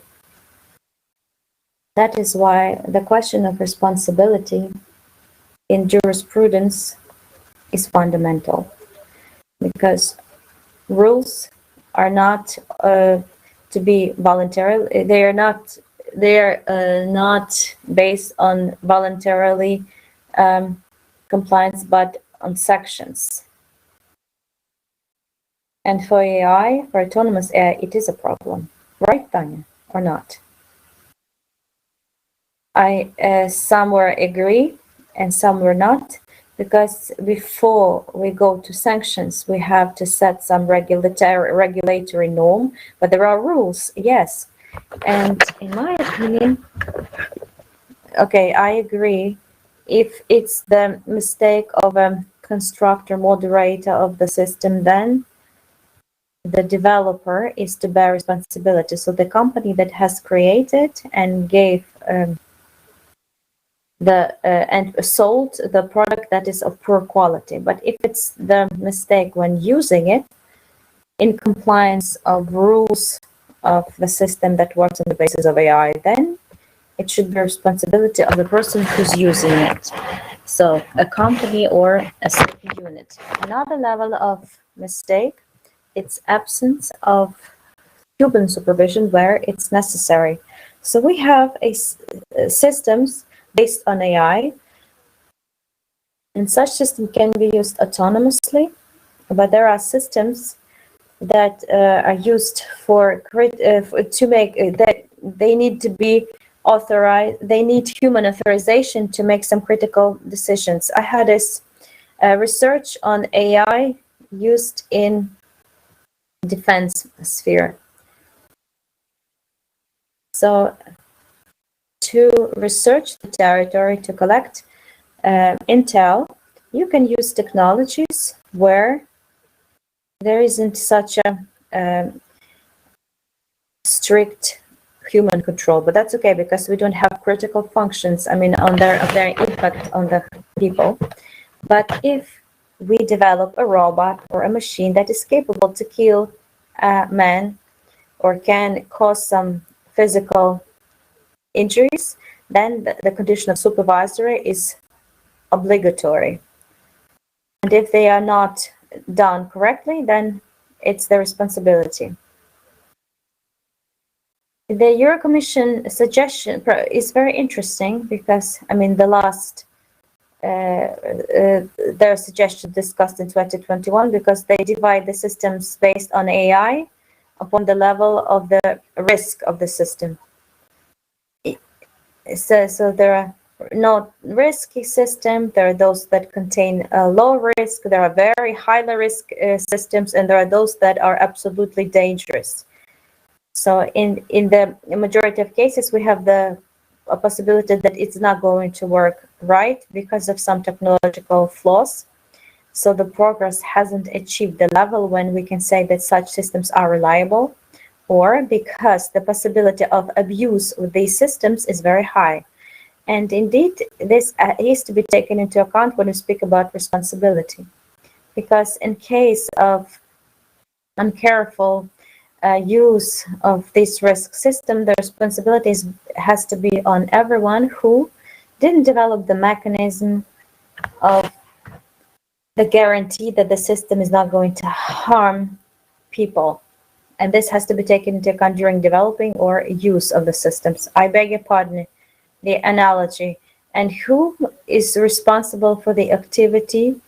Who is responsible today for the activity of the criminals? Today, they are autonomous. Well, human mind. No, wait a second. Autonomous AI is the same human being who is functioning not per natural data, but per artificial data. But it collects data, analyzes, makes decisions, and realizes them without impact of a human being. So it's pure analogy of the living creature. So if the living being is doing something criminal, who bears responsibility for her? That's the question that we ought to answer. Then who's going to be responsible for the autonomous robot? Then I have the question to you too. Do you think that it's better to give rights and obligations to autonomous systems that are the same that people have, because that's how we define who bears responsibility, like the compensations, the material. Yes, you are completely right. It's a right question. I would advise you to review the resolution of European Parliament of the year 17. So then they say, the Euro Commission, please forecast what we need to do if we have autonomous robots, what regulations we need, what measures we need to protect other live humans from being harmed, who would be compensating for the harm, for the damages. But if we use autonomous robots, this is the maximum effect from the use of the artificial intelligence. This is the tragedy. Well, we have only 4 minutes left. The next speakers are waiting for us, and I know it's very inconvenient when people go late. The last question is discrimination and privacy. These are two big questions, but I would like to make an example. We know that Turkish language is gender neutral, and 2 years ago we had some experiments when Google Translate was trying to translate from Turkish language some official jobs, some job descriptions. The system said that she is a nurse and he is a doctor. She is a janitor and he is an engineer. And we also know about discrimination in the development of tools for screening CVs in the process of human resource management, in the process of selection. So Amazon was doing some experiments, but then they rejected this idea, abandoned the idea, because the systems were discriminating people according to their gender, according to their language, wordings. So the issue of imperfection of the technologies, it shows when we take into account only technical aspects without gender aspects, ethnical aspects. Volodymyr also mentioned the correct selection, correct sampling. For example, in some American states, the sample may be composed of only white people because their share is 95%. So when you start using the system, you see that it doesn't take into account the interests of other communities. So for every one of you, is this question relevant for you? Should we discuss in Ukraine those issues about discriminations? Or maybe we have more monogamous, more or less ethnic diversity? Will Ukrainian society have to face this challenge? 1 minute per everyone. Tatiana, I believe that in Ukraine we have a large problem of discrimination in the gender aspects. For example, Vitaly told about very good example about automatic screening of CVs. I also researched this topic. I think the use of AI can bear the risks of discriminations in Ukraine. We also have ethnic discrimination in the country. We have huge problems with Roma minority. If we use face recognition cameras and identification of risk patterns of certain people as potential perpetrators or terrorists, it is possible that we will have discriminations on the basis of ethnicity. So I wouldn't rule out this problem for Ukrainian space. We need to work in this direction. We need to take efforts to insert balanced information into the system, and we need to screen out the information that is biased in itself. Thank you. If we take an ordinary person who has never seen Chinese people,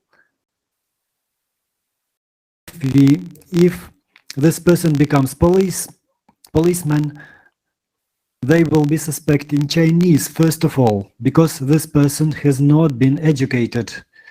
The same goes about the artificial intelligence. intelligence. So we need to reproach not the AI in itself, but we need to look at the process of learning. The European regulations forbid to use AIs when making decisions on hiring. It is forbidden to use AI to determine whether the person is a criminal or not by face analysis. If we say that in our society the privacy cannot be 100%, with the artificial intelligence will not bring it to 100% as well. There is no difference. Volodymyr, any feedback from you? This is a more legal or ethical aspects of discrimination. Briefly, if I speak about the healthcare, we need to have broader data. We are not talking about discrimination, willful discrimination. I can talk about diagnostics, and we need to do this because this is the right thing to do in medical diagnostics. So we need to take this into account. Vitaly, tell me that I'm optimistic. Never, remember, never. No system of AI, it cannot be biased regarding the gender. And it's a very great advantage. Thank you, dear colleagues, for this big discussion. Probably we didn't have enough time for more talks. I would like to thank you once again for this discussion of the technical issues of AI use. We had Natalia Avdeeva, Alexander Baranov, and Volodymyr Khilchuk. Thank you for participation, and I am looking forward to seeing you on other events and in person. Great.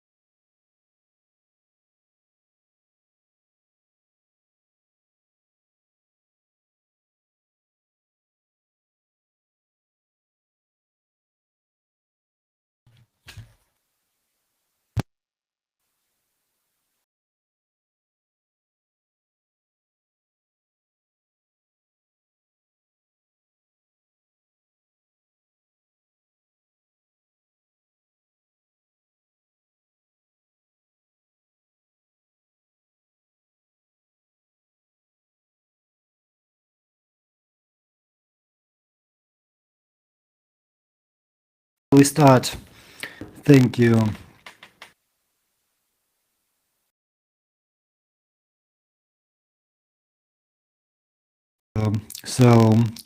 Hope you can hear me well. We'll be talking about cybersecurity, security in the safe cities, how cybersecurity is used in the towns and cities, what are the negative and positive impacts of smart city systems use, what we need to take into account, how we can improve the life of our residents of cities.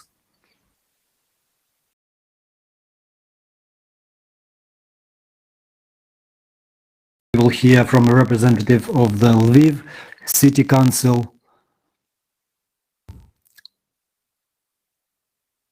I would like to invite him to tell us about his experience of development of the system in the city of Lviv. Thanks a lot, Ms. Svetlana. Greetings to everybody. My name is Olena Hunko. I'm leading our Department of Information Technologies in the Lviv City Council.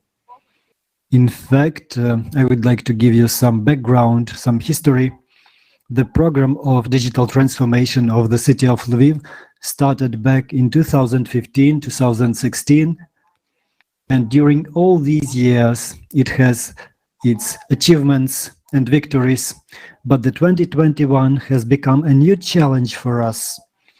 So to say, whatever it may seem, the transformation of the previous transformations that we had in the previous years.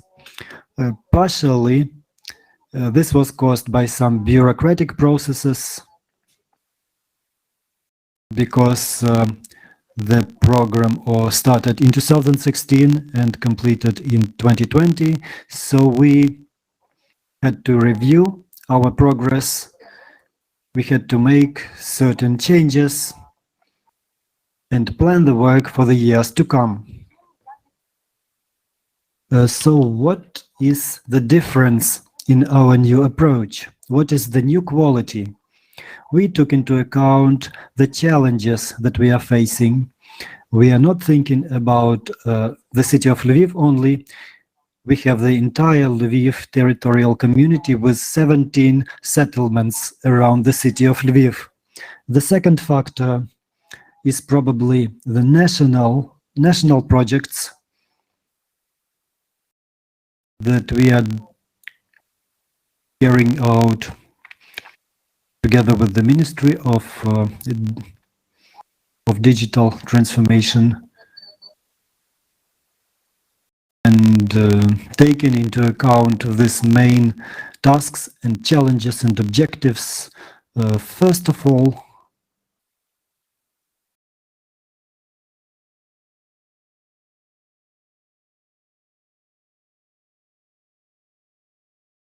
is the next slide.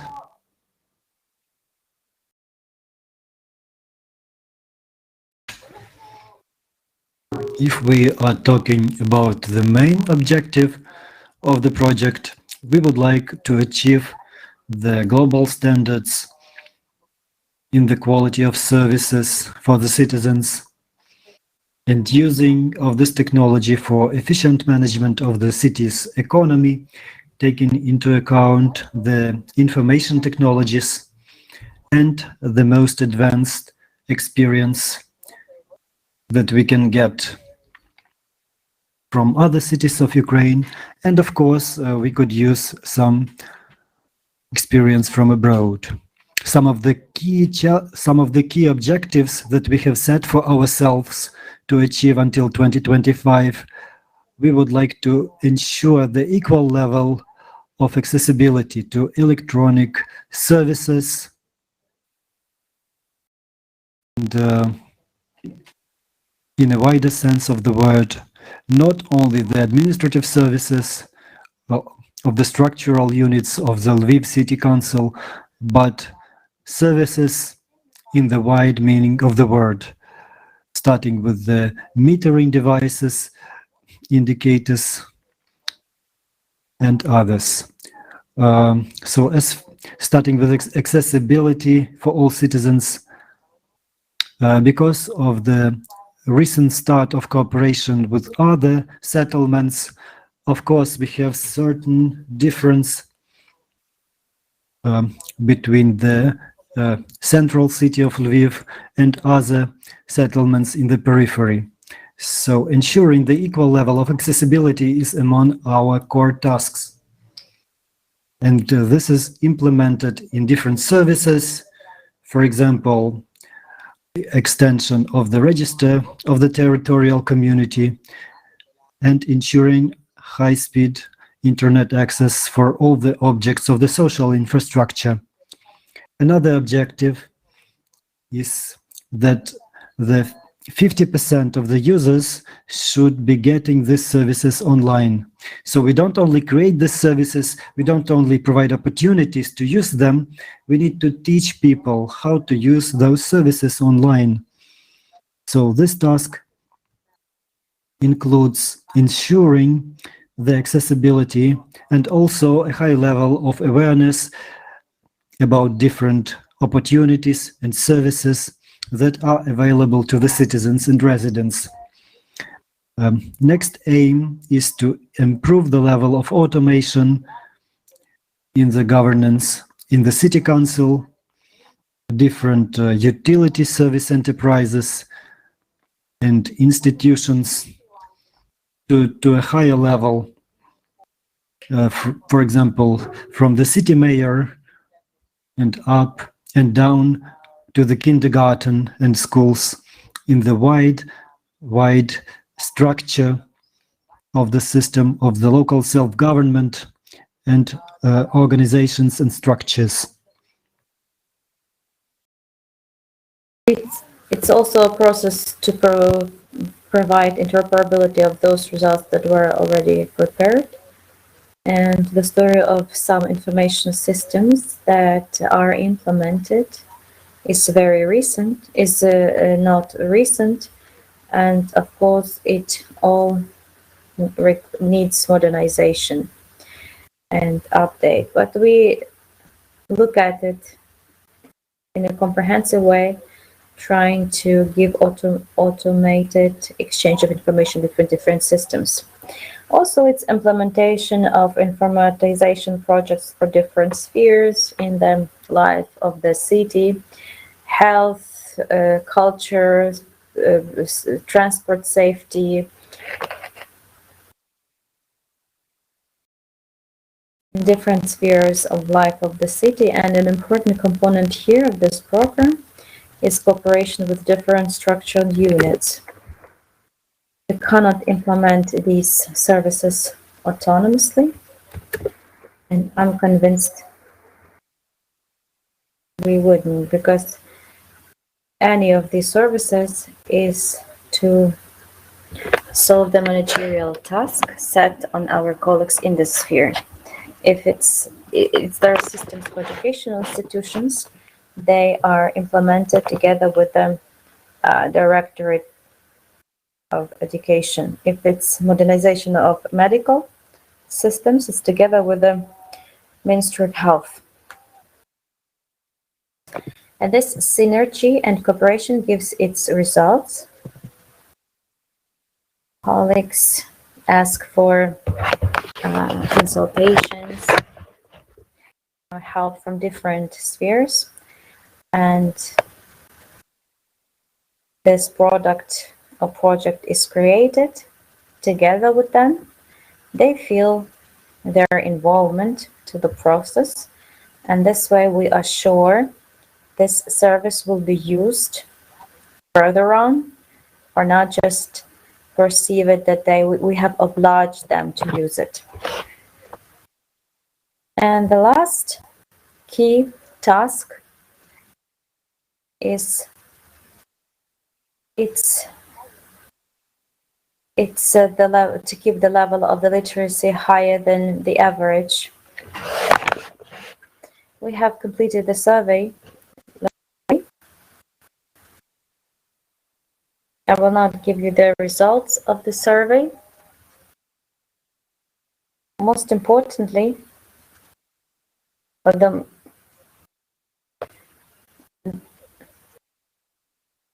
most important conclusion is that a lot more people use internet than know how to use it, or then they have the digital literacy skills.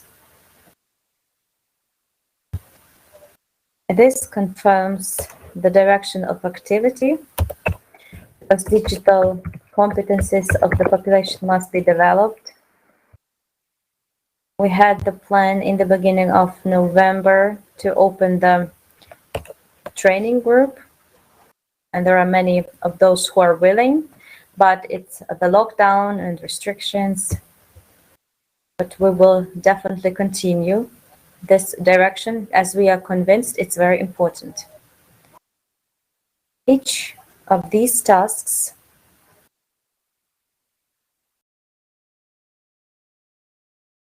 has different blocks, 16 blocks.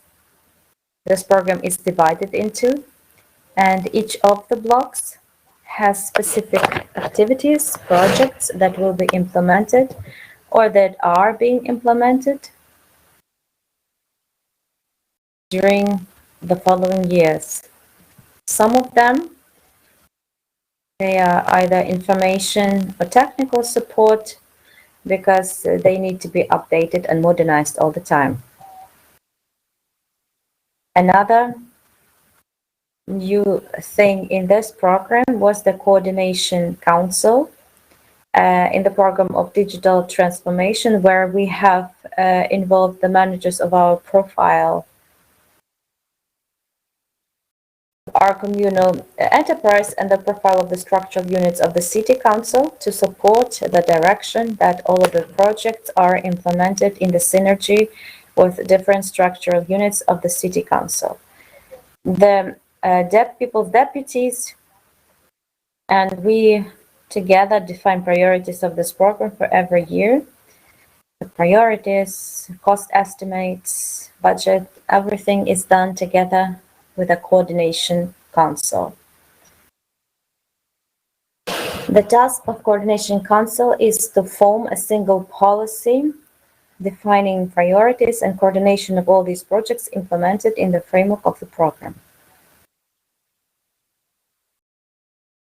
And a few more words about organizational chart of this program. It's our Directorate for the Information Technologies that consists of 2 departments with 13 employees. This year we had changes in general in City Council. And also it's a communal enterprise, the City Center of Information Technologies. For the past 2 or 3 years of our tight cooperation, we have positive results.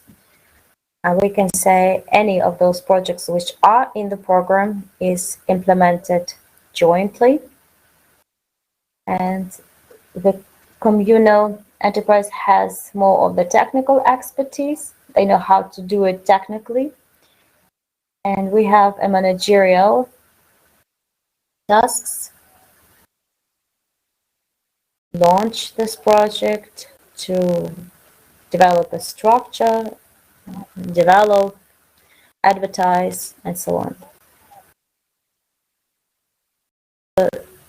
This way we are dividing powers, and we think that we have chosen a good recipe of cooperation, and we will move on in the same way.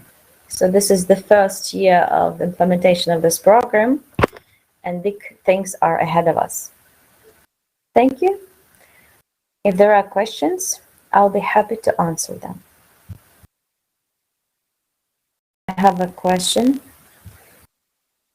You have spoken about the program on to increase the digital literacy. Do you have also the disaggregation by age?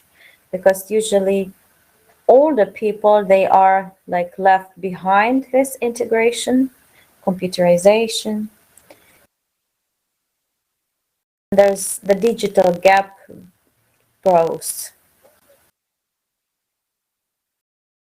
Speaking about the direction of digital literacy development, it has 2 directions. It's the population of the community and the employees of the structural units of the City Council, communal enterprises. So it's a more general direction, speaking about residents. So computer literacy is on a general level and are more specified for employees of City Council. If we speak about the residents, we don't have such a like age barrier, minimum or maximum. But if we speak about the program we planned to start, there are representatives of different age categories, but the older generation prevails. We just formulated the program and the information we would like to communicate to our future listeners, and the residents registered themselves. So we did not specify that they have to be of certain age. But yes, the older category prevails there, which is good.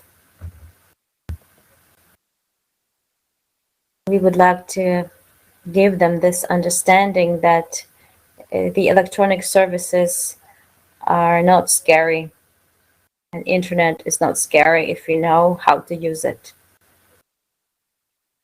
And most importantly is to tell them about opportunities for them. And I think nobody's going to argue with me that this pandemic showed that knowing electronic services opens possibilities. We can do the same things that offline, but we do it online. And we shouldn't limit ourselves anyhow, starting with communication until use of different services.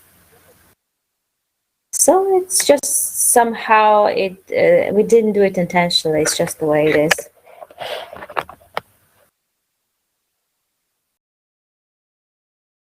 You can ask questions also in our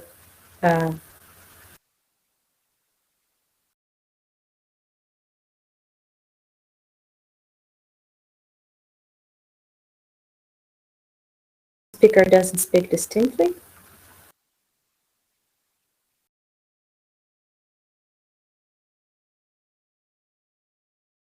The sound is very poor.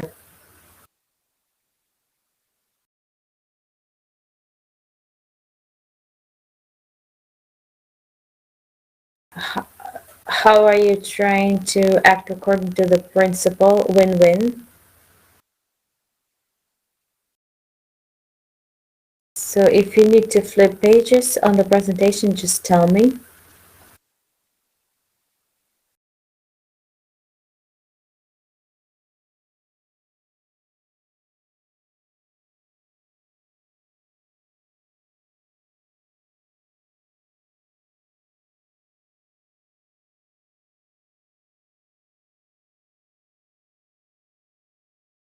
So Volodymyr Kondyolka,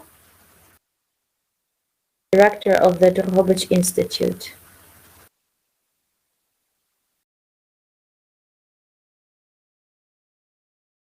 So I shall start. My speech is not as a IT specialist, but as a stakeholder, because that's what all IT services do. Because it's important to say why it is done and what effect it has. When we started implementing Start City with our IT department, headed back then by Stanislav Haider, who's now working in CTO NZK, we asked a question ourselves. It's nice when there are big cities like Lviv, Kiev that have budgets, but what should little cities do, or towns? How should they develop? So will we see the presentation, Svetlana? Is there a problem?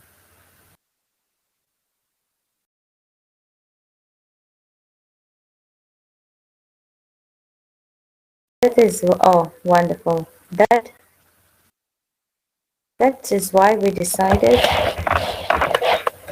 small cities can also implement the communication technologies, communication information technologies, and we had a task to act locally but think globally, which big objectives we could achieve. And I would like to share our experience, how we did it in Drohobych. Next slide. 2015, your team came along. We had fantastic challenges. The industrial city completely depressed, big expectations. The Maidan team, the team from Maidan came and people wanted to see improvements. The situation was complicated because in 2018, the financing of medicine education has changed when the funds were given to the local self-governments. So both doctors and teachers were standing there with boards saying to pay them salaries. And there was the problem how to solve it, how to do it in the way that people believe that this team can really make some changes in the city. So 2021, Drohobych is now connected with the city of regional Stebnik and 32 villages. And with Stebnik 02, so we have this very different team of different people. And the Constitution obliges us to provide all the services in equal way, at the equal level. Accordingly, on the next slide, we will show our progress. In the year 16, we introduced the smart city services. We opened our data. In the year 18, we started working with data-driven decision-making management. We were using these services. In 2021, we started introduction of value-based community management. This is the management based on data and the local self-government bodies for the populations, which we introduce at sub-territories, sub-districts in our city. You can see the arrows here, and we ask ourselves, where are we going? How do we coordinate our activities? And we could see a very good things, the global sustainable development goals until 2030, and our activities correspond to the 11th SDG, the sustainable development of cities. So it has clearly stated the things that you see in the upper part of the page for sustainable development of the city. We need to involve citizens, we need to organize good governance, and we need to have strategic planning. To the left, we have the community. In the right, we see the authorities. We have studied all the European experience, the global experience, and we can see that cooperation of society and government consists in communications. And we have this pyramid of communications. We were building this according to the instruction, informations, consultations, cooperations, partnership, and they will lead us to the achievement of the SDGs. Of course, we made a decision to do it in a good way. We have electronic democracy tools, electronic governance tools. It would be much easier. It will make our life easier to use them. And for that, we needed the smart city platform. And as a result, the most important thing, which is not often mentioned, but it is very important, the product of a good governance is social capital. I will quote Francis Fukuyama, who had lectures in Kiev in 2019. He said that it reduces the price of transactions. So the reduction of costs stimulates quick economic growth. Any system is based on values. If values are not shared by people, if people don't trust each other, then this political community or a country can fall apart. So I can say that we have used this opportunity. And I will show you how easy it was, for example, in Drohobych, how we started to create our social capital in Drohobych with the help of Smart City.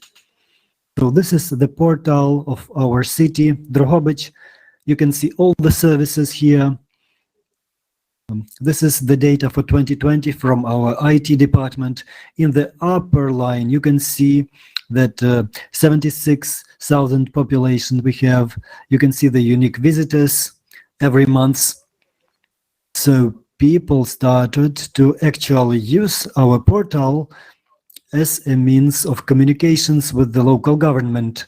You can see the number of documents, implementations of the electronic healthcare gave us 156 visits from Drohobych and 46 from Stebnik, 40 appointments to the doctors and visits in queue or out of queues, which also had a very positive effect. Database management and governance. We started with education. We were always lacking funding. Education, the budget was not able to make dotations. We were not able to do anything. We needed to pay salaries. So on the chart, circle chart, pie chart, we can see that 2/3 are spent for education, 2/3 of our budget. Given the data, we had the data, we developed the analysis methodologies, we developed all the necessary indicators, and we have shown that in order to make high quality changes in our education, in 2021, we closed 8 schools and 2 out of schools institutions. That there was a great noise in the sphere of education. And below, I'm giving the number of votes, I'm giving the minutes of the voting for this decision, and we had 0 votes against this decision. We have a great opposition. We have a very good socially sensitive system. We give the opportunity to the opposition to have good public relation opposing the mayor. But when we really showed the results, the future results of closing the schools, there was not a vote against closing from the members of council in this socially sensitive question. And only thanks to this year we were able to save about 10 millions, and we need to pay 41 million more.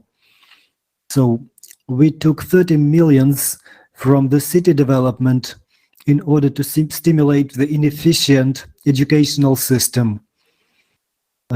Because of accession of the regional settlements and villages, we have this bad heritage. But this is our optimal work. According to the data, we developed project management. We started involving people to prepare projects. We developed the strategy of Drohobych, the strategy of innovative economy and healthcare oriented on people. We have set an objective for ourselves to keep people in the town so they wouldn't move to other towns to be satisfied with their lives, so that the city would be attractive for investors. This is the example. The number of projects is fantastic in Lviv region. So this is a competition of local initiatives. The citizens, in order to win, the citizens have to provide 25% of funding. So the value is from 100 to 500,000 hryvnias, and the system of building the social capital in Drohobych is built in a way so that people see how the local government is spending the funds. So Drohobych submitted the largest number of projects in the region. For example, Lviv is 10 times larger than our town, and they provided less projects. So this is the indicator of the community participation in the development of the city with their own funds. And thanks to those projects, have a look, up to 2021, people were working themselves, people were investing themselves in different projects, kindergarten, schools, and so on. Together with local government, they invested 54 million hryvnias into the things that they wanted to change. We are talking about simple services, consultations, referrals, open city that people can do. I'm showing you some significant indicators. And for example, I don't know, I would like to hear some information from other towns, from our city council. I have found three titles. For example, residents of Irina Vilda streets suggest to repair their own road, street in the city together with local self-government. So people know that the funding will be spent from the budget, but it will be way too late. So citizens just came up to the local authorities and offered to repair the street themselves. The street of Skovoroды did the same. We had a social project when the city was giving 60% and the residents were giving 40% of investment into the projects. So this is a good practice. This is a real capital for development, because our objective, our final objective, is not implementing the services, but we need to develop the community. We are doing it with the help of the smart city. Next slide, please. So the question is, where are we going? Where are we going? What are we doing? Are we developing in a correct way? Is our development going in a good way? Do we need the smart city? If you visit websites of the European Union, you can see a fantastic project involving thousands of people, the future of government 2030 plus, and it shows 4 key scenarios of the governance development. We will see it in the 2030, like do-it-yourself governance, self-organized democracy, private algocracy, for example, when gigantic digital companies will have power over citizens and governments, super collaborative government with full provision of cooperation with the help of electronic services, or over-regulatocracy, when everything will be protected through the services, all by the government.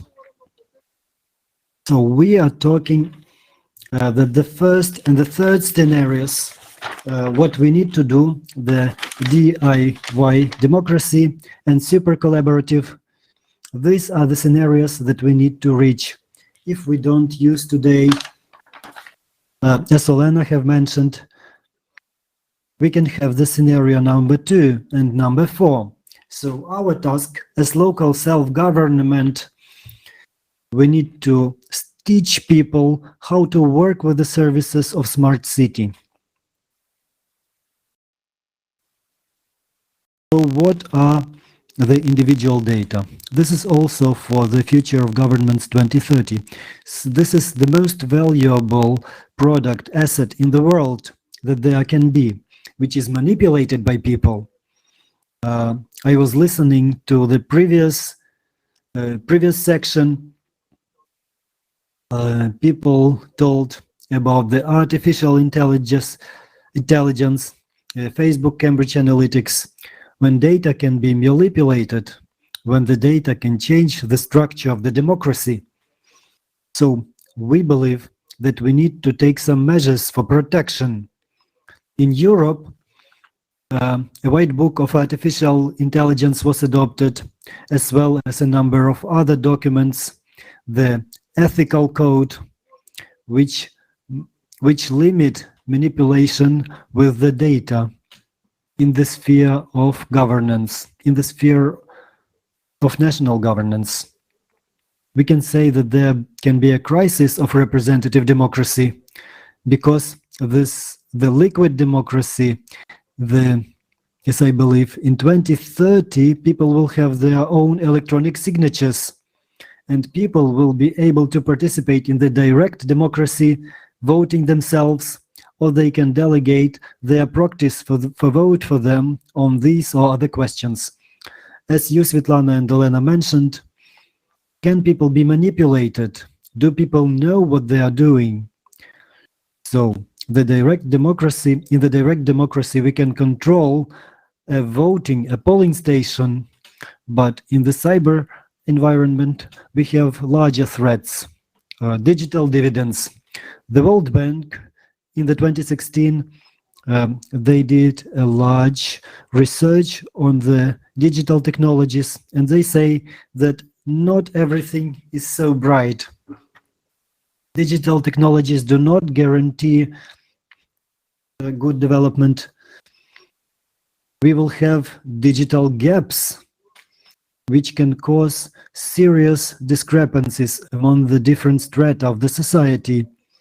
So it shows that we need to plan our operations according to the digital economy, the industry 4.0. We need to prepare ourselves and others that we will achieve the digital environment in 2030, in which we have, as a country, as citizens, we need to take our own dividends. I know that we don't have too much time. Shortly, the way that we are progressing on by using smart city is correct. It ensures development of every town, every community of our country. It also ensures communications with citizens. It ensures growth. But we have to say that we need to have good planning up to 2030, for example, and we need to understand AI or other technologies or future professions. We need to avoid different threats. We need to get our digital dividends and not damages to the country, which can cause a global catastrophe. So this depends on every one of us. Thank you. Thanks a lot. A very balanced and well-founded report. You have told us about all the aspects of the smart city.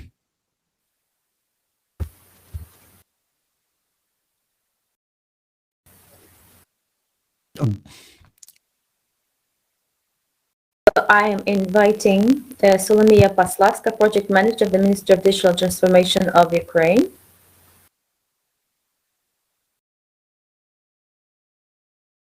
Sustainable development of the city. Good day, dear colleagues. Thank you for the possibility to present today. It's a big honor for me, especially after Lviv and Drohobych, which in our understanding are the headliner of the digitalization of smart cities in Ukraine. Now I would like to tell more what we do, what the Ministry of the Digital Transformation does, and how we view the development of smart cities. And also tell you how our cooperation, communication with other cities takes place and exchange of experience.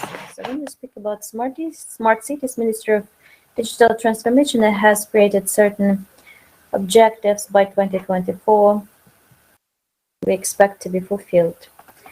It's 100% of services being provided online, public ones, 95% of objects of social infrastructure connected to broadband internet, 6 million of Ukrainians taught the digital skills and the IT share, up to 10%. And as my colleagues from Drohobych and Lviv mentioned, we have a serious question on the infrastructure to create safe cities. And there's a question concerning digital skills of the citizens because they have access, but they don't know how to use it. In our understanding, when we started working, I work in the Directorate for Regional Digitalization. When we started working with the regions, big cities, and communities of Ukraine, we noticed there is a correlation between if there's a digital leader in the community and how the process of digitalization is happening in this community. For example, Olena Hunko from Drohobych had leaders who drove these processes. So there was a person who was initiative and responsible for the city become digital. Us on the level of the ministry help create and coordinate institutional capacity in our country and in every oblast and every big city, more than 100,000, there must be the digital leader. In some cases, we advise on the level of legislation that the digital leader to have this official status, official head or deputy head of the central executive body or oblast administration. And in other communities where it's difficult to do, we suggest just to have a person who's just going to be the driver of this process. So we have the internal project that 25, it's 25 oblasts and 1,100 communities with digital leaders for whom we create roadmaps and suggestions of how they can digitalize and which products they can implement. For example, for the past year, we have an initiative, Smart City Club, where we created the club on interest for the representatives of the cities having horizontal communication and vertical communication with the ministries to exchange experience, gain knowledge on the mission of where the country is moving, and on horizontal level to exchange between the participants about smart cities. Lately, we also involved international speakers and experts there. We want to enable participants of this class to get international experience. Apart from that, I would like to say, of course, digital leaders, it's a financial technical provision and staff or HR question. And next week, we shall have the release of one of the projects, which is called the Lift. It's the platform, thanks to which you can expect it's a platform where people who are connected with the digital transformation, they give their vacancies, and people who are interested in digital transformation, they can apply for these vacancies. In this way, we are hoping that we can unite those who are looking for. So it's like satisfying the demand on the market. The next step for us, it's important these leaders of digital transformation to be taught the basic skills, because from our experience we see that leaders sometimes have good knowledge in the structure of local self-government bodies.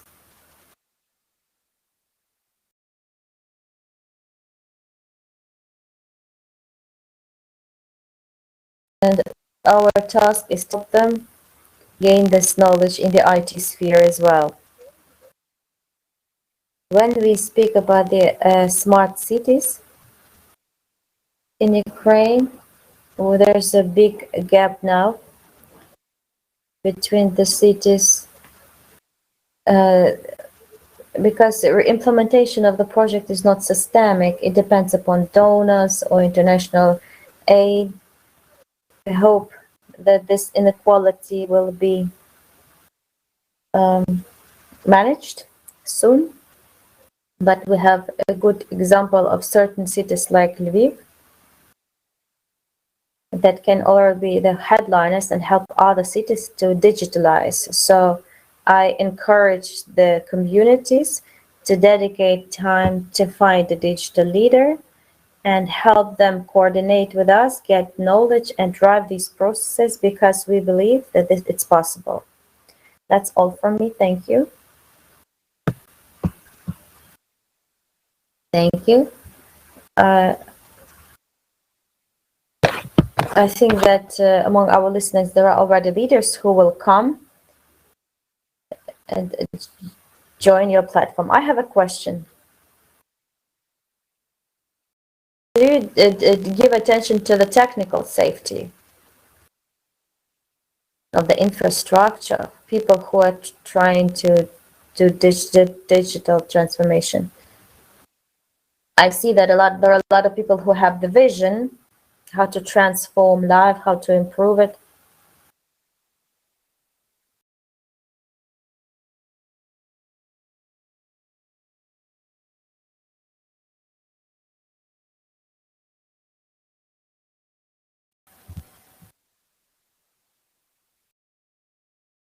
Not to cause any negative consequences. If I understand correctly the question, so it's the following: if we are helping the digital leaders to get knowledge how to digitalize data? No, not to digitalize, but to keep and store and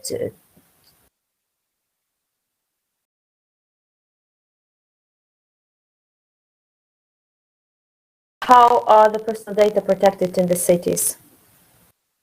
So the question of this data protection is not the question of the Ministry of the Digital Transformation. It's not within our mandate.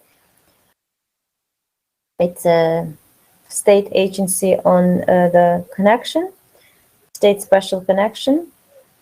But from our understanding, since there are many data, then owning these data, the owner of this data is the organization that is collecting it.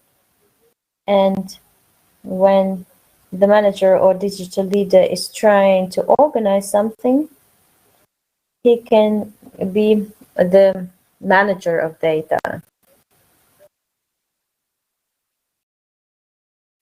and manage the flows of this information from those who give it to those who are collected. You can say it's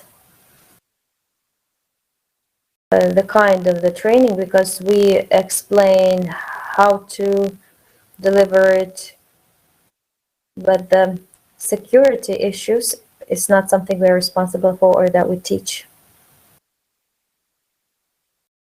Okay, thank you. And now I would like to give floor to Roman Chimik. He's the expert.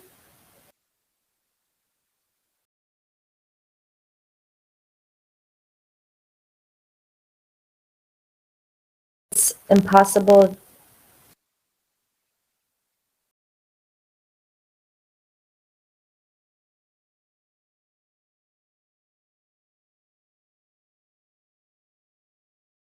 A very poor connection, and it's impossible to translate it.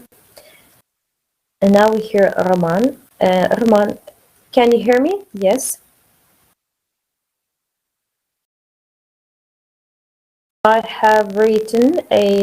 prepared the document with 13 theses on the safety in the digital environment. It's too large. That's why I will prepare it and then I will give it to you. So I will be brief, just touching on the key theses. For the last two, you give grounds to speak about the change in the digital transit of the humanity. This transit is now fast, and there are new forms. I outline this because of lockdown and the isolation of people over the world, online work, and children who have to do distant learning, up to the elderly who stayed with digital means of communication. And the second is the mass practice of using digital tools to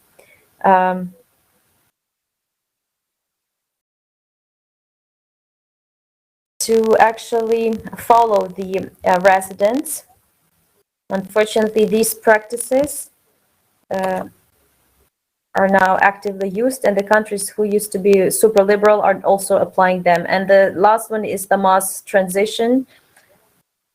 I would like to pay your attention at the last factor, because it now influences lives of Ukrainians significantly, and on the other hand, it's underestimated and it doesn't get necessary attention. On the post-Soviet in Russian Federation, for the past years, we're watching the illegal activity in the digital environment. And it's a digital transit of the criminal world that is happening, because the digital world is opening the new possibilities for the criminals. There are less risks, and it's more convenient. And then the industrialization of illegal activity has happened, and unfortunately, the social base of digital crimes has increased by youth, and there's a very rapid increase of threats for regular citizens from the side of the organized crimes.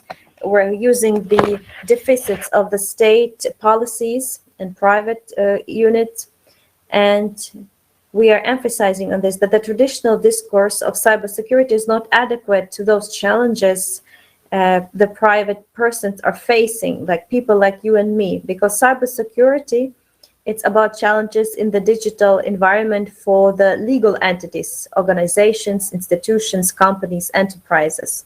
But the interest of the private persons is not reflected in this discourse in a more acceptable way. That's for you to be clear.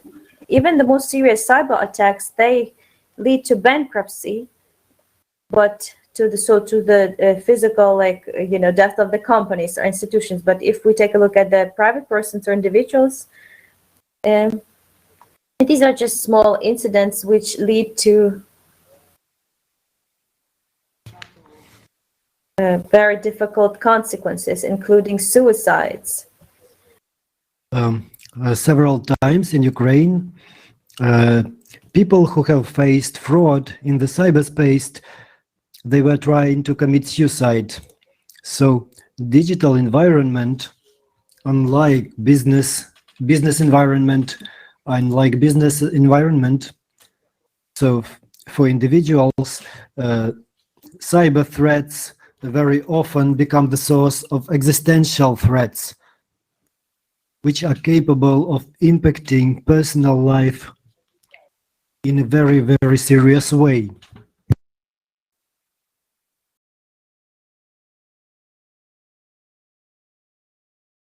Unfortunately, the issue of safety of people in the cyber environment is not borne in mind in a good way. Even the most advanced institutions in the world, like British financial institutions, they don't provide taxonomy of threats.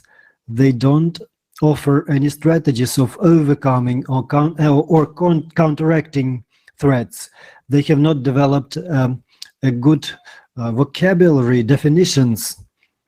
Our colleagues abroad and in Ukraine are still gathering the empirical material. As for the theoretical thinking about the problem, it's at the very initial stage. We and colleagues, what we suggest in the background of the threats, of the cyber threats, the safety would mean the situation in which no legitimate actions of a law-abiding person would result in a catastrophic or unacceptable damage. What I mean by catastrophic damage, we suggest it to be the damage which is accepted in the mass culture as unacceptable. For example, loss of real estate, loss of large amounts of assets, money, for example, half of a yearly income, and so on. Maybe facing some criminal violence and other things. So it is necessary to get involved and to develop the criteria. As of today, I can state, judging by the experience of working in this domain, as of today, the problem of protection of individuals from the most widespread threats in the digital environment does not interest business or government. The design of products in the business the products don't take into account the most widespread threats. The international character of threats has made Ukraine and a number of other countries of the southern or Eastern Europe, so those countries have become the home of cyber crime of Europe. Since 1990s, the World Health Organization regards Ukraine as a natural reserve of tuberculosis and HIV on the European continent. This means that the problem of safety and security in the digital environment is not just a criminological or social. It is not inherent only to Ukraine. This is our internal political problem and a problem of international relations. The global network discourse of internet, of the all-pervasive concept that we use to describe the reality of today, of the modern world, it is not relevant and we need to update it. the individuals can view themselves in several digital environments, and internet is only one of them. Those environments are based on very different and also mutually exclusive principles. For example, digital platforms like Google or Facebook, mobile communication networks, traditional internet, they are based on totally different principles. For example, a mobile network is principally closed, while the traditional internet is built on the opposite principle of technological, organizational, and other kind of openness. I would like to finish. Our group has done a certain amount of work. We collected some empirical materials. We are trying to understand it. As for the objectives to counteract cybercrimes, this is not a difficult thing, but it needs attention and methodological work. And again, Ukraine is again having the role of such sort of sandbox for very brave experiments. And we all have this unique, valuable opportunity to study the processes, to find the defects, and to make changes in the global and digital transit. Thank you for your attention. I have a question to you.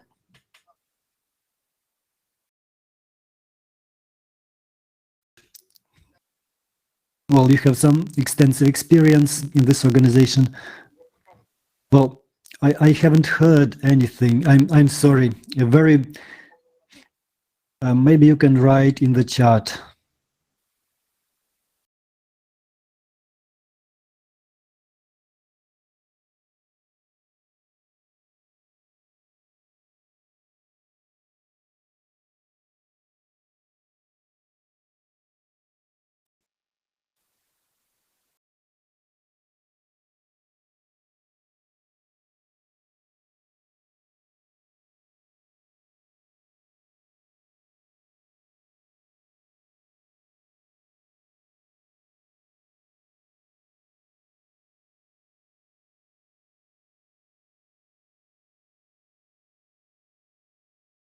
What are the most vulnerable points in the smart city from the point of view of security?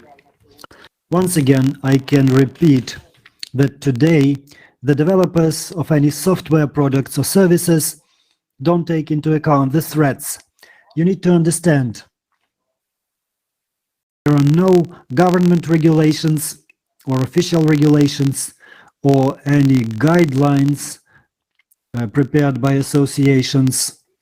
There are no guidelines which would describe the specifications about challenges and threats in the modern environment. So usually the software developers use their own expertise or just ignore this issue. So what is vulnerable? Well,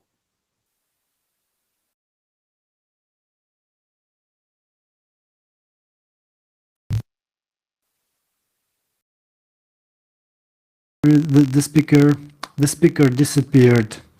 The speaker disconnected.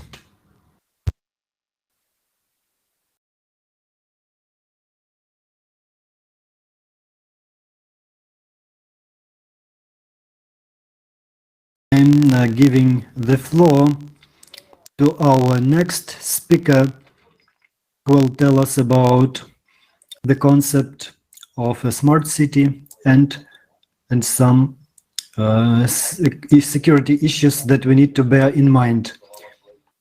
Probably, as for the question that was asked to our colleague, as for the vulnerabilities of smart city, so this relates to my own report. Well, if we give some thinking about the near future of the smart city, I would like to thank Mr. Volodymyr and Ms. Solomia, because you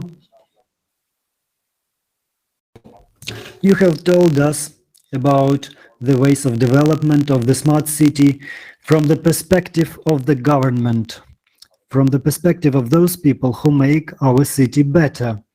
But I would like to bring some user perspective of the smart city. I would like to tell you what we see and what we use. Next slide, please. So, what is the near future of a smart city?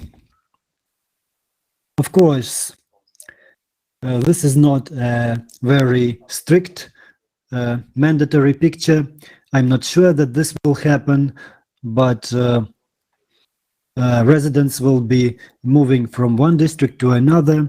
Each district have connectivity, AI, and augmented reality will influence all the aspects of the life. Recently, we had a perspective from Mr. Mark Zuckerberg, and this is where we're going in the future. The next generation of young people will not know how to have experience outside their online bubble. AI will provide food for us, as well as medical services, or like transplantation. Organs will be printed on biological printers. The indicators will tell us if we lack food, if we lack movement, if we have some healthcare needs. The industrial supply chains will be operated on a cloud server, whether public or some government cloud server. This is what we can say, how it looks. So what are the vulnerabilities from the point of view of cybersecurity we can have? What shall we have to concentrate on when building a smart city? At first, we need to have integrity of provision smart services. What does this mean? The residents, citizens should always have access to the main utility services like power, electricity power, water supplies, water sewerage. If we don't have the possibility, as a result of attack, if we stop receiving any services, for example, if the electricity line is disrupted, we need to have an alternative source of electricity, and the residents have to know where the alternative power source is located. We understand that whatever city we can build, whether this is a smart city or some other social, or whether we have some social meaning, the greatest value of such city should be the human life. And we understand that we need to always have a ready manual duplication of the main systems. This is important because if the automatic system is disrupted, or if remote management is blocked by some perpetrators, we need to have the possibility to do manual governance, manual management of the system. The previous participant said that the attacks are more aimed at organizations and companies. If in case something happens, the organization is not able to run away or announce bankruptcy, but we have a case when a cyber attack on a healthcare facility has resulted in the stoppage of a life care device, and one person died in a hospital. So we had an incident when a cyber attack resulted in the death of a person. I would like to repeat, whatever the way of the development of smart city, wherever we go, our main value has to be the life of the residents. As we have a lot of residents, and today we raised the question about the data collection, data storage and processing. we need to understand that from the point of view of cybersecurity, the data processing has to include confidentiality. Data has to be anonymous, and if it is very anonymous, well, if the data is openly published, the anonymity has to be observed. So if the data is not related to the purposes of the smart city, we need to stop their collection and processing. We need to limit access to the confidential data to the accredited institutions like municipality or providers of the services. And the system, there should be clear plan of information exchange. It should cover which data can be transferred to whom, which means of confidentiality of this data will be implemented. Also, plan of protection of this data should be included on the way they will be deleted. Who or how can they be, like eliminated? We're saying that a lot is done from the point of view what the user sees, but we understand what the user can see.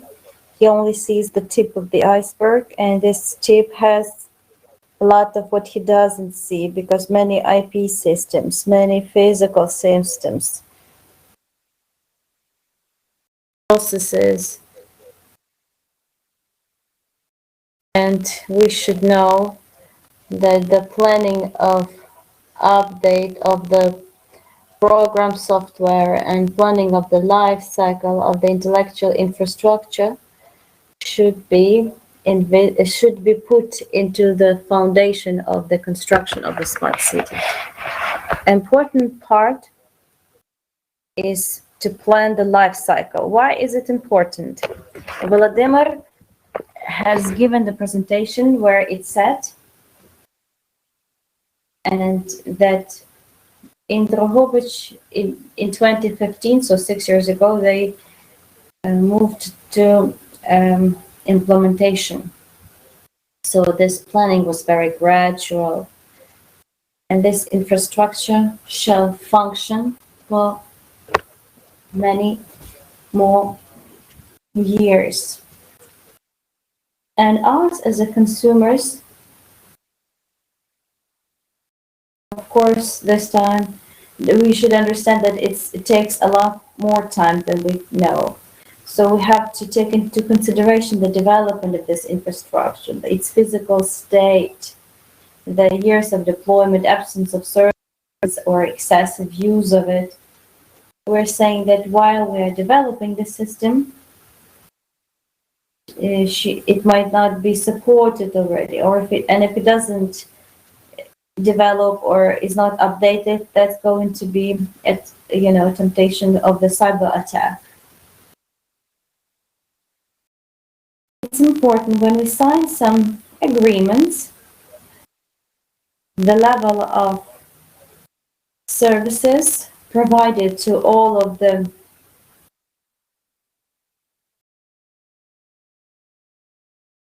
service providers, we are to specify in these agreements the SLA level of services and the obligation of our organizations and those persons who help us to improve life in the city, so that they also take care of their cybersecurity. Next slide, please.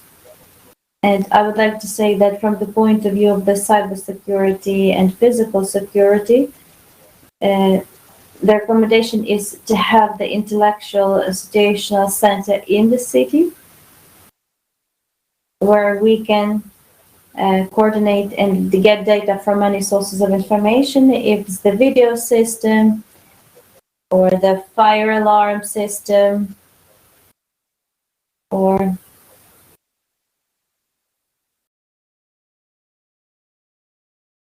and have a coordinated actions if they need to respond if it's some emergency service or the service taking care of the security of the employees, and to coordinate these actions on the basis of the SLA agreements. Thank you for attention, and I'm ready to answer your questions if you have any. No questions?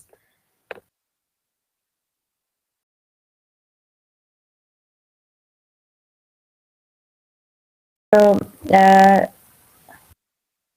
our next speaker is Maxim Blahonravin. Please take 5 minutes and tell us in brief.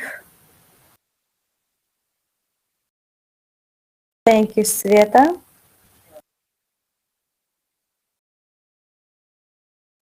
Can you switch slides?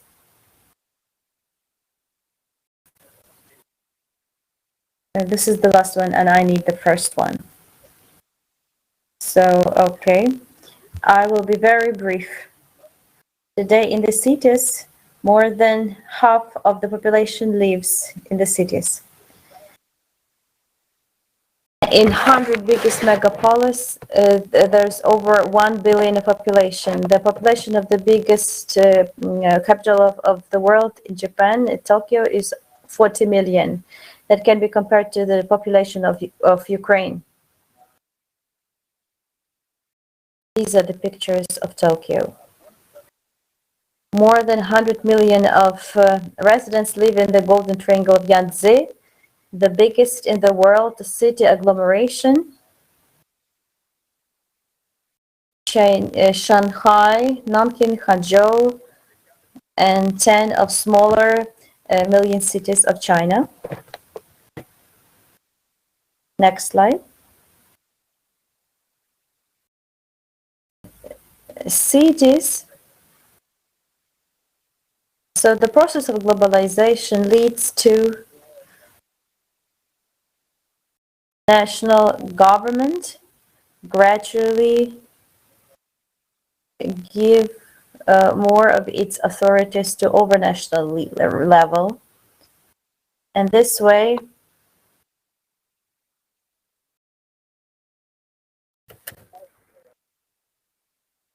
and that is how the big cities become where the most of the power is concentrated. And there's a question, why not to give the cities, metropolitan cities, domains? Why do we need domains? To support communities, to provide the competitiveness of the city, to enhance internal competitiveness, to increase cultural diversity, and to enhance the brand and image of the city. That's how the need was formulated of the cities in new domains. But long before the first round of new domains, the first city that got its domain was LA in 2001. Next slide, please.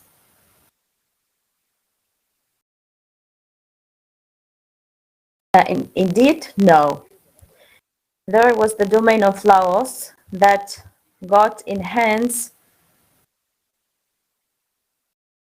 of a fraudster who started selling domain names in LA, Louisiana, Latin America, France, and China.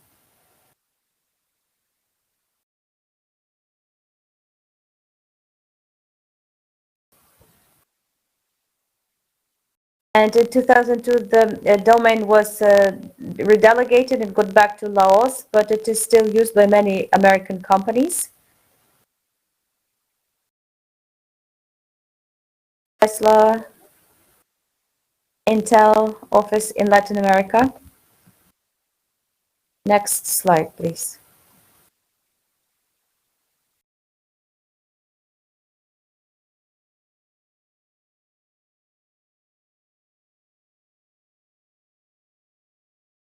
Nevertheless, the experience of LA that had its own domain for almost a year. They decided to repeat it in New York, and the authority of New York helped the ICANN to do this. And in 2011, New York got its domain, New York City, NYC.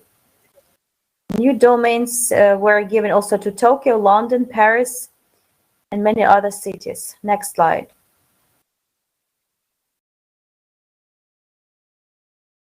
I cannot say that domains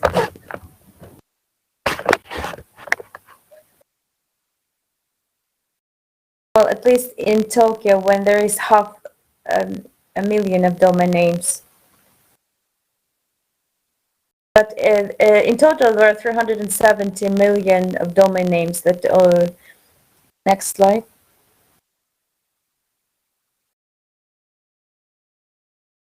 Here's the Tokyo domain on the slide compared to domains of other cities. But these domains, they are developing and work for the benefit of the cities and communities. Right now, the new round of domains is prepared. Perhaps 2-3 years later, there will be domains of the upper level of Kyiv, Lviv, or Drohobych. Thank you. That's all for me. Thank you. A very unusual viewpoint on the use of the domain names in order to support smart cities or residents, or high level of informing about the services and possibilities. I would like to thank our participants for a very interesting session, for sharing your experience that we have checked on the positive changes, and also we managed to take a look at the probable threats that can be behind excessive use of internet technologies in the cities. Thank you for this session. The record will be on the IGF website. Thank you.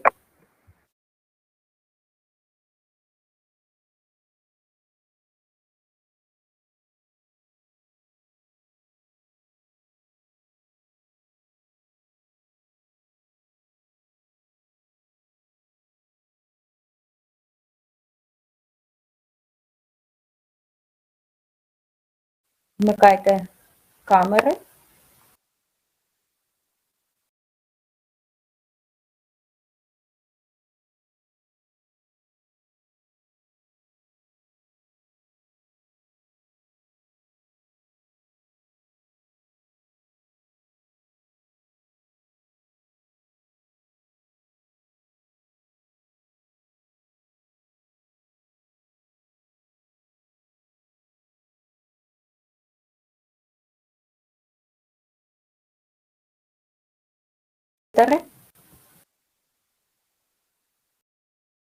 Так, я перепрошую, в мене камера, вона не працює. Я не можу її вімкнути.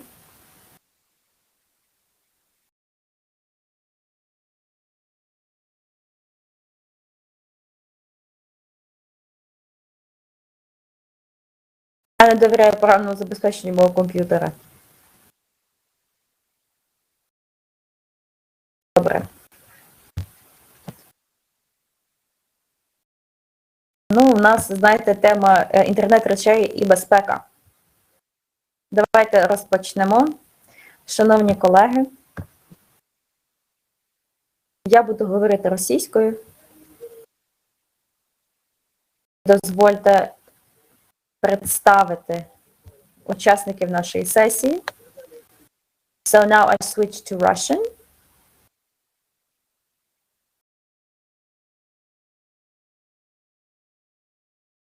So I am introducing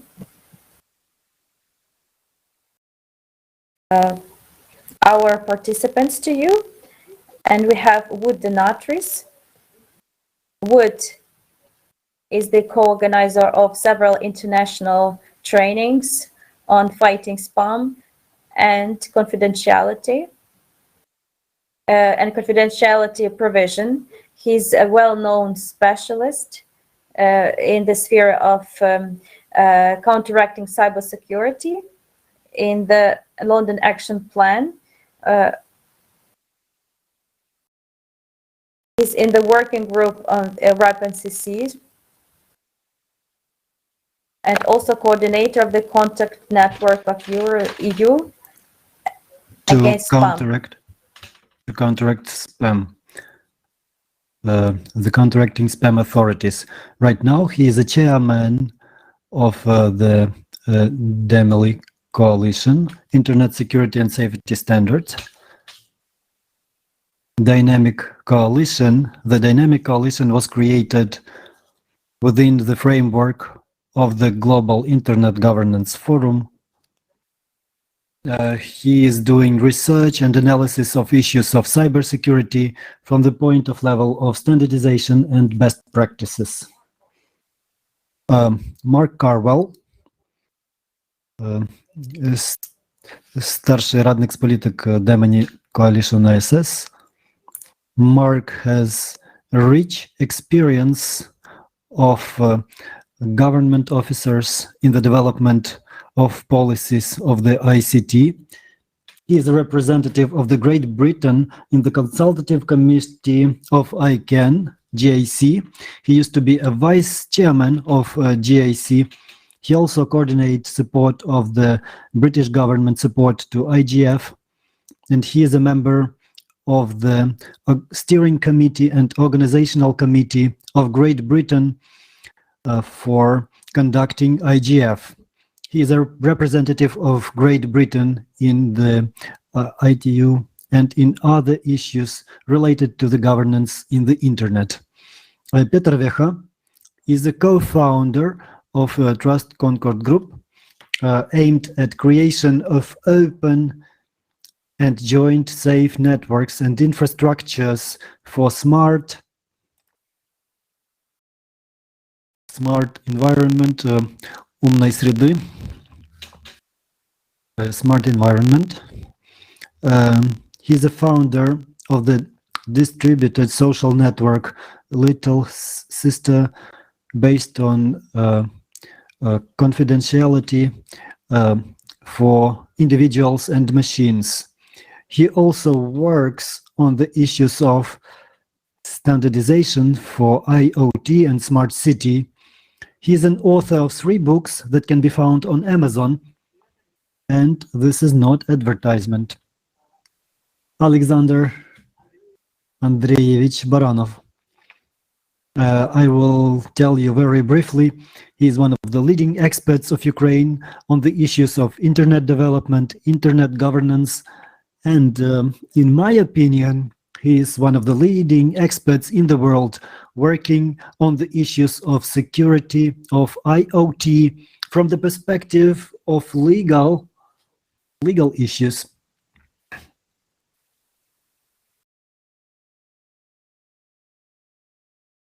Right now, I would like to give the floor to Wood Denatris, so that he could introduce or present the position from the point of view of global IGF, from their perspective, which was indicated as an objective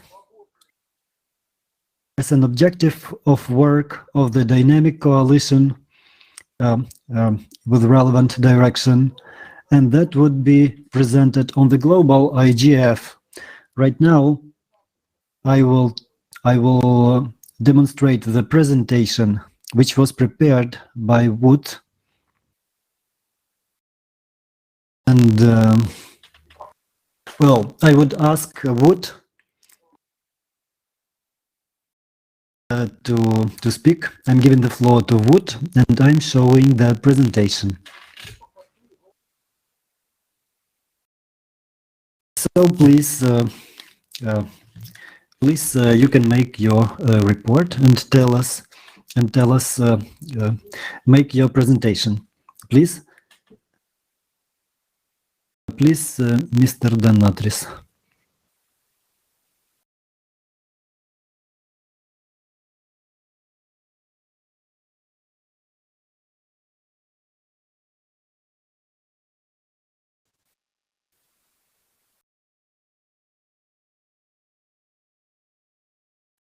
Дякую за вступ та представлення, пане Юрій. Я надіслав вам уранці нову презентацію. Це нова презентація зараз на екрані. Скажіть, будь ласка. Прошу пробачення. Я надіслав вам нову презентацію вранці. Це вона на екрані? Нова? Вранці, правильно? Так. Адже я не встиг включити усі слайди, які я хотів, тому я її трошки виправив і надіслав. Я можу розпочати із цих слайдів, щоб не втрачати час.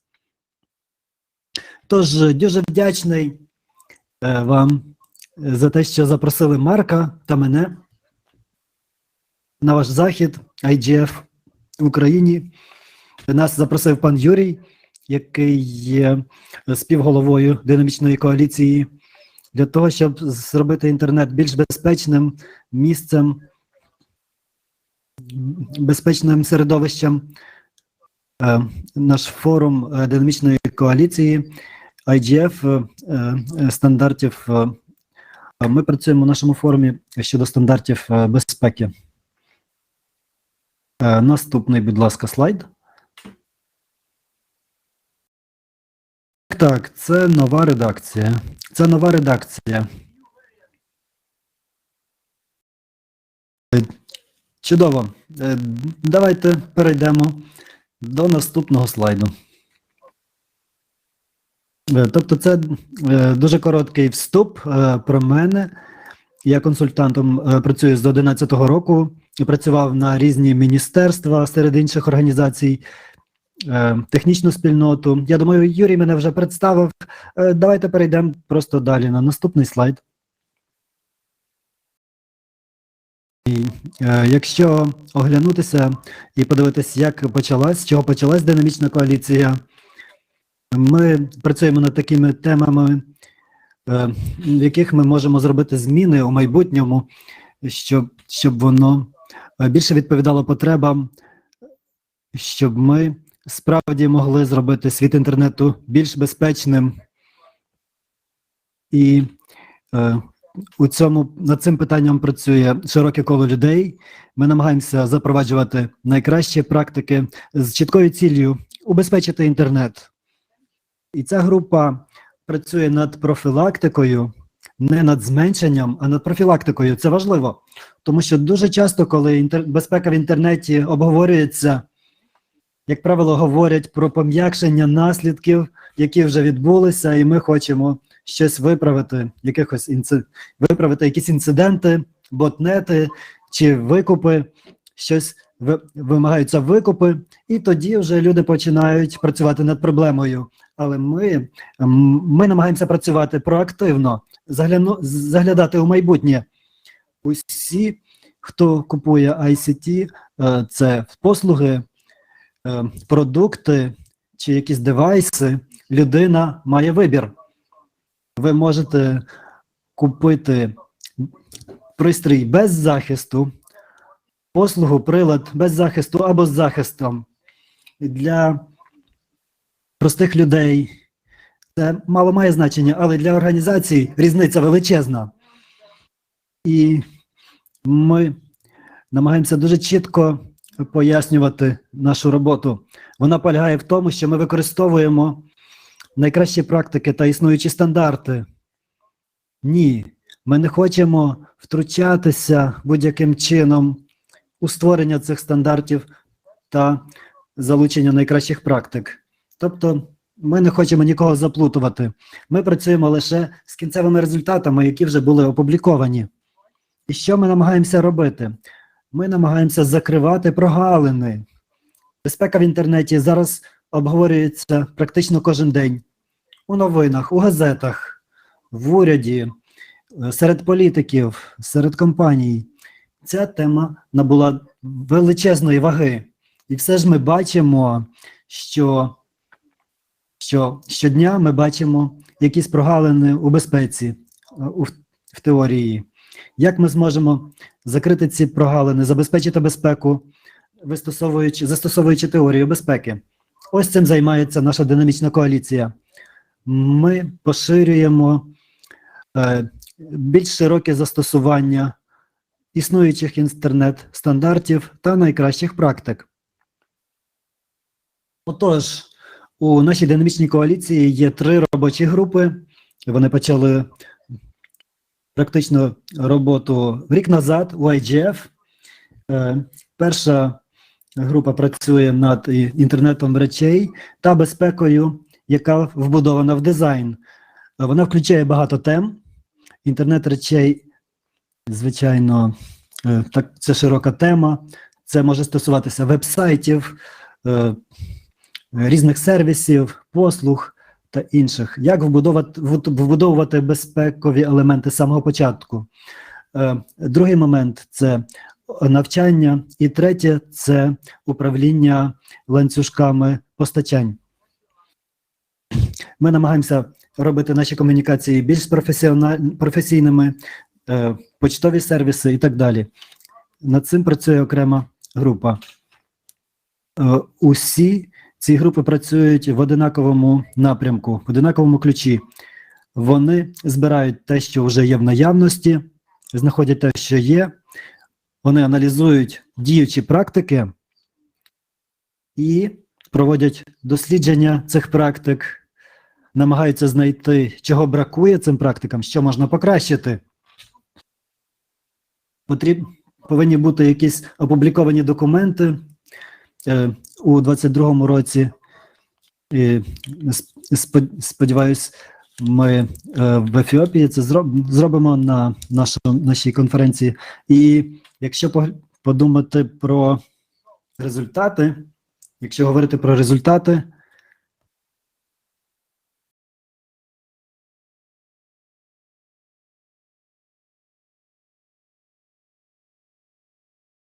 якісь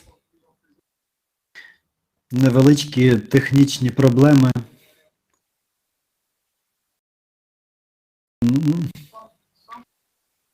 Щось дивне відбувається.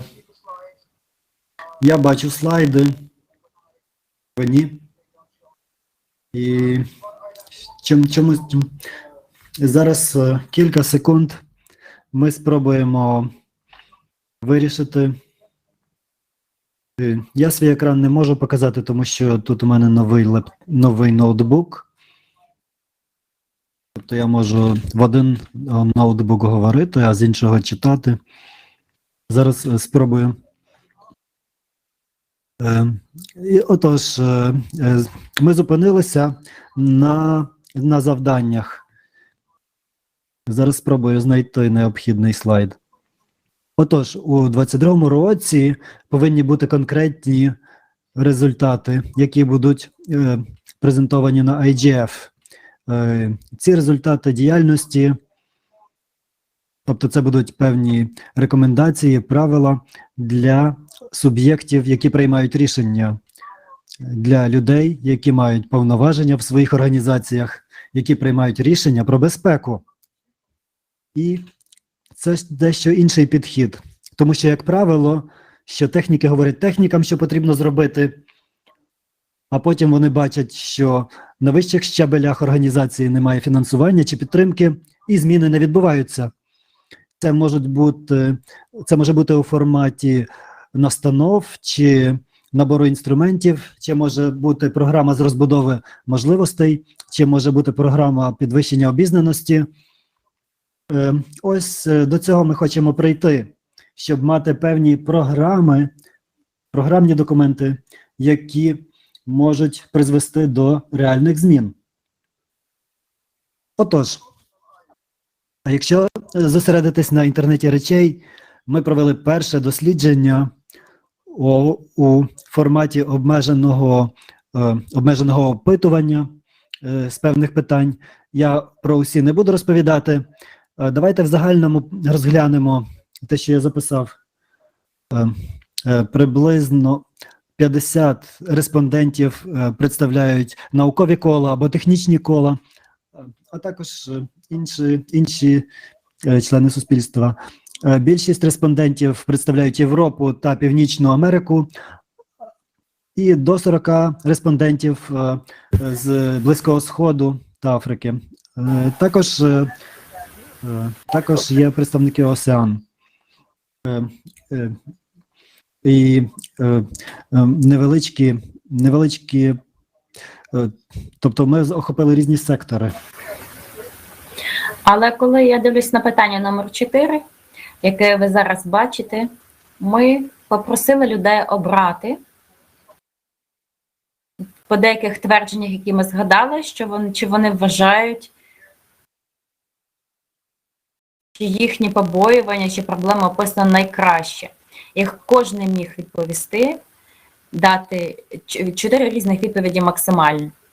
Як ви можете побачити, це в нас ключові результати, тобто не авторизований доступ до даних, це може бути проблема із приватністю, але також і безпекова проблема, також брак регулювання та недостатність правил із кіберзахисту, а також обмежені інструменти для регулювання, відсутність побоювань щодо обмежувального регулювання, тобто іншими словами,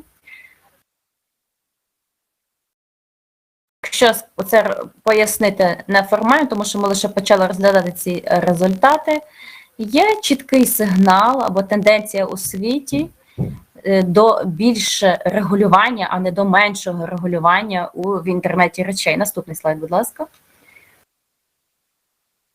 Коли ви просите людей пріоритизувати оці опції безпекові, які ми презентували, таке стандартизація перше місце зайняла. Потім пішла освіта,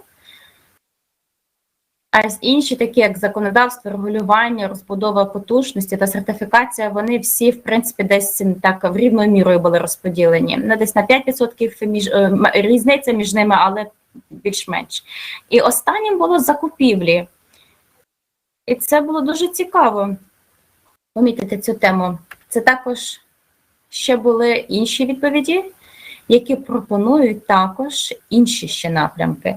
Як ви можете побачити, це саме класичне рішення, їм віддають перевагу. Тобто стандартизація, впровадження, розгортання цих стандартів, вони все ще позаду. Люди все ще вважають, що першим рішенням має бути стандартизація. Але якось треба пришвидшити, зробити розгортання цих стандартів швидшим. Наступний слайд. Коли ми запитали людей, яких заходів ви вжили, а перед цим ми запитали, чи ваша організація вживала якихось заходів, чи почала якісь програми щодо безпеки в інтернету речей. І 39% відповіли так, а 61% сказали ні. Тобто вони всі пропустили ці питання. Ті, хто таки вживали якихось заходів, вони сказали, що вони працювали над стандартизацією або над процесами найкращих практик. Вони працювали над розробкою технічних інструментів, також розбудови потужності чи потенціалу. Це топ-3. Були ж інші також, але це те, що найчастіше, це ті, які ми отримали найчастіше. І це було відповідність з тому, що необхідно було очікувати від організацій, які працювали над сферою інтернету речей. Також ми запитали, що б ви саме зробили. Це було відкритим запитанням. І ми обрали декілька відповідей, які вирізнялися. Наприклад, досліджувальний проєкт для того, щоб показати важливість стандартів інтернету речей для тих, хто приймають рішення, для політиків. Наступне, це також було дуже цікаво, тому що вони сказали, що вони працюють над рекомендаціями для захисту справ споживачів у інтернеті речей, а також вони розглядають постачальників і клієнтів, розробників щодо базових практик забезпечення із безпеки. І питання, яке стоїть перед нами на 22-23 рік, як задіяти все ж таки ці організації. Наприклад, якщо ми визначаємо, наприклад, новий холодильник, який потрапляє на ринок, нам треба його проаналізувати. Так, наскільки він холодить, наскільки яскрава лампочка в ньому працює. і чи цей компонент інтернету речей є безпечним. І тоді присвоїти йому таку зелену або ж червоні, тобто або погані, або низький рейтинг дати йому. І це було дуже цікаво, що ми з'ясувалися в результатах цього проєкту. Ми також запитали, які були причини успіху вашого проєкту. Хтось сказав, що в нас ніякого успіху не було абсолютно. Було дуже багато такої відповідей. Але були також і ті, які відповідали позитивно, казали, ми залучили багато стейкхолдерів, тобто застосували мультистейкхолдерний підхід, і зрозуміли інтернет речей як цілу парадигму зі своїми унікальними безпековими вимогами і змогли, якщо розглядати його як окрему технологію. Далі, закупівлі. Він сказав, що ми були прив'язані до процесу закупівель. І це дуже цікаво, тому що тоді, коли ви купуєте новий інтернет речей, ви купуєте той, який безпечний. А хтось назвав використання та розповсюдження даних.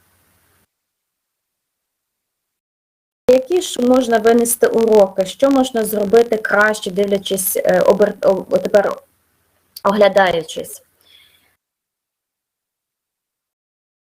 Тож, треба було більше залучати різних стейкхолдерів, особливо урядових та політиків і в рамках індустрії. Також захисні механізми інтернету речей повинні були бути у відповідності з загальною бізнес-стратегією. Регулювання для того, щоб впливати на закупівлі, був би більш впливовим, аніж якась окрема дія. Тобто, іншими словами, знову-таки в нас тут закупівля. І це не останній раз.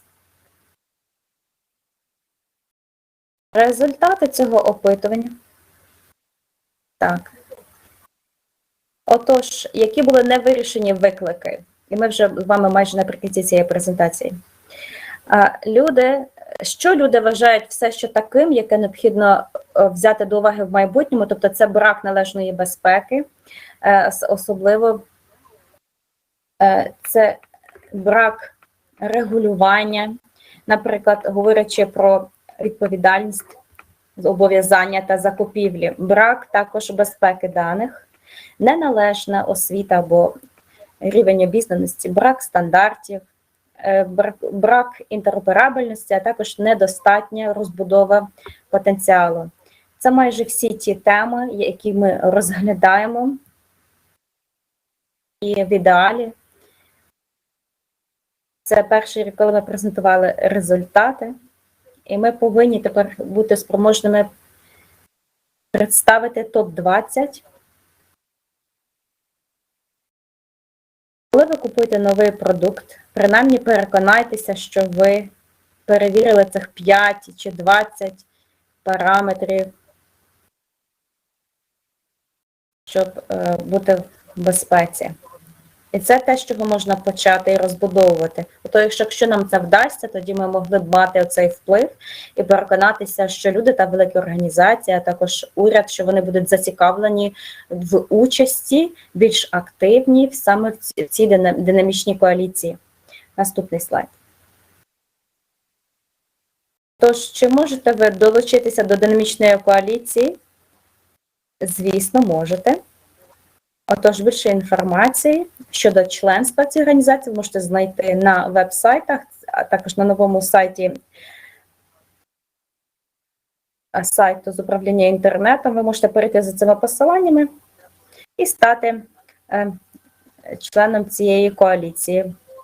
Вам надійде імейл з повідомленням щодо того прогресу, якого ми досягаємо. Також можете долучитися до однієї з робочих груп, тому що нам потрібні експерти, які зможуть з нами реально працювати.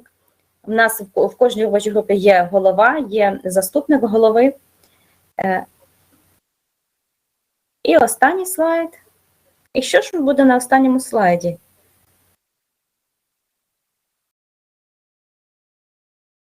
Ви можете долучитись до динамічної коаліції на IGF, який відбудеться 6 грудня о 9:30.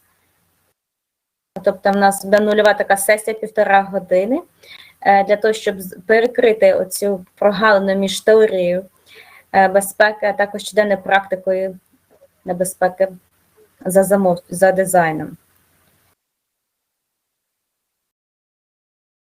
Також у нас будуть, тобто в нас також буде засідання Генеральної асамблеї 9 грудня, а також сесія із нетворкінгу, розбудові контактів 10 грудня. Юрій, тепер я передаю слово знову вам і дякую вам за цю можливість.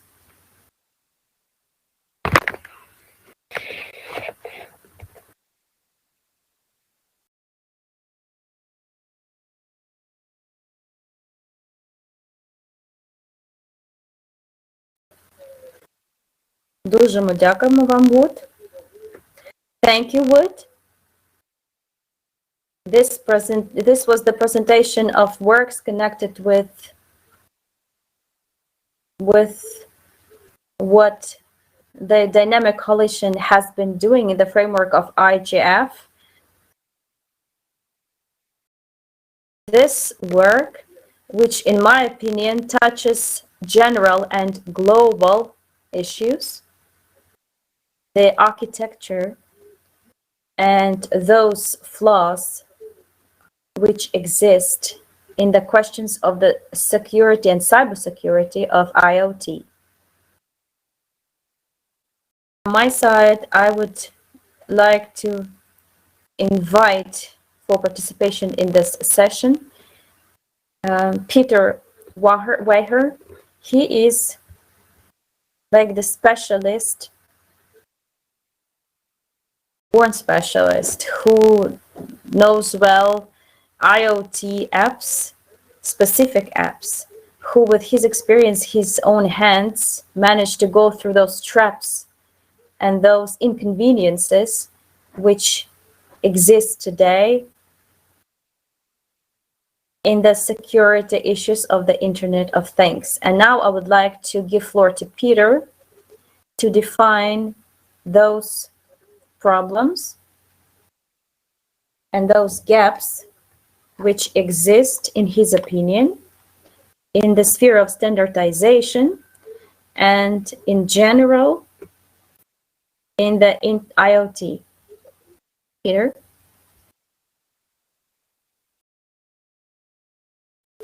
Так, вітаю всіх. Дякую вам за запрошення на цей форум для обговорення інтернету речей, а також питань безпеки. На нашу думку, ми працюємо з кібербезпекою і інтернетом речей вже багато. І ми побачили великий інтерес та багато напрацювань у цій сфері. Інтернет речей став майже одностайною розробкою з автономною системою, а також інтероперабельністю не лише між компаніями, а й між державами, але також країнами. Ми бачимо весь ланцюг постачань, який є автоматизованим вже по інтернету. І більшість цих напрацювань і розробок зроблені шляхом оптимізації економічних витрат і послуг, які ми надаємо. Ми їх продаємо, задумуючись, але не так часто виконується ще якась практична робота по аналізу і також профілактиці якихось наслідків. Єдина країна, в якій я знаю, що є ефекційне законодавство, це Китай. Можливо, який не розглядається багатьма як кібербезпека, виконавець кібербезпеки. США у 2016 році оголосили інтернет речей найбільшою загрозою Америці. Америка має багато загроз. Очевидно, інформаційних, а також військових, воєнних, але у державному звіті сказати, що інтернет речей – це найбільше з усіх загроз, напевно, лякає багато людей. І очевидно, що висновок – це, напевно, це найбільша загроза для будь-якої нації, тоді я з цим згідний. З тієї причини, що сьогодні дуже просто отримати контроль і паралізувати ціле суспільство. Як ви знаєте, у багатьох країнах є певне картування секретних операцій і певні дослідження, і проводять певні таємні аналізи вразливостей інтернету речей. 3 години потрібно, щоб, наприклад, у порушенні ланцюжку поставок, щоб з магазинів зникли важливі такі продукти, необхідні як вода та інші продукти, важливі для життя людей. Тобто продукти, якщо порушити ланцюжок поставок, зникають за 3 години. Тобто питання національної безпеки полягає в тому, як швидко можна мобілізуватися і відновити порядок. За останні кілька місяців ми бачили атаки на ланцюжки поставок газу, нафти, газопроводів та інші. Проводяться конференції з безпеки, які показують, що усі технології більш-менш, і навіть останні версії операційної системи Windows, Apple, Linux, усі можуть зазнати неавторизованого втручання. І дуже мало компаній чи владних органів, які мають ефективні плани протидії цим проблемам. У більшості діяльність відбувається реактивно на ті події, які відбулись 10 років тому, не на нові загрози у сфері управління інтернетом. Тобто зараз дуже мало заходів з захисту дієвих засобів. Тобто завдяки оптимізації більше і більше систем стає автономними. Машини, якими не керують люди, ці машини повинні приймати безпекові рішення самостійно. І дуже часто машину можна обдурити і скористатися її вразливістю. І коли країна розуміє такі загрози, їй потрібно прийти до висновків про те, що потрібно діяти проактивно, вживати проактивних заходів для захисту інфраструктури від ворожих атак. І нещодавно хакери відбувались хакерські атаки, у яких ми не бачимо використання розвідувального середовища, що це були просто хакери самі по собі, але зараз ми бачимо, як хакери діють самостійно, але у разі конфлікту ми побачимо набагато більші атаки з боку розвідувального середовища, тому що у професійних програмістів будуть набагато більше можливості, ніж у окремих хакерів. Для того, щоб у плані захисту варто розглянути досвід та законодавство Китаю щодо кібербезпеки. У них також є певні негативні аспекти, але разом з тим є і позитивні моменти у розбудові проактивних заходів, про які варто знати, особливо у законодавстві та в управлінні. Тобто це проактивний такий підхід. По-перше, обладнання повинно бути сертифіковане, те обладнання, над яким можна отримати контроль. По-друге, протизаконно публікувати та мати вразливі системи або пристрої. Це можна порівняти з автомобільною інфраструктурою. Раніше автомобілів було менше, і люди їздили на чому хотіли і так, як хотіли. І людина несла відповідальність лише за значні збитки. Раніше навіть за водіння у п'яному вигляді не карали. І якщо б така ситуація залишилася, якщо б ми просто дозволяли людям робити все, що вони хочуть у автомобільній сфері, у нас були б серйозні проблеми зараз. Те саме стосується в інтернеті. Свобода була дуже хорошим фактором для розвитку інтернету раніше, у попередні часи.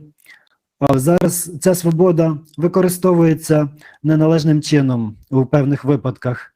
Тому урядам потрібно криміналізувати деякі речі. А також урядам потрібно криміналізувати безвідповідальне використання вразливих систем. А також автономні системи інтернету речей. Цим системам потрібна активна допомога у тому, щоб вони розуміли, що є безпечно, що ні. Зараз є величезна кількість запитів у інтернеті. Зараз певні сервіси вимірюють кількість атак, які надходять з різних країн, а також проводять якісні замірювання. І, наприклад, можна зрозуміти, що більшість систем автономних не розуміють, які гравці є хорошими, які поганими, які нейтральними. Тому автоматичним системам потрібна допомога. Як ви вже згадували, потрібні стандартизовані сервіси та служби, які проактивно допомагають пристроям та системам приймати самостійні рішення щодо безпеки. Усі ці пункти, про які я згадував, з приводу допомоги у створенні стандартів. Наприклад, стандарти у західному світі зараз є наразі реактивними, і для їх застосування потрібна добровільна участь для того, щоб їх просувати і використовувати. І щоб це сталося, більшій кількості людей потрібно знати те, що відбувається зараз. Ми не повинні базуватися на тому, що було 10 років тому. Зараз сервіси з публікацій і особливо інтернет речей, у них є величезні вимоги. Такі складні, що навіть досвідчені професіонали роблять помилки. Люди, які 20 років і більше працюють у кібербезпеці, вони не усе знають, не усе розуміють і не можуть зробити повністю безпечні системи. Нам і усім потрібна допомога для того, щоб створювати належні та безпечні системи. Наразі зараз їхня безпека не є достатньою. Дякую ще раз вам, пане Юрій, за цю можливість бути присутнім та виступити. Дякуємо, пане Пітер, але дуже коротко скажіть нам. У мене є питання. Я хотів би запитати вас, як людину, яка має безпосередній досвід з пристроями IoT, інтернету речей. Дуже коротко. Ви можете розповісти про іншу систему і різні системи стандартів IoT сьогодні? Чи існують інші системи стандартів безпеки інтернету речей? Яка система безпеки краща? Можливо, американська, можливо, європейська, чи ще якась інша? Так. Що стосується різних технологій, інтернету речей, можна розглянути різні аспекти. З одного боку кібербезпека, з другого боку приватність. Що стосується інтернету речей та особистих девайсів, потрібно захищати як приватність, так і безпеку. Є дуже безпечні системи, які повністю знищують приватність. Кібербезпека не захищає приватність. І це потрібно пам'ятати. По-друге, у пристроїв є певні обмеження. Можна розподілити девайси на категорії по їхньому розміру. Якщо ми говоримо, наприклад, про маленький сенсор, який споживає менше ресурсів, можемо порівняти з автономним автомобілем або автономною виробничою лінією. Різні технології забезпечують різні види послуг з безпеки. Найбільш легкі сервіси надають певною мірою кібербезпеку і дуже значно зменшують приватність. Але цього може бути достатньо у деяких випадках. В той час, як більші комплексні технології надають більше кібербезпеки, але вони занадто складні для того, щоб їх використовувати на невеликих пристроях. Тобто технології можна масштабувати. Є старі технології, якщо ми говоримо про HTTP та HTTPS, на жаль, це найбільш поширені протоколи, і вони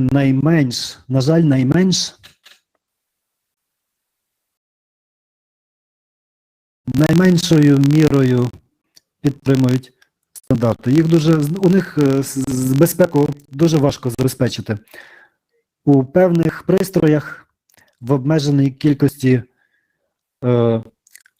пристроїв можна зробити певні обмеження, забезпечити кібербезпеку, застосувати певні інструменти шифрування, DTLS. До того ж можна використовувати застосунки, такі як не дуже важкі протоколи спілкування між машинами. Це також додатковий шар безпеки. І для невеличкого масштабу цього може бути достатньо. Але для більш великих систем потрібен XMPP. Це дуже потужний протокол від одної точки до іншої. У нього є різні можливості, різні методи шифрування та захисту приватності, але він занадто складний для невеличких пристроїв. Щодо найбільш популярних протоколів у інтернеті речей, це NT-UTT, але для цього потрібно мати дуже великі, дуже значні навички. Звичайно ж, його намагаються використовувати, але неправильне його використання означає величезні ризики. То величезні порушення відбуваються з використанням MPUTT. Що стосується інтернету речей, є певні технології, які підходять для використання, але потрібно вміти ними користуватися. Деякі із протоколів дуже широко використовуються, але вимагають хороших навичок.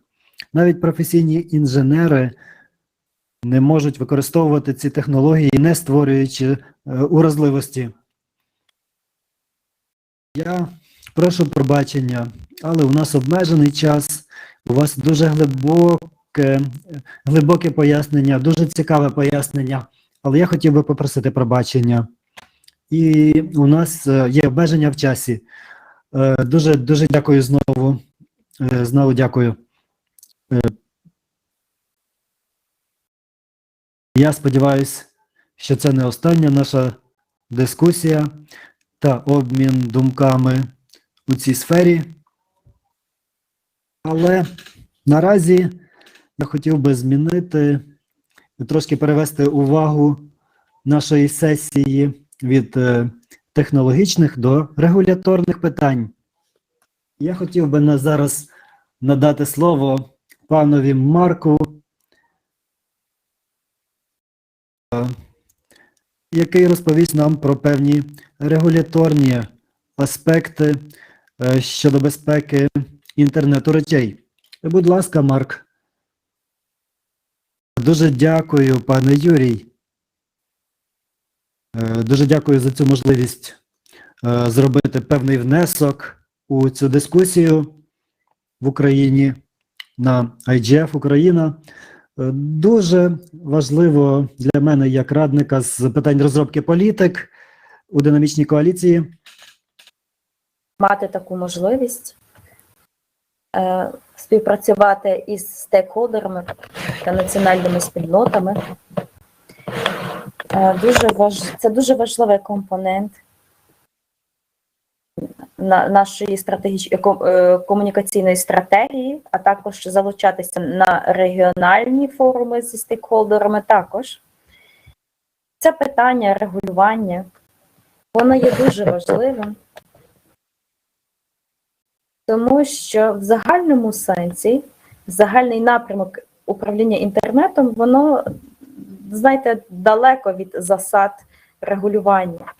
Тому що вже історія нам показала, що, як правило, регулювання не встигає із тим, як швидко розвиваються технології і уряди, які б наміри в них не були, щоб зробити онлайн-середовище більш безпечним, їм важко розбудувати цю регуляторну відповідь, яка буде надійною, яка буде поважатись, які будуть довіряти на національному рівні, або ж, якщо можливо, і на міжнародному рівні. Це нелегко. Отож, як нам пристосуватися в такий спосіб, щоб інтернет речей змінить наше життя, змінить те, як працює бізнес, змінить наші ЗМІ, в такий спосіб, що без якогось контролю він може стати хаотичним, анархічним і дозволить усім поганим додаткам, злочинам проникнутися. Як же цього уникнути? Як уникнути такої ситуації? З точки зору коаліції ми чуємо голоси про бажаність регулювання, і ми знаємо, що відбувається. Юрій, ви описали вашу історію, але я вже зараз не в уряді Британії, я вже є незалежний, але уряд Великобританії вирішив, що вони мають оцінити масштаб розробки смарт-пристроїв, зробити їх більш безпечними, надійними через якісь регуляторні інтервенції. Є люди в міністерстві, це департамент культури та спорту, і вони провели консультації щодо аспектів споживання таких девайсів. Вони опублікували результати, і вони також вивчили, які були критичні питання і яку роль може відіграти уряд. Отож, в коаліції ми дійсно хочемо також мати зв'язок із національними політиками, але також хочемо бачити, чи ми можемо готувати рекомендації як для політиків та уряду, а також для тих, хто приймають рішення в індустрії, а також дизайнери самих цих пристроїв. Коли знаєте, безпека за замовчуванням, це дуже важливо для того, щоб зробити ці пристрої безпечнішими, вбудувавши в них цю безпеку, релевантні стандарти безпеки. Це дуже важливе щодо підходу Великобританії. Тобто такий підхід, який в центрі поставить оцю безпеку за замовчуванням. Щодо того, як можуть користувачі безпечно використовувати ці прилади. Отож, поспілкувавшись з урядом, також зв'язавши їх із тим, що каже приватний сектор, індустрія, і також розглянувши думку тих, хто купує ці девайси, тому що закупівлі можуть також відігравати важливу роль, тому що якщо люди, чи це працівники урядові, чи це великі корпорації, які купують, якщо вони розуміють критичні стандарти, яка б не була вартість, зробити їхні мережі безпечнішими, для того, щоб зробити безпечними їхніх користувачів, та тоді регулювання можуть відігравати певну роль. Я відчуваю, що напрямок, в якому ми рухаємося, це залучення уряду, для того, щоб було більше консенсусу щодо практики, щодо підвищення обізнаності, щодо критичних стандартів. Якщо це значитиме, що якісь рамки уряду, то це може бути корисним для уряду чи для регіональних адміністрацій, для того, щоб розробити такі кодекси практики. Це може бути одним із рішень. І такі кодекси практики, вони є більш гнучкими, ніж якесь жорстке регулювання.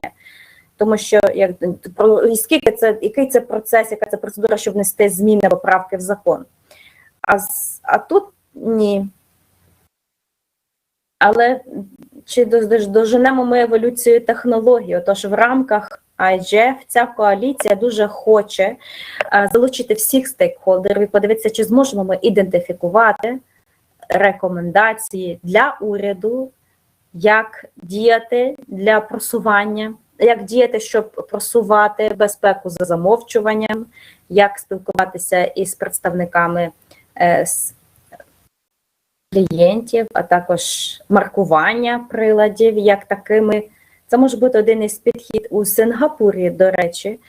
Там адміністрація кібербезпеки, вони використали такі підхід, це також може бути рішення. Давайте поглянемо, що є, давайте довкола, давайте дослідимо це.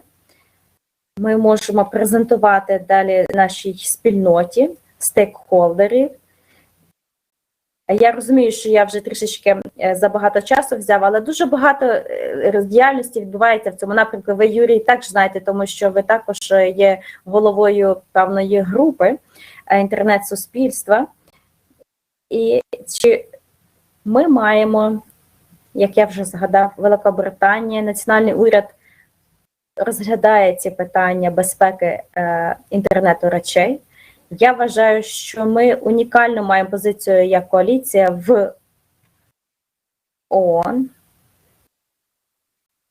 Ми можемо всі ці ініціативи обговорити і дати можливість ООН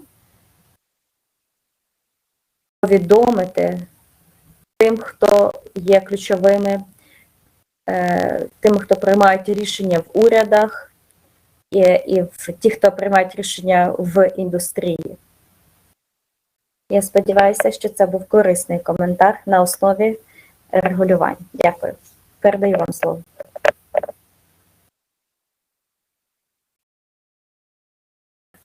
Дякуємо, Марк. Якщо чесно, мені не подобається взагалі цей термін регулювання. Особливо в тому сенсі, знаєте, яка природа є регулювання. Я розумію, що це підхід мультистейкхолдерний, це я розумію, що є дуже багато різних акторів тут. Але що ви маєте на увазі, коли ви кажете регулювання? Це технічне регулювання чи технології?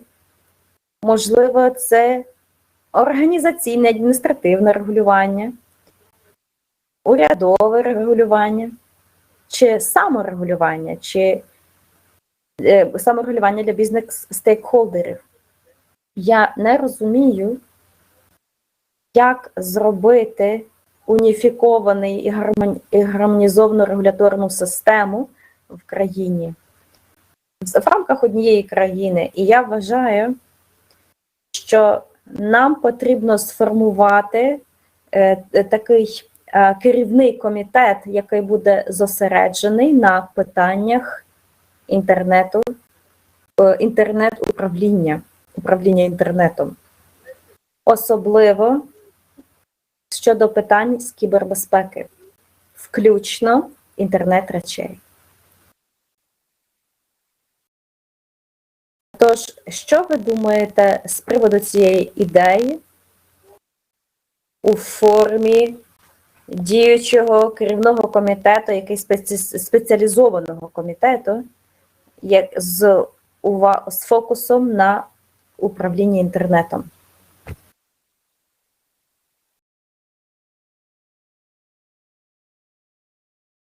Я гадаю, що це дуже цікава пропозиція. І знаєте, я кажу, цікаве, коли я ще думаю, як же мені до конкретики перейти. Ну, давайте дослідимо конкретику цього.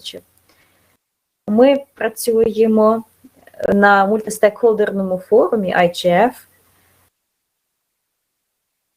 але цей IGF проходить зміни, і може так бути, що одним із аспектів того, як працює IGF, це мати експертні групи, започаткувати експертні групи, які будуть працювати впродовж року і допомагатимуть розробляти конкретні рішення. IGF критикували в минулому. Я думаю, не дуже це було справедливо, але як говорили, що тут лише розмови ведуть і нічого не роблять. Але ми бачили за останні роки, що IGF працює і багато чого робить. Але, можливо, він може мати також масштаб та потенціал, якщо буде достатня кількість фінансів, заснувати таку експертну комісію, про яку ви згадуєте, яка зможе працювати глобально, діяти глобально на основі консенсусу, представляти прогрес на IGF веб-сайті, а також впродовж року. І знаєте, дні, коли IGF – це лише одноразова якась подія в листопаді чи грудні, про яку потім всі забули, це неправильно. Це має бути, знаєте, цілорічна така подія, яка має бути зосереджена на багатьох моментах і також надавати результати цієї роботи. Але результати можливі лише тоді, коли будуть зібрані разом експерти, а ми в цій коаліції можемо зібрати якомога більше експертів. Але щодо встановлення рамок для всього світу, для того, під якими він підпишеться, я гадаю, тоді нам треба інша конструкція, яка може бути дуже подібна до того, що ви пропонуєте. Комітети, які працюють відкрито, в мультистейкхолдерний спосіб, які співпрацюють із урядом, із організаціями, які розробляють стандарти, а також з великими корпоративними користувачами і тим, хто споживає ці продукти, а також організаціями громадянського суспільства, можливо. І це може призвести до основних змін, оскільки технології змінюють все в нашому житті, включно із тими смарт-пристроями, чи під'єднання, наприклад, під'єднуючись до наших побутових приладів, холодильників, наприклад.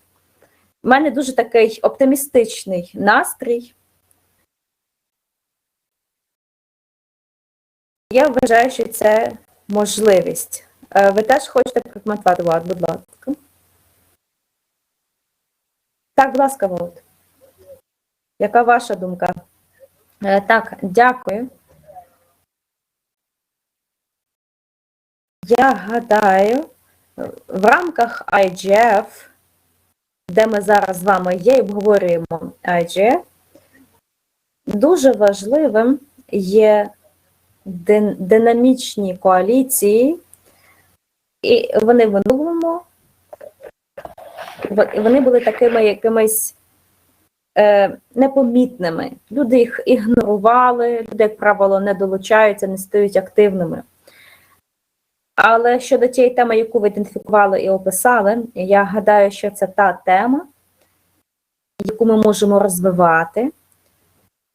І ті питання, які ми формулюємо, з тими, з якими ми зіштовхуємося, виклики, з якими ми зіштовхуємося, і можемо розбудовувати за допомогою аргументів, а також розвивати ці теми динамічної коаліції і їх просувати аж до рівня політичних рішень. І також може бути мультистейкхолдерна дорадницький комітет, якщо буде достатня кількість підтримки, якщо буде фінансування для проведення цієї роботи, і було б дуже, якщо це буде конкретна пропозиція, щодо того, як ви сказали, що були рамки для всього світу працювати в темах з темою безпеки. Єврокомісія розробляє якісь правила, США має також свої якісь рамки, Великобританія має щось своє. Мабуть, будуть якісь приватні організації, які працюють над цим окремо, чи і працювали, але усі прийдуть до різних висновків, і це буде досить заплутана ситуація для всієї сфери у цілому. Тобто, якщо нам удасться у 2022 році визначити конкретні правильні теми, підібрати аргументи, тоді, можливо, у нас буде можливість зробити так, щоб це була окрема тема, яка отримає підтримку потрібних стейкхолдерів. Але зараз це виклик, який стоїть перед динамічною коаліцією. Дуже важко зараз залучати людей, але ми йдемо вперед. Завдяки вашій допомозі і інших. І так як ви це описали, я думаю, що потрібно розвивати це у щось більше, ніж тема у динамічній коаліції. Наразі це моя особиста думка. Дякую. Дякуємо вам. Пан Олександр Баранов мав зробити доповідь, але я бачу, що він відключився.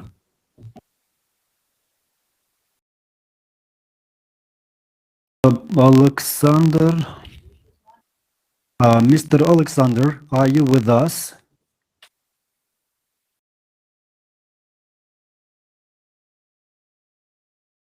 So Alexander Andreevich has left us, disconnected. We are approaching the next session. Well, it's a pity because Alexander wanted to cover the issues related with the legal aspects of safety and security. However, we will probably have to do this next time.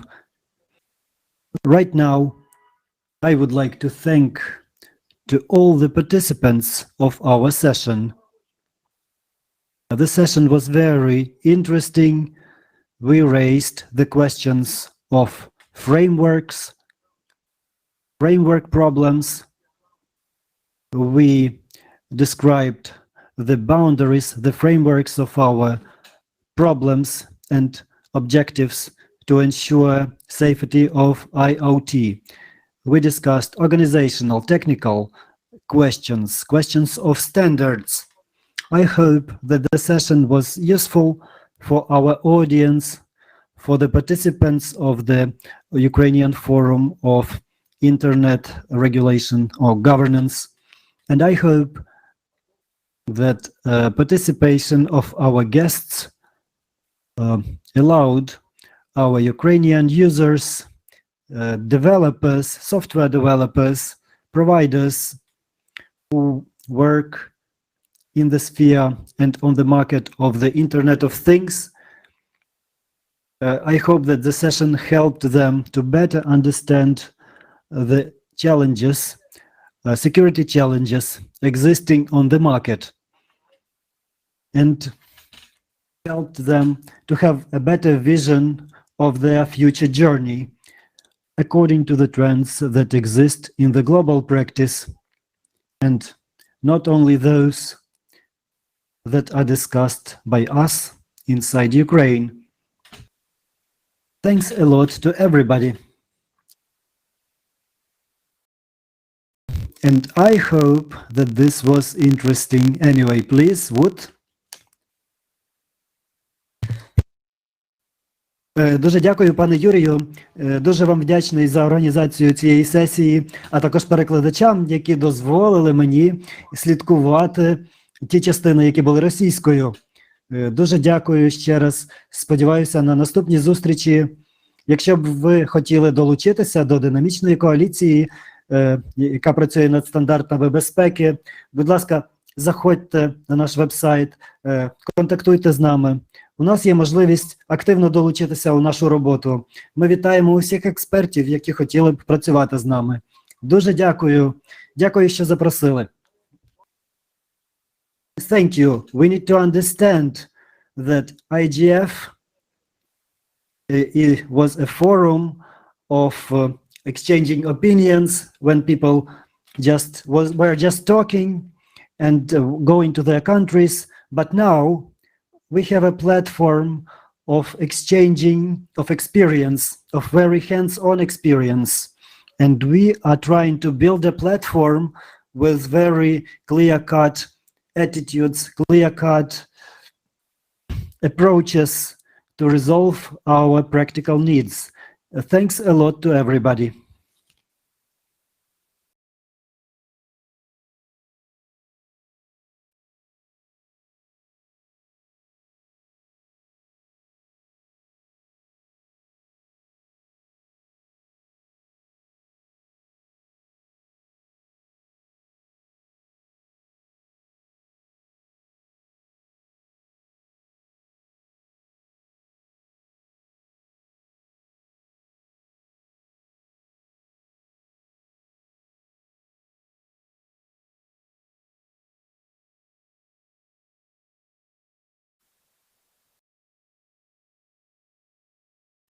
Can everybody hear me?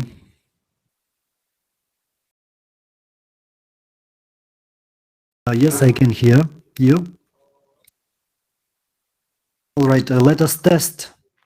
Let us test our system. Let us try to turn on the cameras.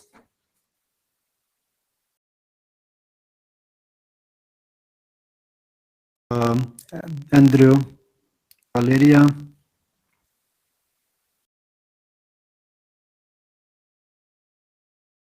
We are still missing one person.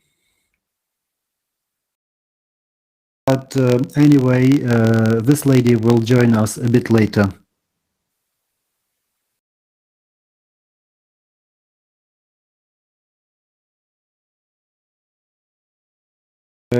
Grigory, can you hear us? Are you connected? Yes.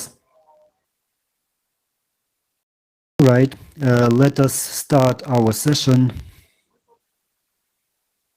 We have just completed the previous session.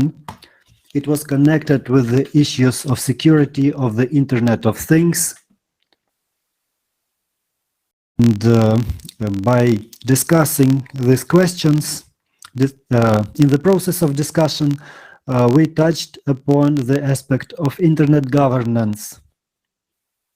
I'm saying this term in English because I believe that there is no clear-cut translation into Russian or Ukrainian language of this term.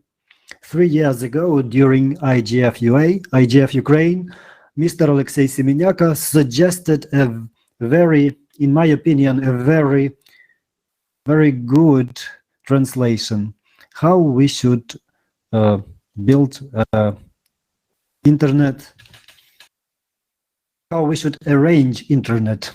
So let's talk about the trends and tendencies regarding the internet governance.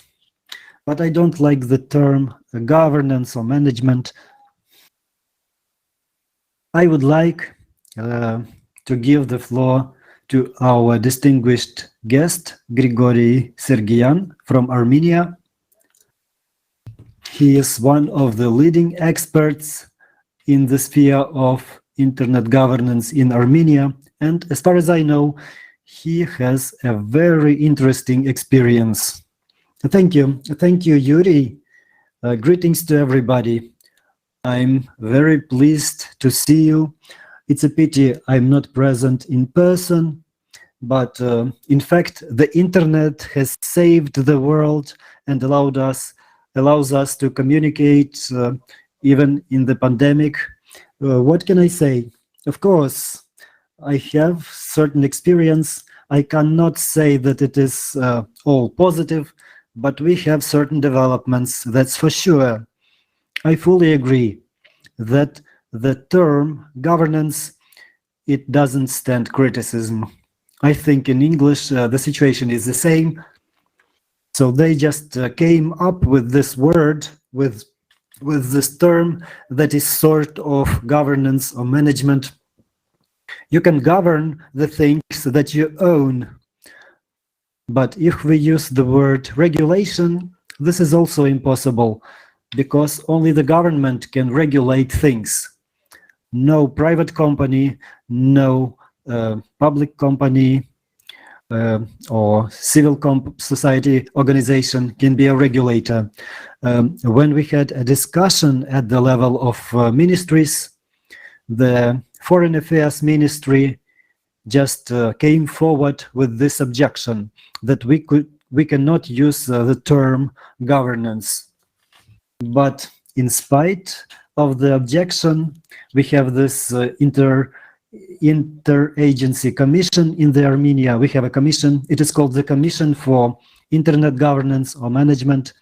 There was a long history of creating this agency.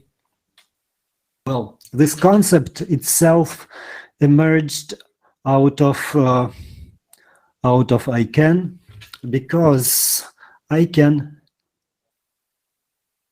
and the entire management system of managing domain names and IP addresses, well, it doesn't belong to the government.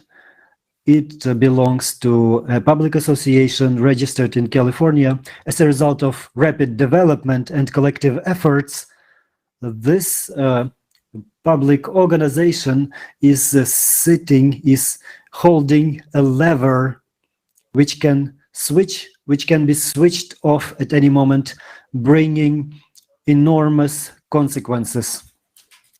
And in 2002, specifically, we had a conference of authorities of the International Union of Electric Communications in Marrakesh.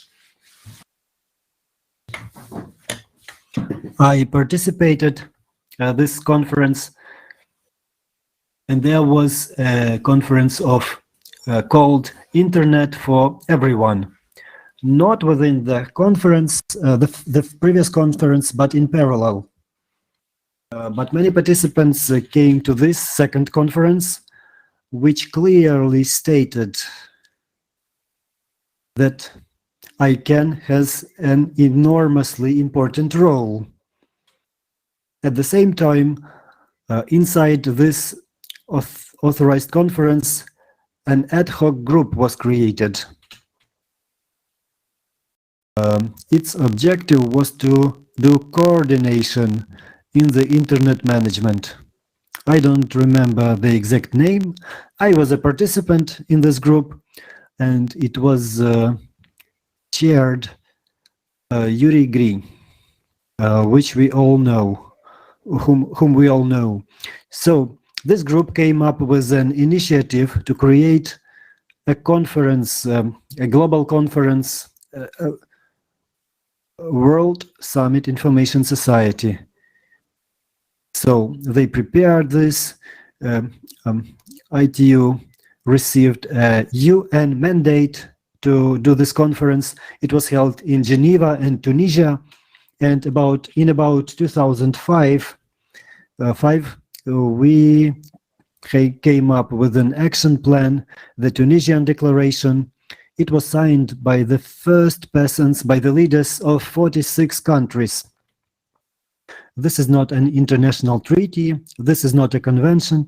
This is probably a memorandum of understanding, MOU, which is supported by the leaders of 46 countries and also by many other representatives of other countries.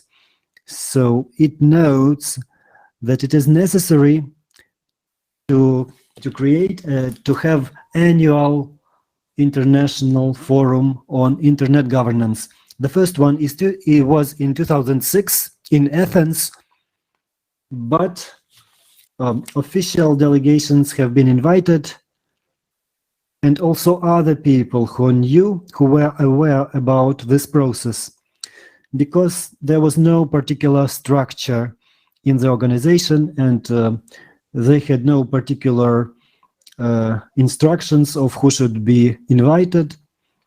So if we have international IGF, we came to understanding that we also need local structures based on the same principles, multi-stakeholder, private sector, public organizations, scientific circles, government representatives. They would send their representatives to the IGF to do the discussions and to select some representatives. But we managed to create this structure. It's hard to find the form acceptable for participation of the state and private government companies. I know that the notion of fund corresponds to it, but there can be private and governmental representatives of this fund. But maybe it will be the next stage. On the first stage, we decided together with the ministry, the Internet Society, when I meant us. When I say us, I meant, or we, I mean the Internet Society. Misha, you mean ISOC Armenia, right? Yes, ISOC Armenia and the ministry. Yes, we hold the domain .im, and we also have some infants, and everybody agrees. If something happens to AM domain, then they will. It will not be. It will definitely cause some problems. And we agree that this form will be intergovernmental commission approved by the Prime Minister, and the chairman and the deputy minister is the chairman, and the secretariat to provide the balance of private and state. And it was agreed that the secretariat of this commission will be in the ISOC. So the question is, who's the secretary? And well, I am the secretary now. And the chairman of this mission is the deputy minister for transport and transport connections. We started our work well, and the prehistory of creation was connected. There was a specific urge in the position of the country on discussing the matter of amendments to international electrical communication connections amendments. Baranov was from Ukraine. We have communicated with him, and it turned out that 55 countries agreed that it's not possible to limit international connection, but 85 countries decided that there could be some measures. So we were one of the 55 countries who were against to make any changes in the regulation of the electronic international connection. The regulation was adopted in 1988. There was no word about internet there. So if there is no words about internet, you cannot regulate anything with it. So they just left it in that way. So it's still not clear which country follows the new version and which country follows the old version, how the conflicts are resolved. Well, the document itself is this ITR is really very general, so you may not follow it. But the fact itself that when developing this regulation, Armenia had to develop its position on all questions. By the way, the questions have become public because of the Tunisian declaration demanded the materials to be open. And if materials are open, all the suggestions on this ETR could have been found or obtained from the International Union of Electric Communications and be prepared for criticism. There were 2,000 of suggestions, and they were more or less against the freedom of speech, against the freedom of internet. And having gone through all these points, ISOC has cooperated very well with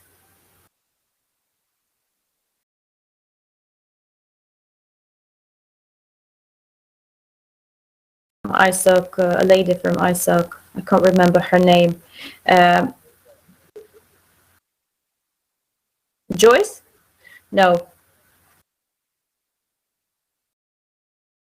When I remember, I'll tell you. She's also active now. They have prepared the compendium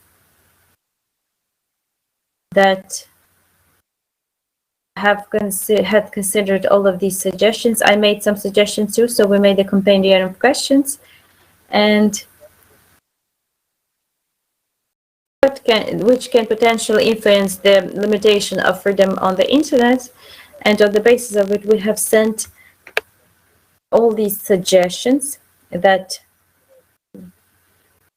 the Russians suggested. The statistical routing, it was very interesting. They suggested a lot. There was a suggestion to introduce the notion of processing in the definition of the telecommunication. So telecommunication is like the receiver, and the Russians also wanted the processing. So everybody, of course, said no. What is processing? So this didn't pass either. As a result of these discussions, our ISOC has disseminated to all NGOs to do this, and then they gathered opinions. Nobody did it because it was a very specific topic, and then they asked the ministry to send the position of Armenia on the internet, on ITR, into agencies. They got the feedback from the stakeholders, Ministry of the National Security, police, and they all were of neutral nature. You understand it yourself. It's difficult to sit and read these papers, but somehow they had a positive opinion. And then we sent how to treat the changes in Dubai conference. It was sent to the office of the president, but then we had the presidential republic. The president said, okay. He said, yes, you can present this position, and we did. And after that, it turned out that the position of Armenia has been formed on how to regulate internet, and it's agreed with the public organizations. It passed the ministry, and the ministry decided to or suggested to do the intergovernmental commission to and this commission was created, and in 2014 they approved it, the composition of the commission. So this is the story of establishment. Sorry, Misha. Are they acting now? Yes. 2 days ago, we had a discussion in online format, and I will tell you the problems that were discussed.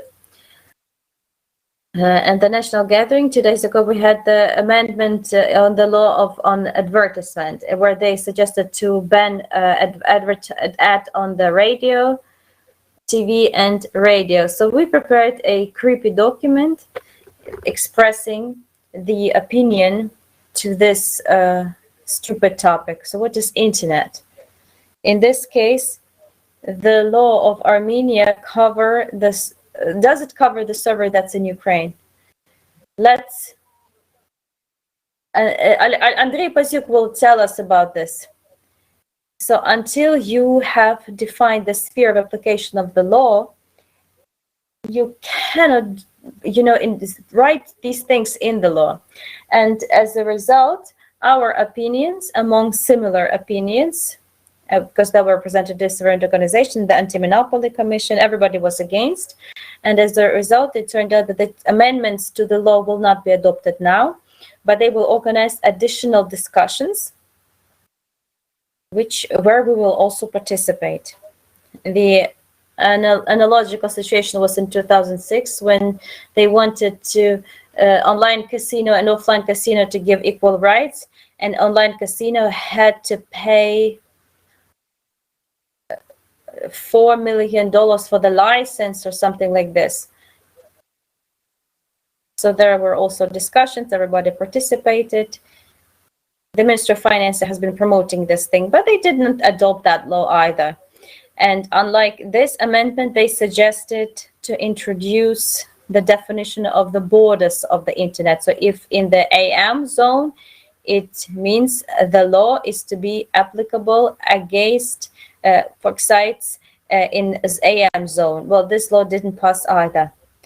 And one of the important achievements I can tell you about is that we managed to do this way that our minister in 2017 in December in Geneva signed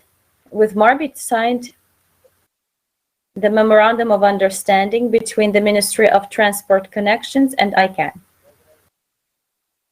It seemed like it wasn't a very significant thing, but given for the first time, use of IPR has become legal in Armenia to a certain extent.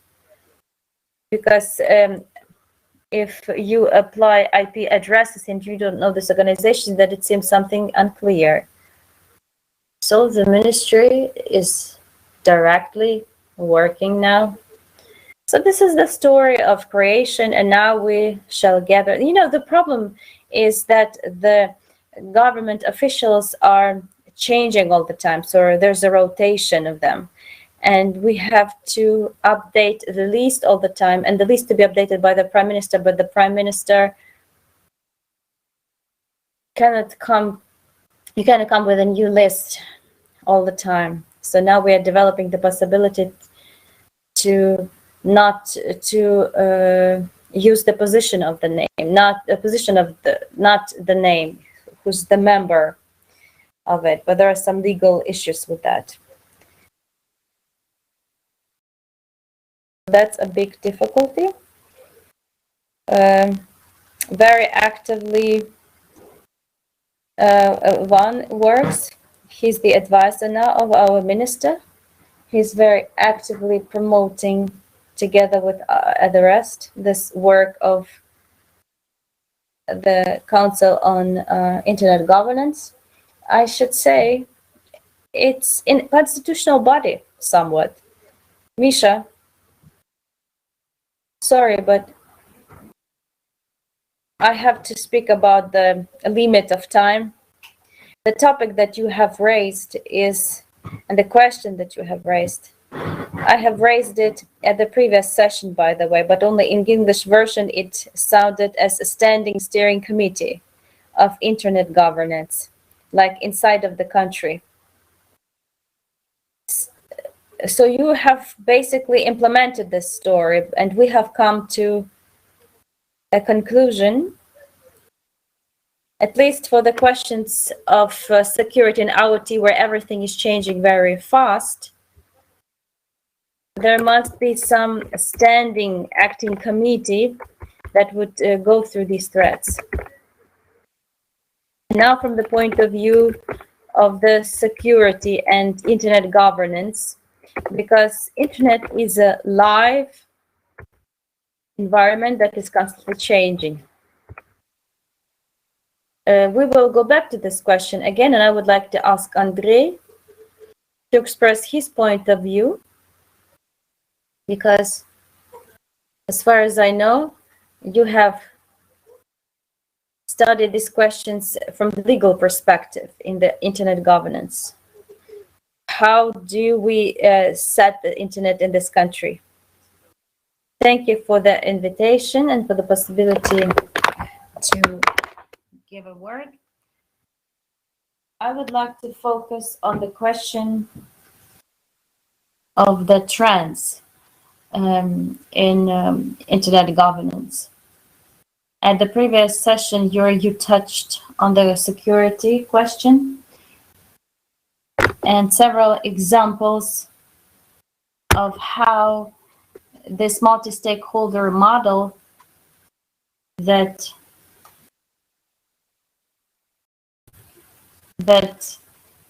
we owe to the questions of the internet governance. Speaking about cybersecurity, a few examples. In Ukraine, there is the National Coordination Center of Cybersecurity. You know, at the Security Council of Ukraine, we have another center in the State Center of Cybersecurity as a state institution. in the special connection sphere for protection of information. The model the European countries are showing, such centers and organizations demonstrate a very good experience of the private and state partnership. In 2016, Great Britain created the National Center of Cybersecurity, as we did in 2016. So in Great Britain, in this center, the participation is open, not only for the members, as in Ukraine, of the National Coordination Council. It is open not only for the government agencies, but they also involve private sector, small and medium business, academia, and the results tell for themselves. Only for the previous year, they managed, in common effort, they managed to detect millions of threats. They found 22,000 of malware websites were blocked during the previous months. The traffic was blocked because a large amount of traffic goes from compromised web addresses. So I'm sorry. So they did it in joint effort. They were using some common policies, right? Yes. This is a constant, continuous, coordinated work. They have feedback. They have requests, queries. They have good pieces of advice on how to resolve problems related to computers. If a computer is infected, a computer is doing attacks, and the user doesn't know about this, but the government agencies don't just come and arrest the computer owner. Instead, they are trying to do some long-lasting work, which would have future prospects. They are trying to explain their operations, readdressing the traffic, exclusion of certain IP addresses and other technologies related to DNS. They are not limiting the freedom of the internet, but they are used in order to block the websites who criticize the government, as in many not very democratic countries. So this is the example.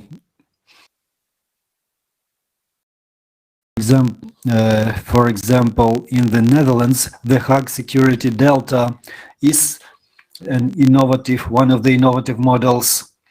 It also involves business, educational institutions. Together with the government, they create innovations.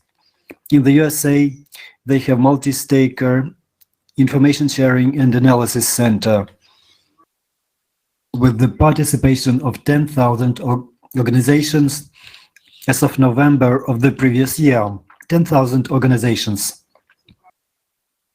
Local organizations, national organizations, private companies. Let's take a Los Angeles lab. It is participated by the City National Bank, IBM, AT&T, other organizations. So what I wanted to say, the prospect of using the model of multi-stakeholder governance, thanks to the internet governance, it is becoming more and more popular. Well, this trend in the sphere of cybersecurity should be regarded as a positive one. And I would like, so if we prepare some recommendations during the discussions, we should mention some recommendations for the government of Ukraine. Because today, I believe that the government sector has too much authorities in the sphere of cybersecurity. Right now, we have adopted some servicing models which are promoted by the government agencies, but there is a wrong understanding.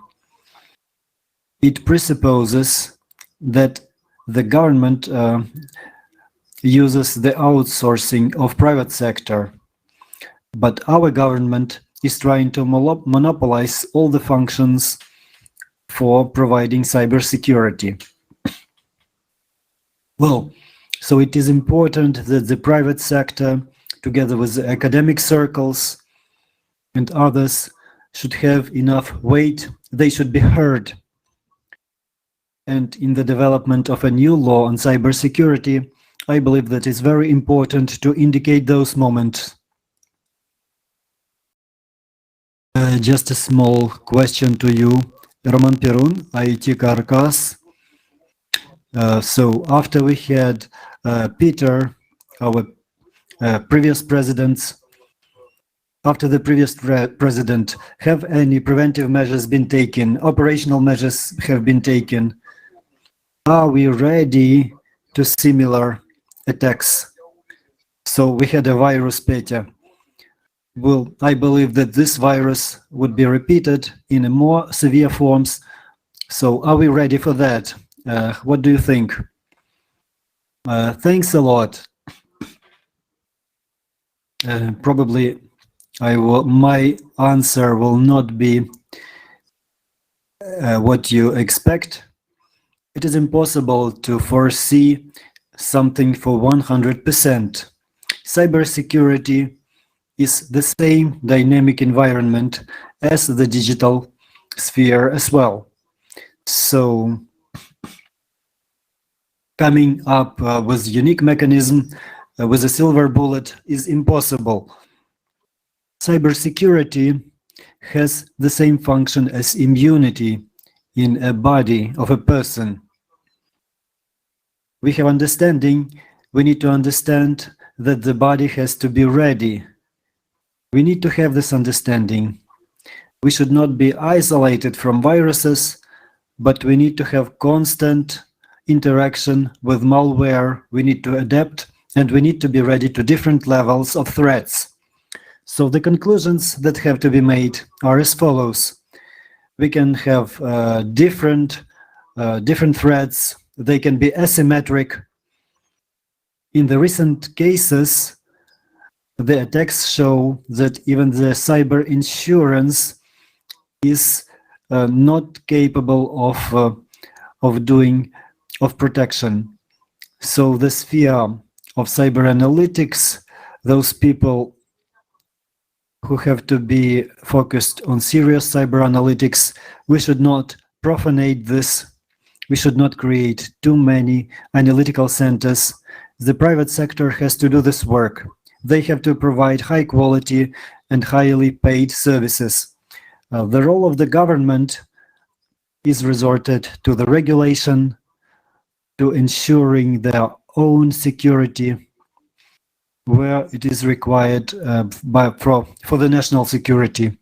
As for the private sector, when the critical infrastructure is privately owned, we need to provide more capabilities for the development of the internal market of cybersecurity services.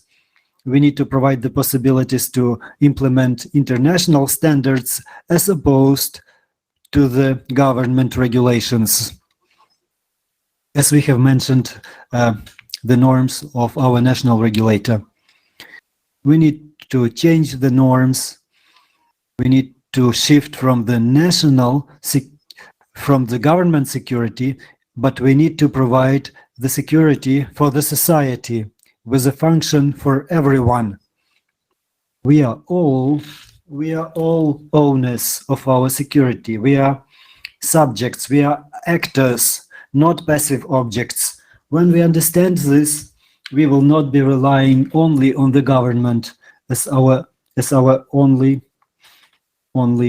way of help. So, Andrew, there was a question from Grigory. Which organizational form,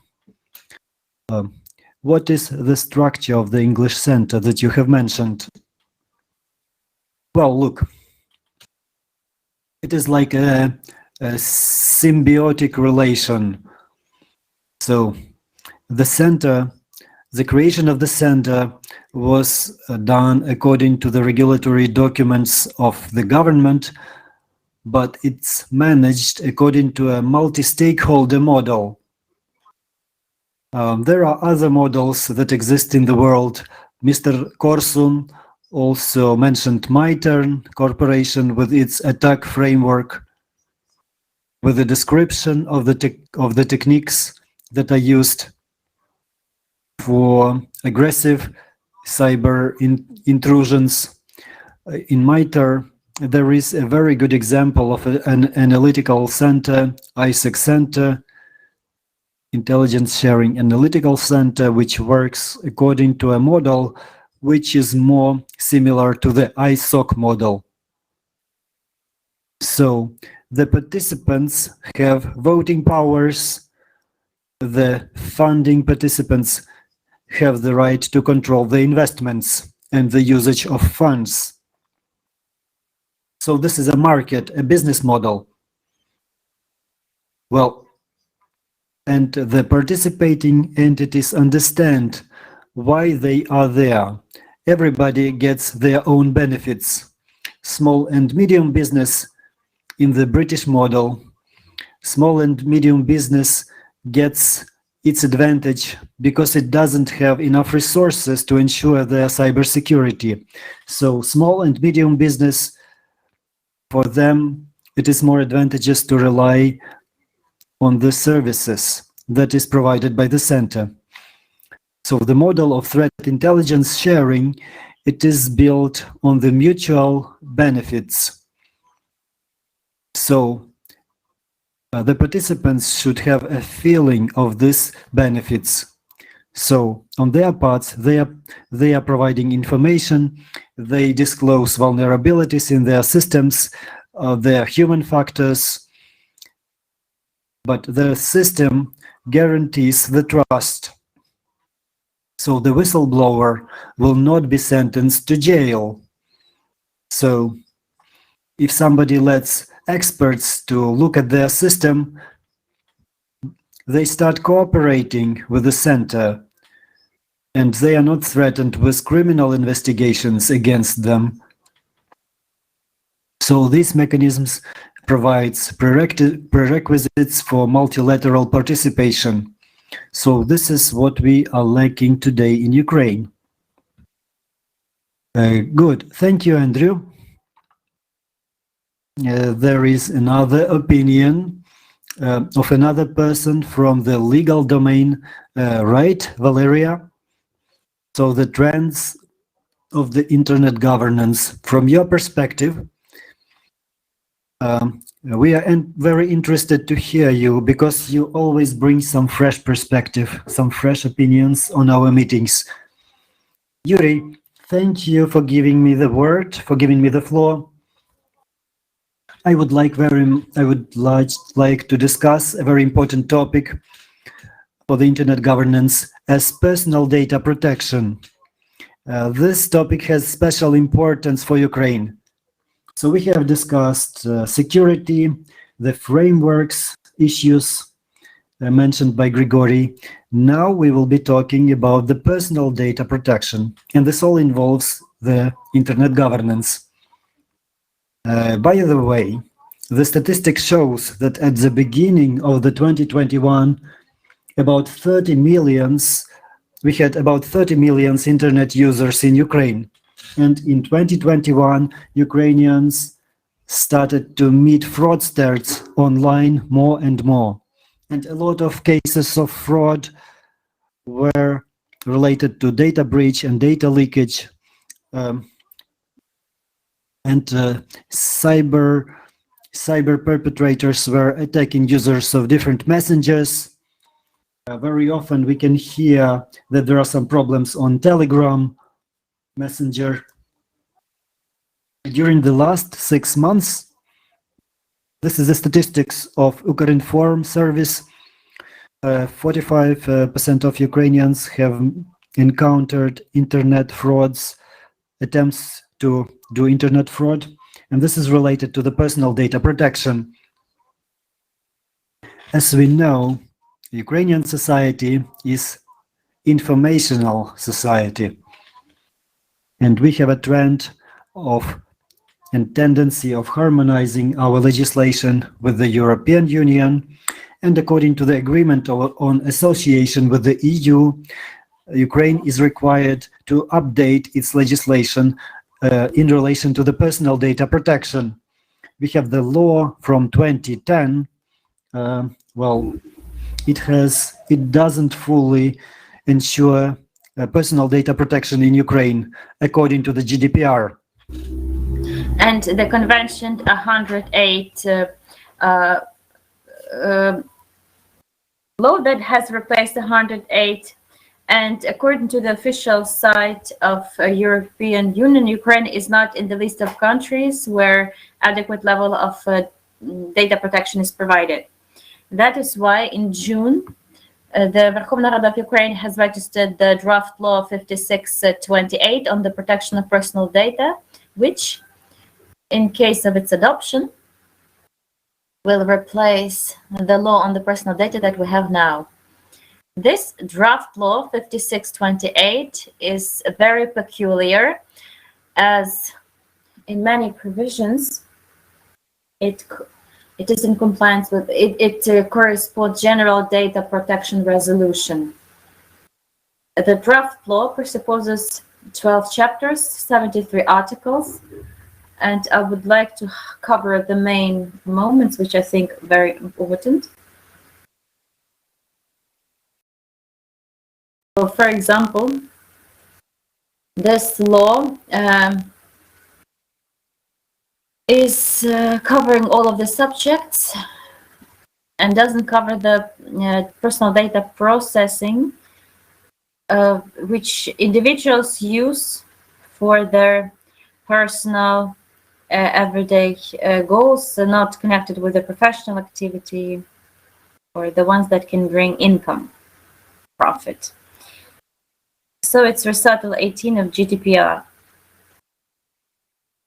Another important thing, in the draft law, there is terminology in the sphere of personal data, and it is in line with the 108 plus convention and GDPR, and there are new notions introduced like biometric data,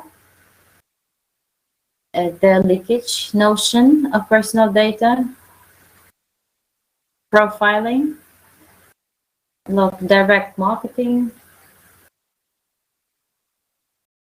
The draft law details and gives a formulation to the principles of processing of personal data, including minimization of personal data, limits for storage, and so on.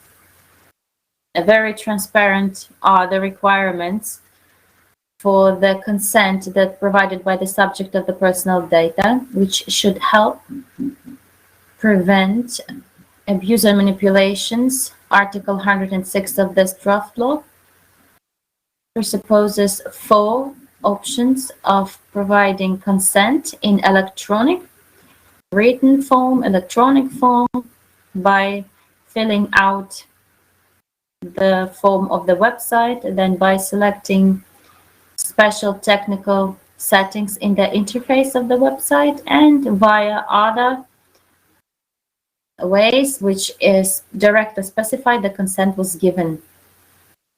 And this agreement is valid for 10 years after death of the individual, if he, when was being allowed, didn't take another decision. The draft law also extends the rights of the subject of the personal data in full compliance with the GDPR requirements, and the Convention 108 very clearly defines mechanisms for protection for the right of for the information and for our access to our data, for their correction and modification. Another important right, it's the right for oblivion, to be forgotten.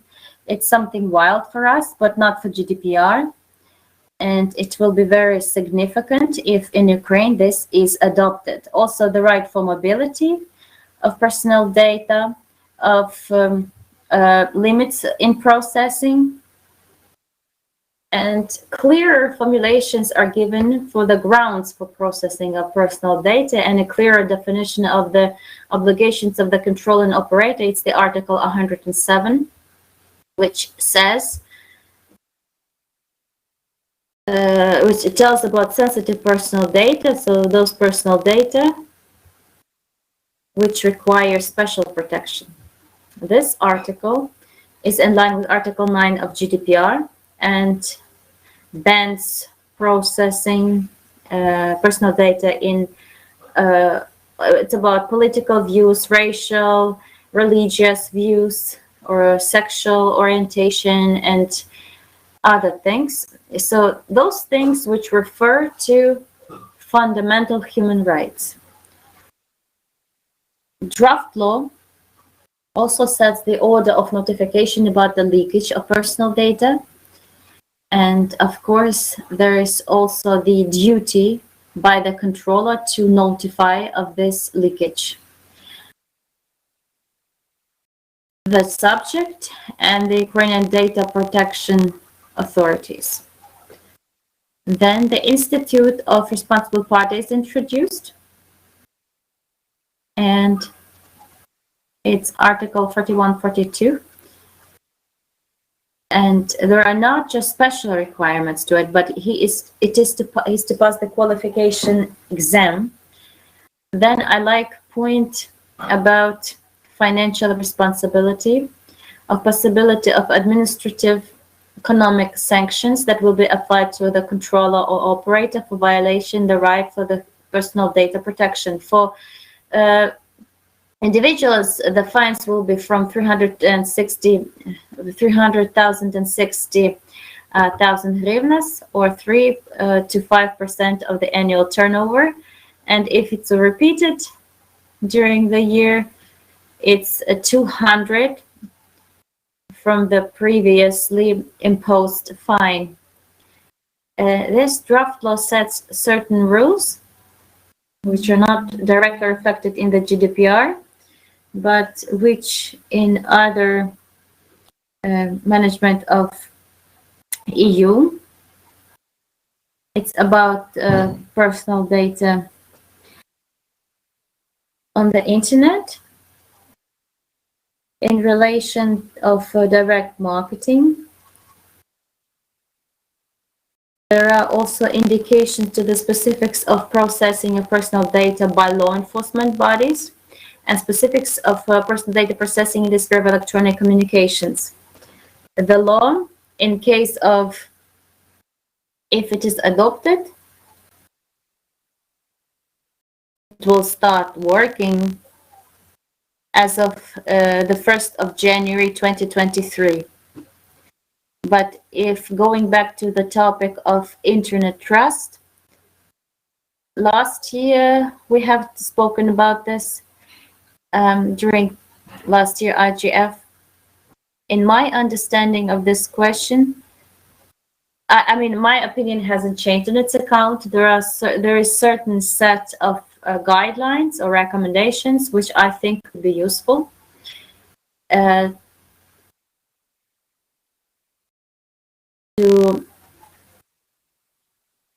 For trust to the internet. So it's the legislative bodies together with the government have to make laws clear, transparent, and so that a regular citizen could understand what it is about. Next, there must be protection of there must be a protection of human rights on the internet in all means. You know, cyberbullying, cyber stalking, now it's a big problem even for Ukrainian internet user. That is why any actions to protect these against these things is very important. And then giving the users the possibility to control their own personal data And it's not just the possibility to control it, but to change them and delete them if necessary. And the users should also be granted the right for the confidential communication in the online by introducing the encryption of the communication, and the consumer rights also protection. But these rights should not just be complied on the national level, it should be done on the international level.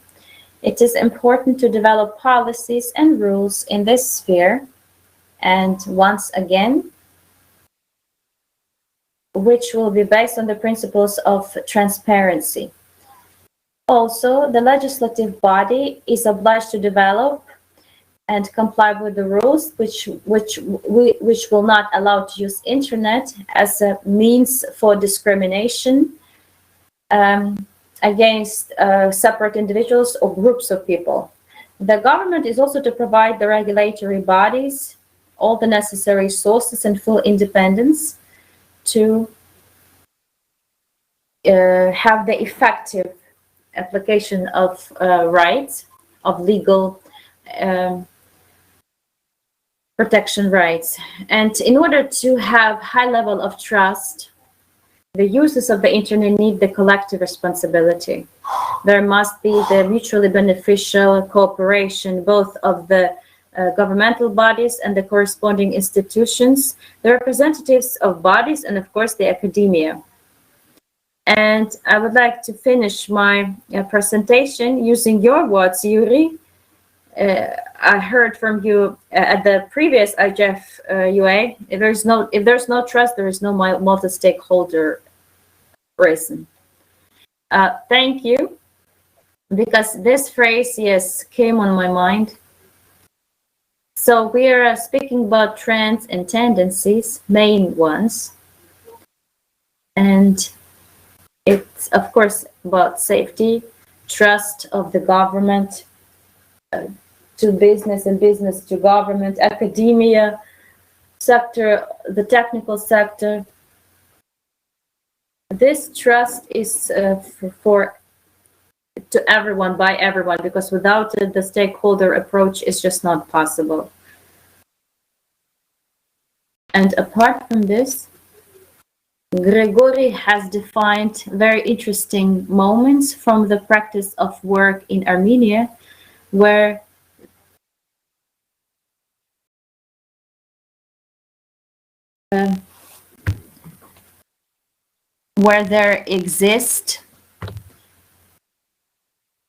there can be a standing committee organized by the ministry, something that seemed unbelievable for us several years ago.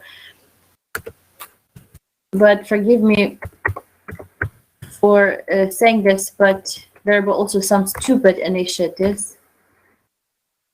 But we are living in the times of such initiatives, the meaning of which is not understood not just by us, but only those people who create those initiatives. And I'm not saying, okay, well, of course, leave out the topic of blocking and so on, because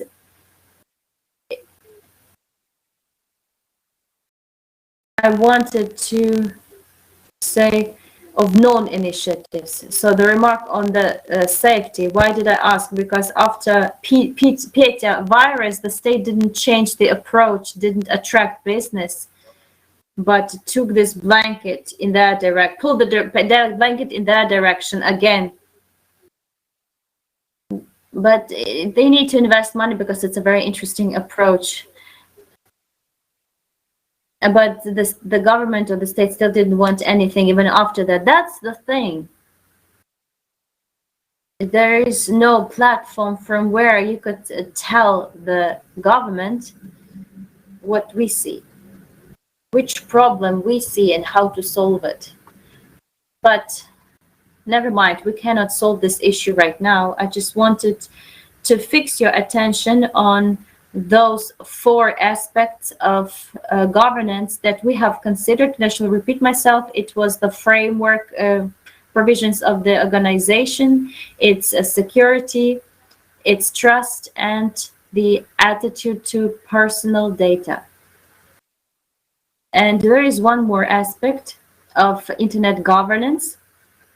It's the aspect that touches the education market, the segments where participants of the markets work. Roman has very interesting experience, is building a very new, unique aspect of the internet activity. This is a segment of an infrastructure operator, building up the infrastructure operator. So if we saw the infrastructure operators at the trunk line level, the creation of the infrastructure operator at the level of access, today for us this sounds very, very difficult, way too difficult, and for somebody it sounds as a joke. Roman, could you tell us please about your experience in this regard? What is your opinion about this trend in the internet development? I would like to say that for our country, this is really a new phenomenon. This is awaited by many Ukrainian organizations, a lot of representatives of the business. This will be a new approach in the provision of services regarding the Internet of Things, as well as by the housing association participants. We have a great team. We have started doing this because some of the house owner associations approached us, asking us to resolve this problem and to become a buffer or to provide assistance between the telecommunications operators and the house owners association. As we know, the multi-apartment building for 20 years have been destroyed by the telecommunications operator. The telecommunications operator do not pay any fees. They install a lot of equipment, a lot of cables in the houses. So when the ownership of the residential houses changed from the municipalities to the house owner associations, the associations started to use lawyers and started waging battles against the internet providers. They are still fighting in courts. Well, we have suggested to use an infrastructure operator which is building the infrastructure inside the multi-story houses for operator, and any telecommunications operator can get connected to the house without drilling many holes in the walls, get and use this as a last mile to get to the user. But we need to study several aspects in this regard. We were thinking about the convenience for the telecommunications operator service providers and for the house owners association in terms of funding and how we are going to calculate the rates for this service. We had several options that we should do counting according to the port. For example, an operator would be paying for using the port to the telecommunications operator. I believe this would be the most democratic form, because big companies and small companies would have relevant different rates. But it turned out that big players don't find it very attractive, because big players can just drill holes in all the houses and do a lot of other things. But we are opening the gate for all the market participants. They can visit a house, they can analyze they are doing their advertisement campaign. For example, if they can connect 10 to 20 households in this house, they approach the operator of the infrastructure. Well, the infrastructure cannot be endlessly extended. Maybe only 5 or 6 communication companies can use the house infrastructure. Well, it depends on the hardware, whether it's active or passive, and without doing any additional works, any additional drilling in the house, they start working in the optical infrastructure. Well, there was a question about the copper, using the copper cables, because this is a question of the past. But we had situations when the house owners associations were asking us to do this. Some operators also use, some national operators also use copper cables. However, we built this optical fiber optic infrastructure, and we are completing this project, and the legal aspects are very important here. Why we have been doing this for a long time?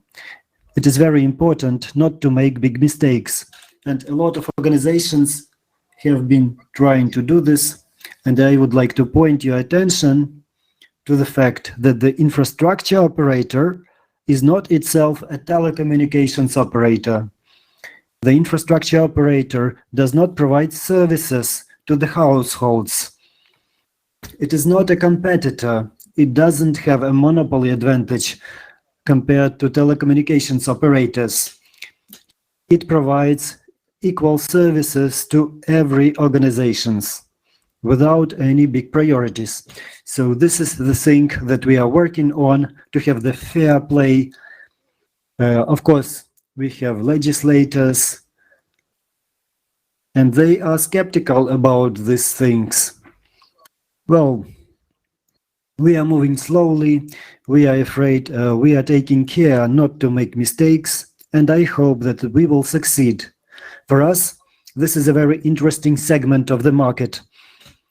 Right now, the regulator has a telecommunications operator, and we have an operator of the telecommunications infrastructure as well.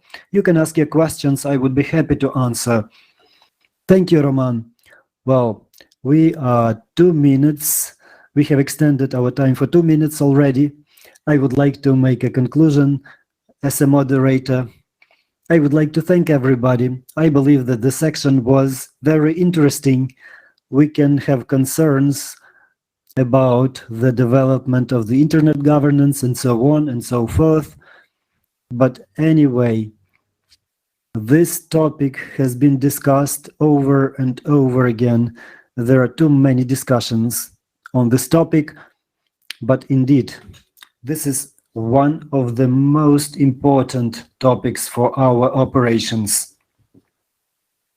Depending on the correctness, on the coordination between everybody, depending on the trust to the system of the internet in the country, it will have a good or bad impact on the markets, on the financial models. We will have adequate legal relations between the market participants.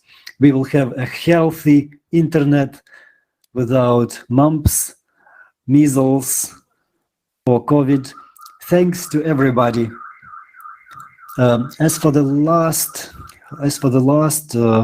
report, in my opinion, you have come up with a scheme with a good organizations provided by ICANN in the issues of domain name regulations and internet resource regulations.